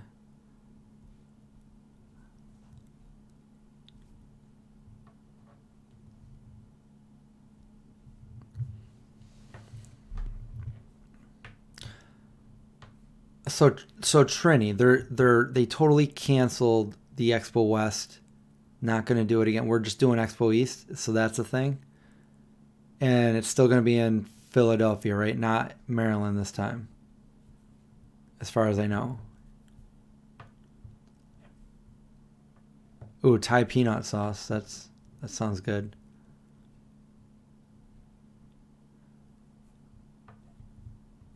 Oh, Gomez is a PhD, so you know how to treat yourself better than anyone.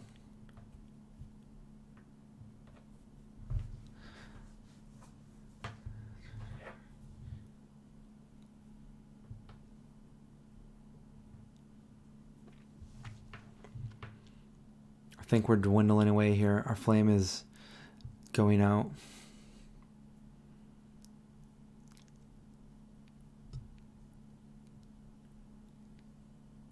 Yes, produce. I did notice that. Chapstick makes your lips more chapped. Conspiracy? I think so. But this one right here, I don't even know where I got this. You know what? Maybe I got this at Whole Foods like a long time ago. But it says, I'm vegan. Oh, look at my nails. What did I eat? Okay. I'm a vegan. Vanilla chai. Chris, aren't you hungry? Linda, stop trying to remind me that I'm hungry. Because I need to just go to bed and not eat before I go to bed. But this is good for chapstick too. And it's also good for your skin. And it's good. It's actually for tattoos, but it's also good for your skin. And it's the Hustle Butter that we talked about. Richie Bulldog Hustle Butter. Bam. Let's take some of this. Oh yeah, that tastes good. Ooh, ramen noodles. I made those yesterday. My voice is getting hypnotic. Should we just like turn this into ASMR and then...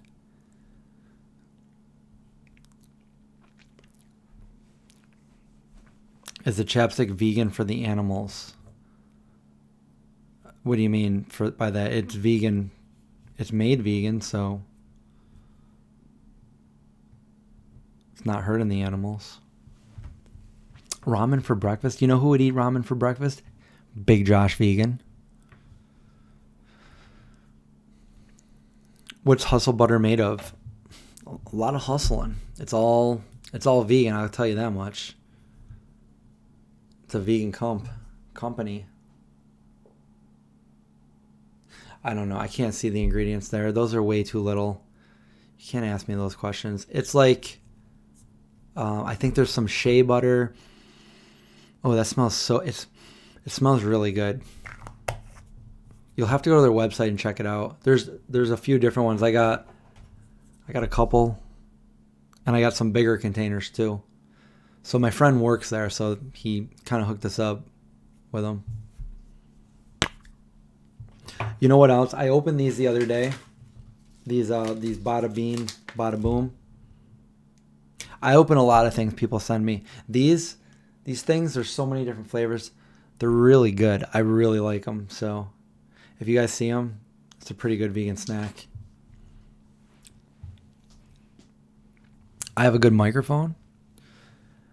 I did buy the one I'm using, this is a good one for doing podcasts and stuff, but I did buy one for the camera, which is good because it made me realize that my camera's broken. I think that's the first thing I started the entire video with, was my camera's broken. The one that we're watching this on, the good one, the high quality one, well, we're not listening to the audio from the camera, only the video, and the audio is coming from this nice microphone right here. So what I have to do that's really going to suck is I need to take this camera that you're watching me on, and I need to pack it up in its box, which is right behind me. Nope, it's over there. I moved out of the way so you wouldn't see an eyesore. And I have to send it back to Sony. And it's going to take a while. And I'm kind of worried of how I'm going to do live streams until I get it back, because the quality of my videos are going to be not as good if I am using my other camera. The whole reason why I got a new camera was because of the quality of this one. So anyways, it has to get fixed. And that brings us full circle to where this live stream started. You wonder how much Josh weighs. Josh used to weigh a lot more than me, but now the gap has kind of closed, and I think he only weighs about 40 pounds more than me, which he's losing weight because he's a good 7 inches taller than me, and yeah, all those other things. 2 turntables and a microphone. No, he's less. He's a lot less than 250. He was like, I think his the most he's been is like 280 something. But yeah, he's already lost quite a bit of weight. He's doing really good on this new lifestyle, and he's loving it too. So.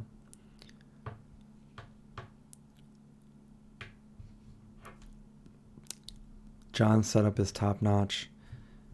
No, John uses his iPhone. But it gets the job done. I don't want to use my iPhone. I don't know if I can. He's got the same camera as I have, but this one is the upgrade. So on Messenger. Send me an email. Send an actual email. Or wait, are we friends? Are we Facebook friends? I guess if we're Facebook friends, yeah, send me a message there. If not, just send me an email through the contact me form. Something about John reminds you of Keanu Reeves. That's weird. Let me see. I don't see that. Maybe we are. I don't know. I don't know. Is your name Gomez Adams on Messenger? I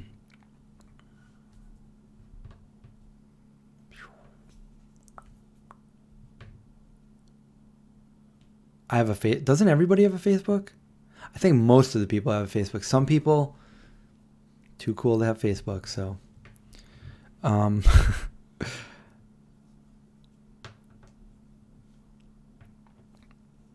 I know not everybody has Facebook, but I do. I have Facebook.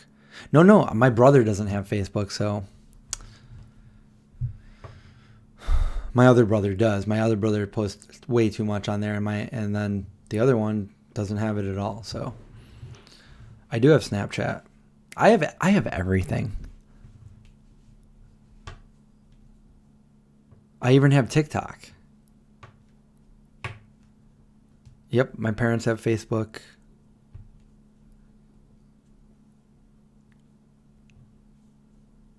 I have Twitter. But what I use the most are, well, obviously, Facebook, Instagram.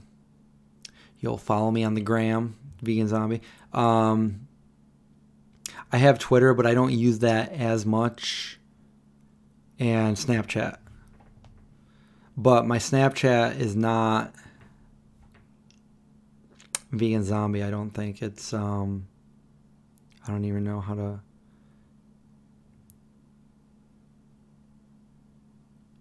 It's Delicti23. If you're interested. And Snapchat.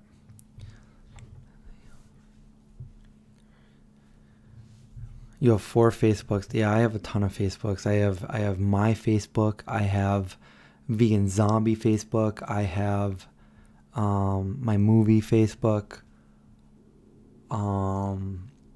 Yeah. Hair Envy. You had all yours cut off yesterday. Are you happy about that? Are you happy that you cut it off? See, I wouldn't personally. Like when I cut all mine off, I was like, oh, it's all gone.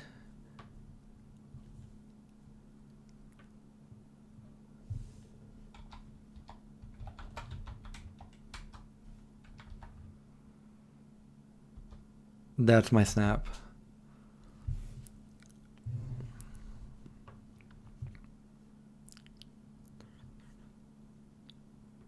Goodbye, Google.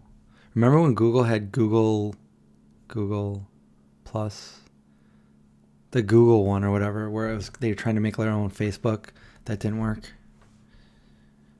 Do you ever get body dysmorphia? I'm very particular. Like I can't get overweight, or I'm like crazy about it. Like I always need to be in shape. Yeah, I guess. I don't know. Is that body dysmorphia? I need to, like, I'm very picky in particular the clothes that I wear, and like I need to not only do I need them to like feel like they look good on me, but also they need to feel good. Like I need to feel good in my clothes. If I'm wearing something that I just don't feel good with, then like, and I've always been that way, and it's like it's so hard for me to find clothes that I actually like. So when I find something I like, I buy a lot of it. Like shirts are pretty easy for me because when I find a shirt I like, I just like that brand of shirt. You know, the brand, whatever's printed on it, as long as it's something cool, it doesn't really matter. I just like how it fits. And then I found a pair of pants that I really liked, and I just went out and I bought a ton of them. Luckily, they were all like pretty cheap too. So, what is delicti? So when I started going to school for, eventually I was a special investigator, and so I started going to school for criminal justice. And one of the things that we learned was, for like a trial, for like a murder trial or whatever, is you need like culpability, like the mens rea, and all these things. So they're all original root words were in Latin, and there was one called corpus delicti, and that I liked that. I liked the name of it, and that meant the body of the crime. So corpus would mean body, and delicti would mean crime. So I guess technically it means crime, even though I don't commit crimes or anything, but I liked it. So delicti was my name, and that was my first like email a long time ago too. Well, I think it was my second one, but it became my main email back with AOL.com. Delicti. And before that, I think my main one was Redrum. That was my original one that I made way back in the day when AOL first came out. So, yep, one of the original emails over here.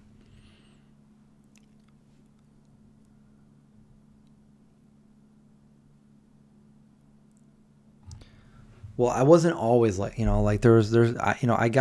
don't know. I've always been pretty lean, but after I hurt my back and I had sciatica, that was hard to stay active, and I kind of gained a little bit of weight. At least for me, like I'm so particular with it, whereas everybody's self-critiquing, but like I don't know.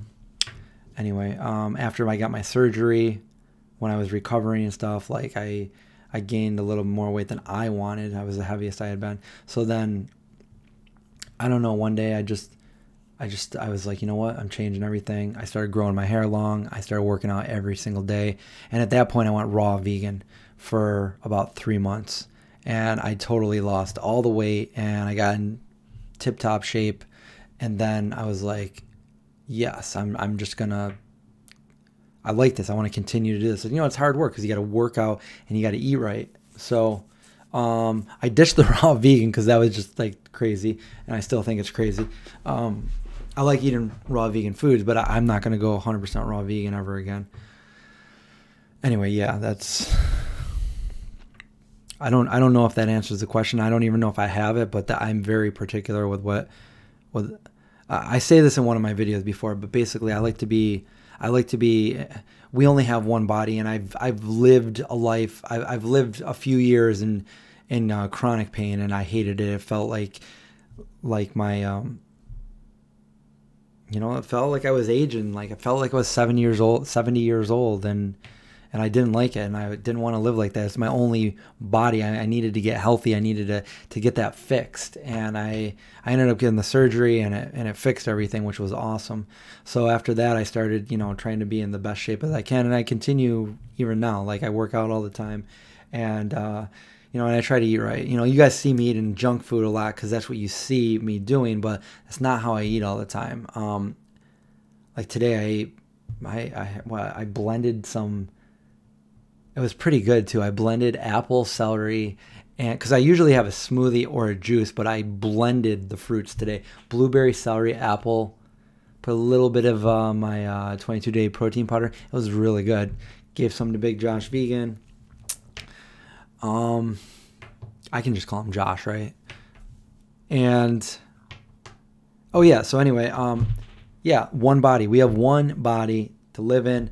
So, I want it to be in the best condition I can be in. I want to be in that best health I can be in. And I really hate it. And I heard somebody say this earlier today too, but I always hated the saying was like, somebody's like, if somebody says something like, well, that's really bad for you or something, like, who cares? We all die someday. It's like, yeah, but we all die someday. You're right. But why harm your body to the point where you're going to be in chronic pain all these years until you do? Like, why wouldn't you want to be in like the best shape you could for as long as you could, so you're not in pain? Just because, I don't know, I guess if you've never been in that kind of pain, you don't really see it. Like, I don't know, sciatica was bad. That was pain every second of every minute of every hour of every day for 2 years straight, and never relented.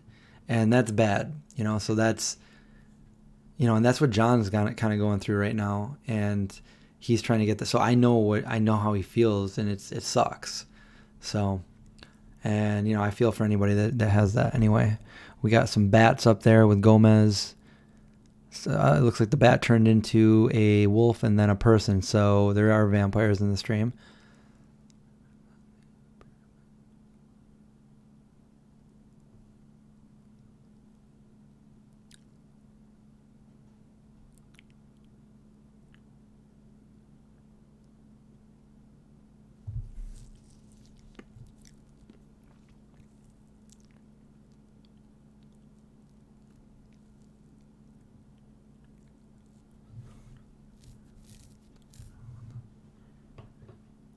So they think something's wrong. So I only feel like that way if I feel like I'm gaining weight. So, yeah. How's Indy the pup? Indy the pup is a very tired puppy right now. I can hear him sleeping.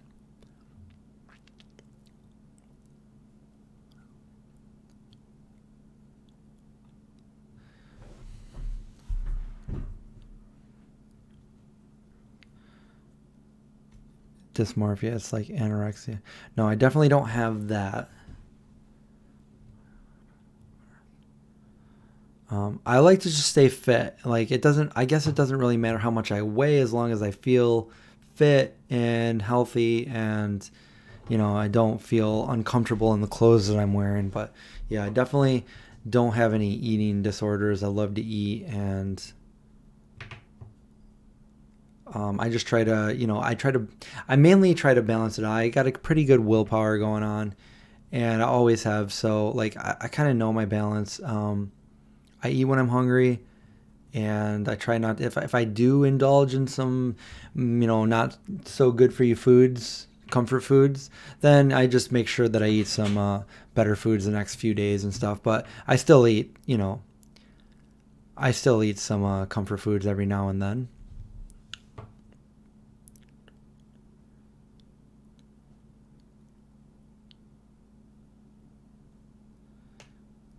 Yeah, that's not, yeah, sciatica. No joke there, Carrie.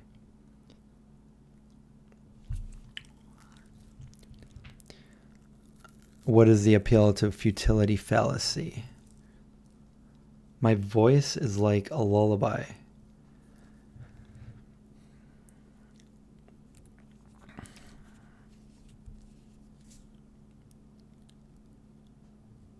looking for the victim, shivering in bed.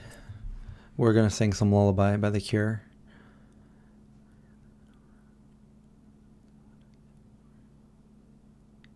Yeah, John's back is, it might not even really be, his back is definitely curved. It's always been since he was a little kid, but he's saying now it might be his like hip joint is where the pain's coming from.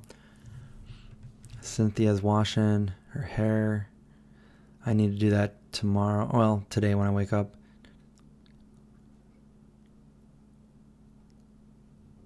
I'm a little bit behind trying to catch up on these. Yep, India's snoozing. What did I eat today? Oh man, that's so long ago. Oh my. Well, I had that smoothie that I had. I didn't eat for a while, and the reason why is because I try to do the intermittent fasting, but I don't like to eat before I go to the gym. And I was projecting to go to the gym with Josh, but he had to take a nap first. But then he didn't get up, and then we went to Wegmans, and we didn't end up going to the gym because he was so tired. So I ended up working out here. What else did I eat? I had.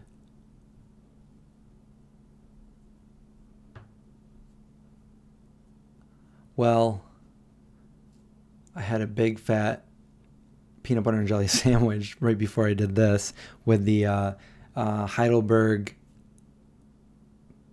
French peasant bread. So it was like that big. What else did I have? It's late. I don't even remember. I'll do another what I eat in a day video. Those videos usually do well. I had a bunch of blueberries. I had that smoothie that I just told you about that I blended together.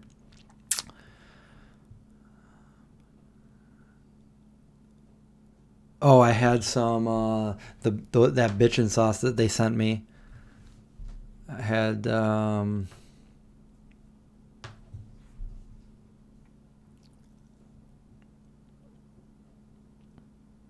I don't know, it's funny. I can recollect every moment of my childhood, and I can't tell you what I ate today.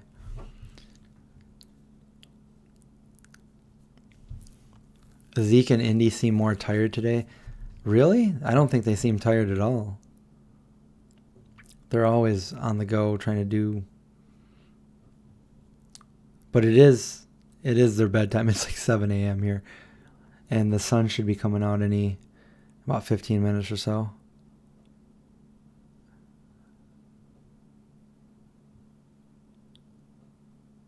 Sunflower butter and guava paste. Never had that.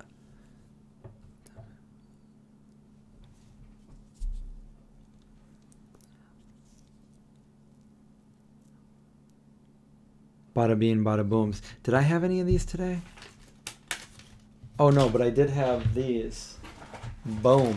I had some of these. Organic cacao. All healthy ingredients. No sugar.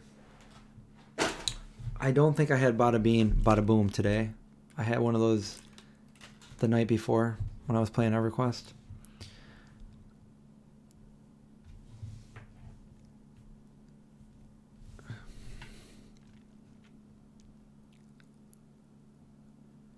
Chris, I hear premiere videos get less views.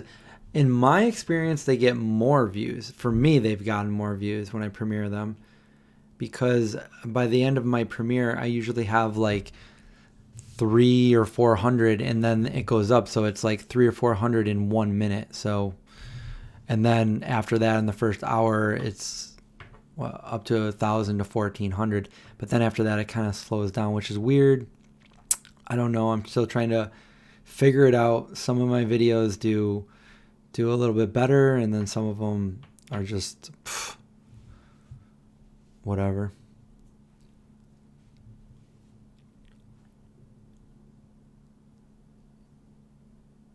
Yeah, I think Marmaduke. I think it's the way you store that memory. Like I can just eat whatever today, and it's just not really that big of a deal. But if I have an amazing memory as a child that will last forever, then I remember everything about it.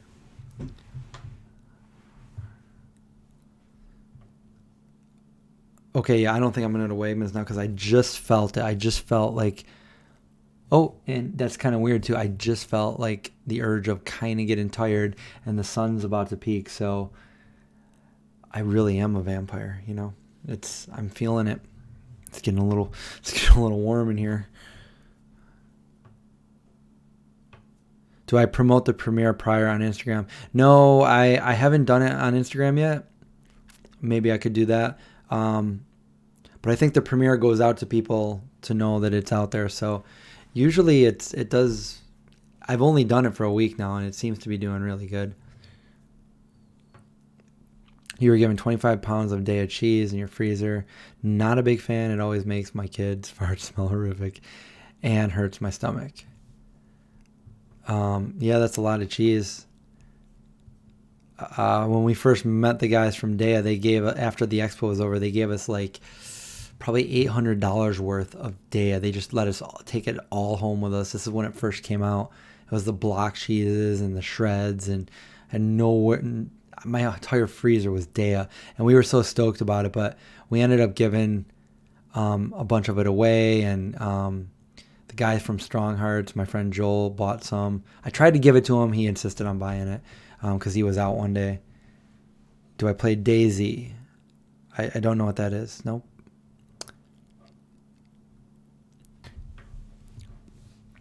Daiya is evil. Daiya used to be owned by a couple of vegans from Canada, but they sold the company. The vampire is talking. Can you guys hear me okay, even though I'm talking very low? I'm right here in the microphone. I'm on the left, and now I'm on the right. That's how they do the those ASMRs.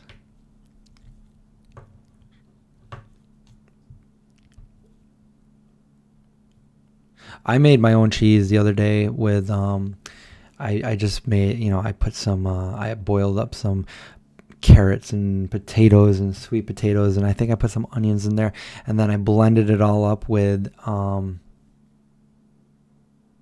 beaming face with smiling eyes. Oh, and then I blended it up with some nutritional yeast, and sounds weird, but I had a little bit of olive juice because we used all the olives. There was still a little bit, put a tiny bit of olive juice in there, blended that up, got a really nice cheesy sauce. When am I starting what? Oh, the SMR. The mic is good. I've always liked mics. My dad had a mic when I was, he's always had one for his movie cameras. And I remember being real little, about 4 years old, and taking the mic and just like talking into it. And like I would watch the the news guy on the news, and he'd be like, more at 6, and I would just take it and I would just look in and I'd just start talking, and I would say like, oh, words, and I would just sit there and talk into the microphone as words, and stuff like that. And it's weird too because I hate my voice, but yeah, I used to do that when I was little.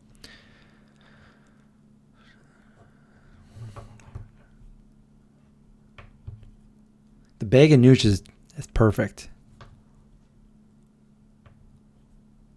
Apocalyptic zombie survival game. Hey, it sounds awesome to me.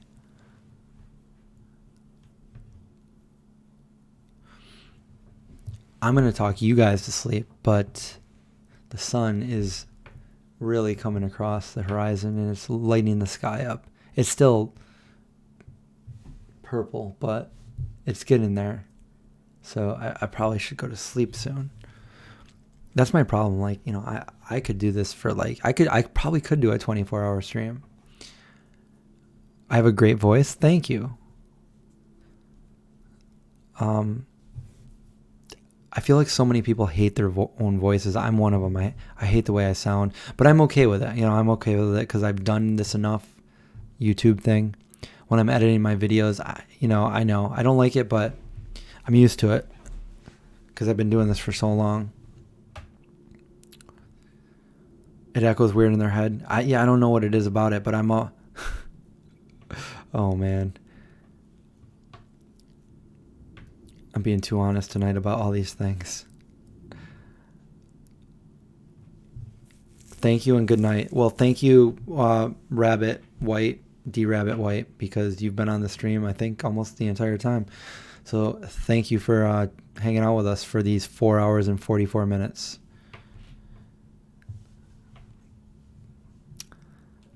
Yeah, I think so many of us can relate about not liking our own voice.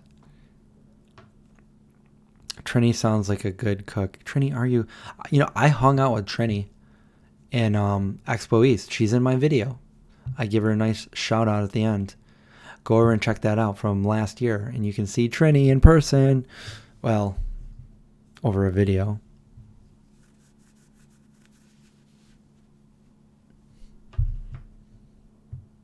She was with me when we went to go to the Trini. What was it? We were the influencers panels, the influencer panel, and they wouldn't let me in, and I'm like, wait, I can't get in. They're like, no, you're not signed up, you can't get in. And you said there was like a whole bunch of empty seats there. It was funny because then I turned around, I'm like, all right, that's okay. And I was walking away, and then somebody's like, oh, hi, Chris. And I didn't know them. They were just like, they saw me. Or maybe they were talking to their kid. I don't know. It's funny though. No evil thing. Ooh, no evil thing. Oh, what? Oh, you showed me the donut that No Evil had. The No Evil donut. Oh my God, that was so good. I looked at that picture today too. That's funny.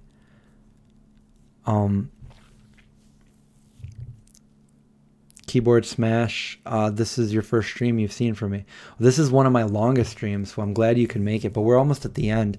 We've been on for 4 hours and 46 minutes. We've talked about just about everything on this stream. I don't even know what to label this. I mean, it started out as like, oh man, we've talked about so many different things. Was Jasmine there? No, Jasmine was not there. If you're asking about my Toronto trip, no. The voice in your head has a Russian accent. All I have to do is squeeze. All I have to do is scream. Like that? That's not a good Russian accent. I'm just tired. What movie is that, by the way?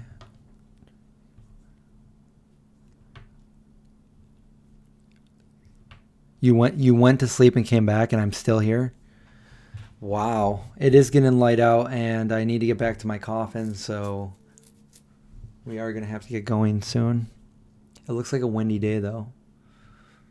But it's not snowing, so that's a plus.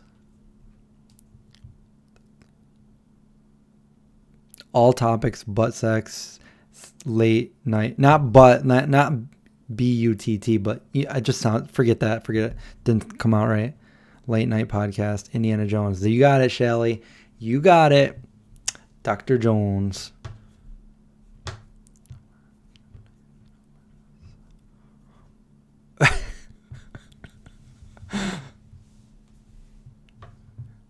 What's for breakfast? I don't know. I'm going to bed.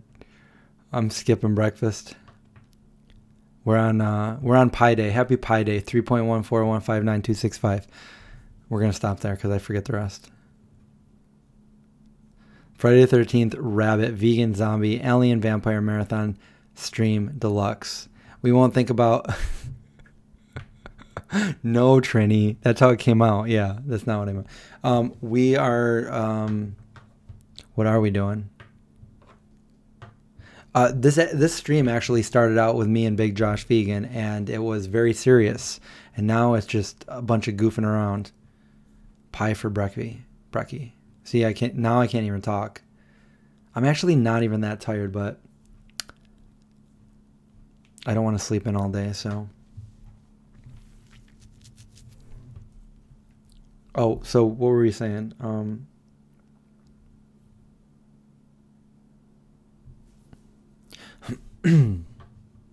Shelly sauce. Oh, battery exhaust again. I think that's a clue.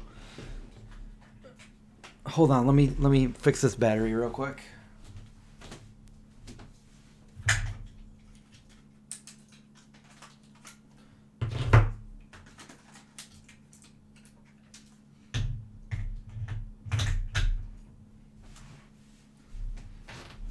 There we go. People are going to get upset that this stream is so long because some people think that they have to watch every video, but I mean, this is 5 hours long. Nobody's going to watch this. I mean, maybe somebody will. Am I going to do another cookbook? I do. I do want to. I want to make a trilogy of it, and I wanted to, continue the story of the vegan zombie. So, but I've talked about that. So the first one was Cook and Survive, and I want the second one to be Cook and Thrive with a bunch of healthier recipes in it. So the first one was mainly comfort foods, and I want the second one to be like more healthy vegan foods.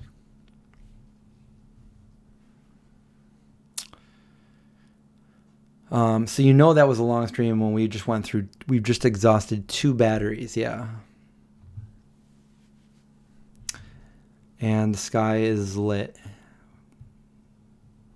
It's light out. Does the internet really want me to go to sleep? Because we still have 60 people watching. 59, come on.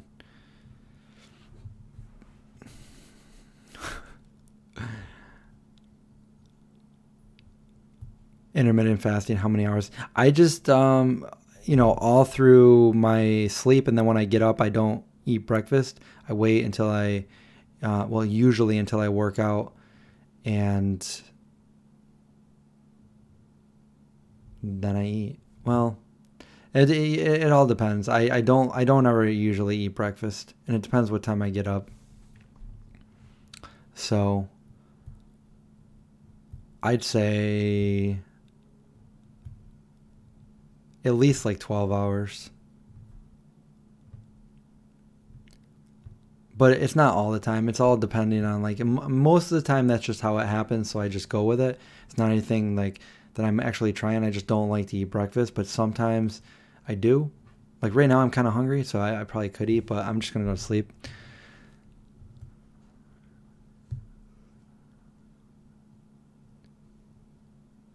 This probably could go on forever. I could just go to sleep, and then Josh could come in and do this. Josh actually, see, I can't even say his name now. He actually wanted to do a stream earlier too on his channel, but he was way too tired because he didn't really get much sleep after working his huge shift.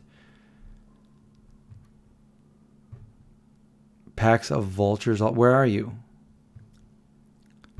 Mel, you're leaving. Are you like getting ready for work as this is happening? I gotta find, I'm supposed to hang out with Craig. I'm supposed to do a video with Craig. If I'm not doing anything today, maybe today or tomorrow.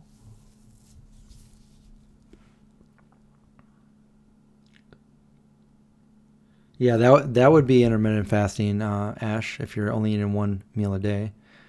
So how long does it take you to eat the meal?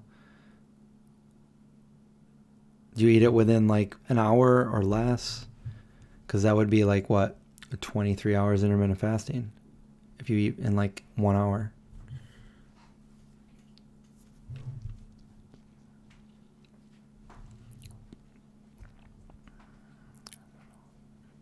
You have to go to work in retail. Oh yeah, I used to work in retail.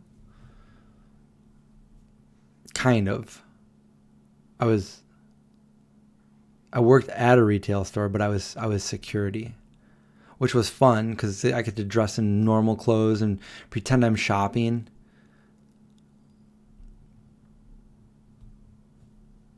So that was fun.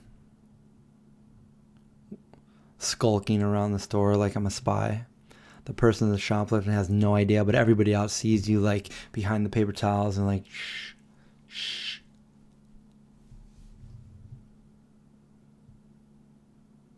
Did my veterinarian approve VDog?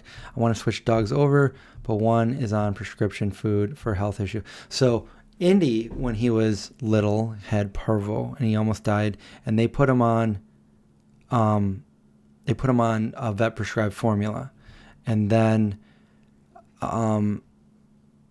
nothing was working. So for the first year of his life, he was on that, and then I went ahead and put him on a vegan formula.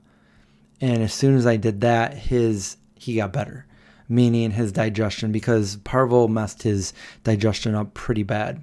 So when I put him on vegan formula, which it wasn't VDog, by the way, because this is 8 years ago, he got better. And so I had him on 2 different vegan formulas. It was Nature's Recipe and Natural Balance at the time. And I did notice that he still had he had a rash. He would always have a rash that he was always itching at and stuff. So then I found V-Dog, and I tried V-Dog. Now, V-Dog is a premium dog food. It's hypoallergenic, and his rash went away.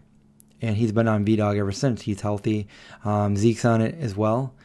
And the vets, so yeah, V-Dog is vet approved, but V-Dog, the vets I went to, I go to a team of 5 vets, and they all said it was, completely fine what he's doing. He's healthy, and keep him on what he's on. And he hasn't had any health issues. So when we got Zeke, I took them both to the vet, and I hadn't taken Indy to the vet in a little bit. So we took him again, and there was a new vet there, and she was like, looking at Indy, and I was like, just so you know, like he's still eating all plant-based vegan food. And she looked at me and she goes, is he vegan because you're vegan? And I mean, what's the answer to that? It's like, well, technically, yeah. I'm vegan, and yeah, he's vegan too. He's on vegan food. And she couldn't even look me in the eye. She basically looked down and said, dogs can't be vegan. Dogs need meat. And I'm like, now I'm in a very awkward situation because I'm not a veterinarian. I'm not a qualified vet, but I know that she's wrong. And she is a qualified vet, but she's definitely wrong. So I'm like, that's not true. And, V-Dog formula is a premium dog food. It's a very healthy dog food. It's got everything they need. And, you might want to talk to one of your other colleagues because they've already said it's completely fine. Everything he's on is completely healthy. And then she's like, oh, it's a formula that you buy? I'm like, yeah. She's like, oh, I thought because you're vegan, you were just like feeding your dog vegetables. I'm like, well, no, I give them a formula with everything that they need. So she definitely was, not. I just don't like it when like vets are, they're the qualified ones, and then they're going to look at you like, who are you telling me, that I'm wrong when I'm the one that's got the degree and the qualifications and everything, and you don't have any of that. But, I know what I'm talking about, and, there's a lot of vets that approve V-Dog, and it's got everything a dog needs. So in short, yes. And the other vets there already know that he's vegan, and they're okay with it, and they're good with it.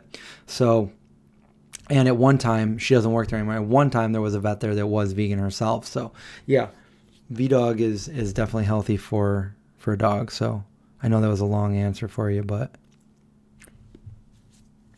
exactly. Yeah, you're right, AJ. A lot of human doctors, yeah, they also say you're wrong with like when you tell them you're vegan and stuff. Like, for instance, Josh's doctor said a vegan diet would not do anything for his diabetes. And 2 months later, he's not even taking his medicine. His blood sugar is perfect.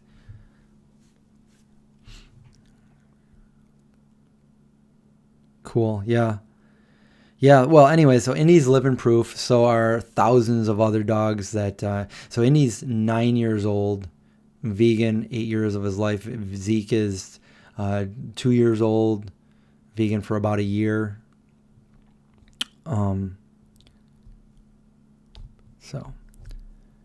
But you can contact V-Dog, and I think they can put you in touch with different vets and stuff. So if you even have to, you could like have one of their vets probably call your vet and say, everything with this formula is completely healthy for dogs. They get all the nutrition they need from here. And not to mention one of the oldest living dogs that made it to the Guinness Book of World Records was a vegan dog. named Brambles, 27 years old, 27 human years. That's crazy. Can VDog be bought in the UK? I'm not sure if it can be bought in the UK. There are a couple brands. There's VDog, and then there's Wild. What is it? Wildlife or Wild something. So yeah, but oh, that's sad. Ricky Gervais just lost a 17-year-old cat. You know, when your animals, Wild Earth, yeah. When your animals have been with you for that long, it's like they're part of your family, you know? I mean, Indy's part of my family. Zeke, on the other hand, no, I'm just kidding. Zeke's cute. Zeke makes up for being bad by being cute.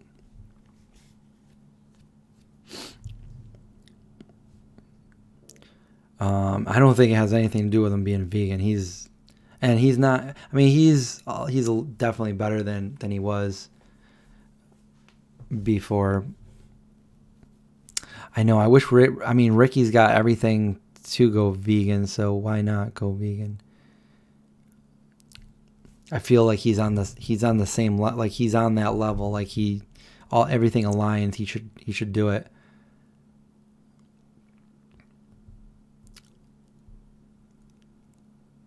Vegan problems. Your arugula salad. Now I'm getting hungry.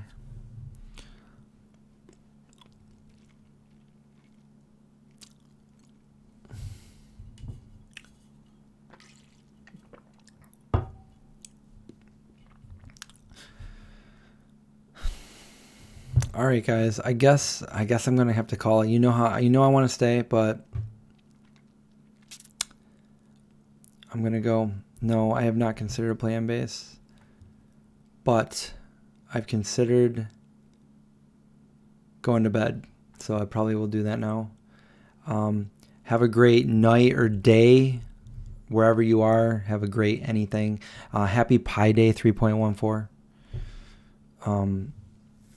And watch out for zombies and stuff. And I'll see you guys next time we do this, or next video I put out. Anyway.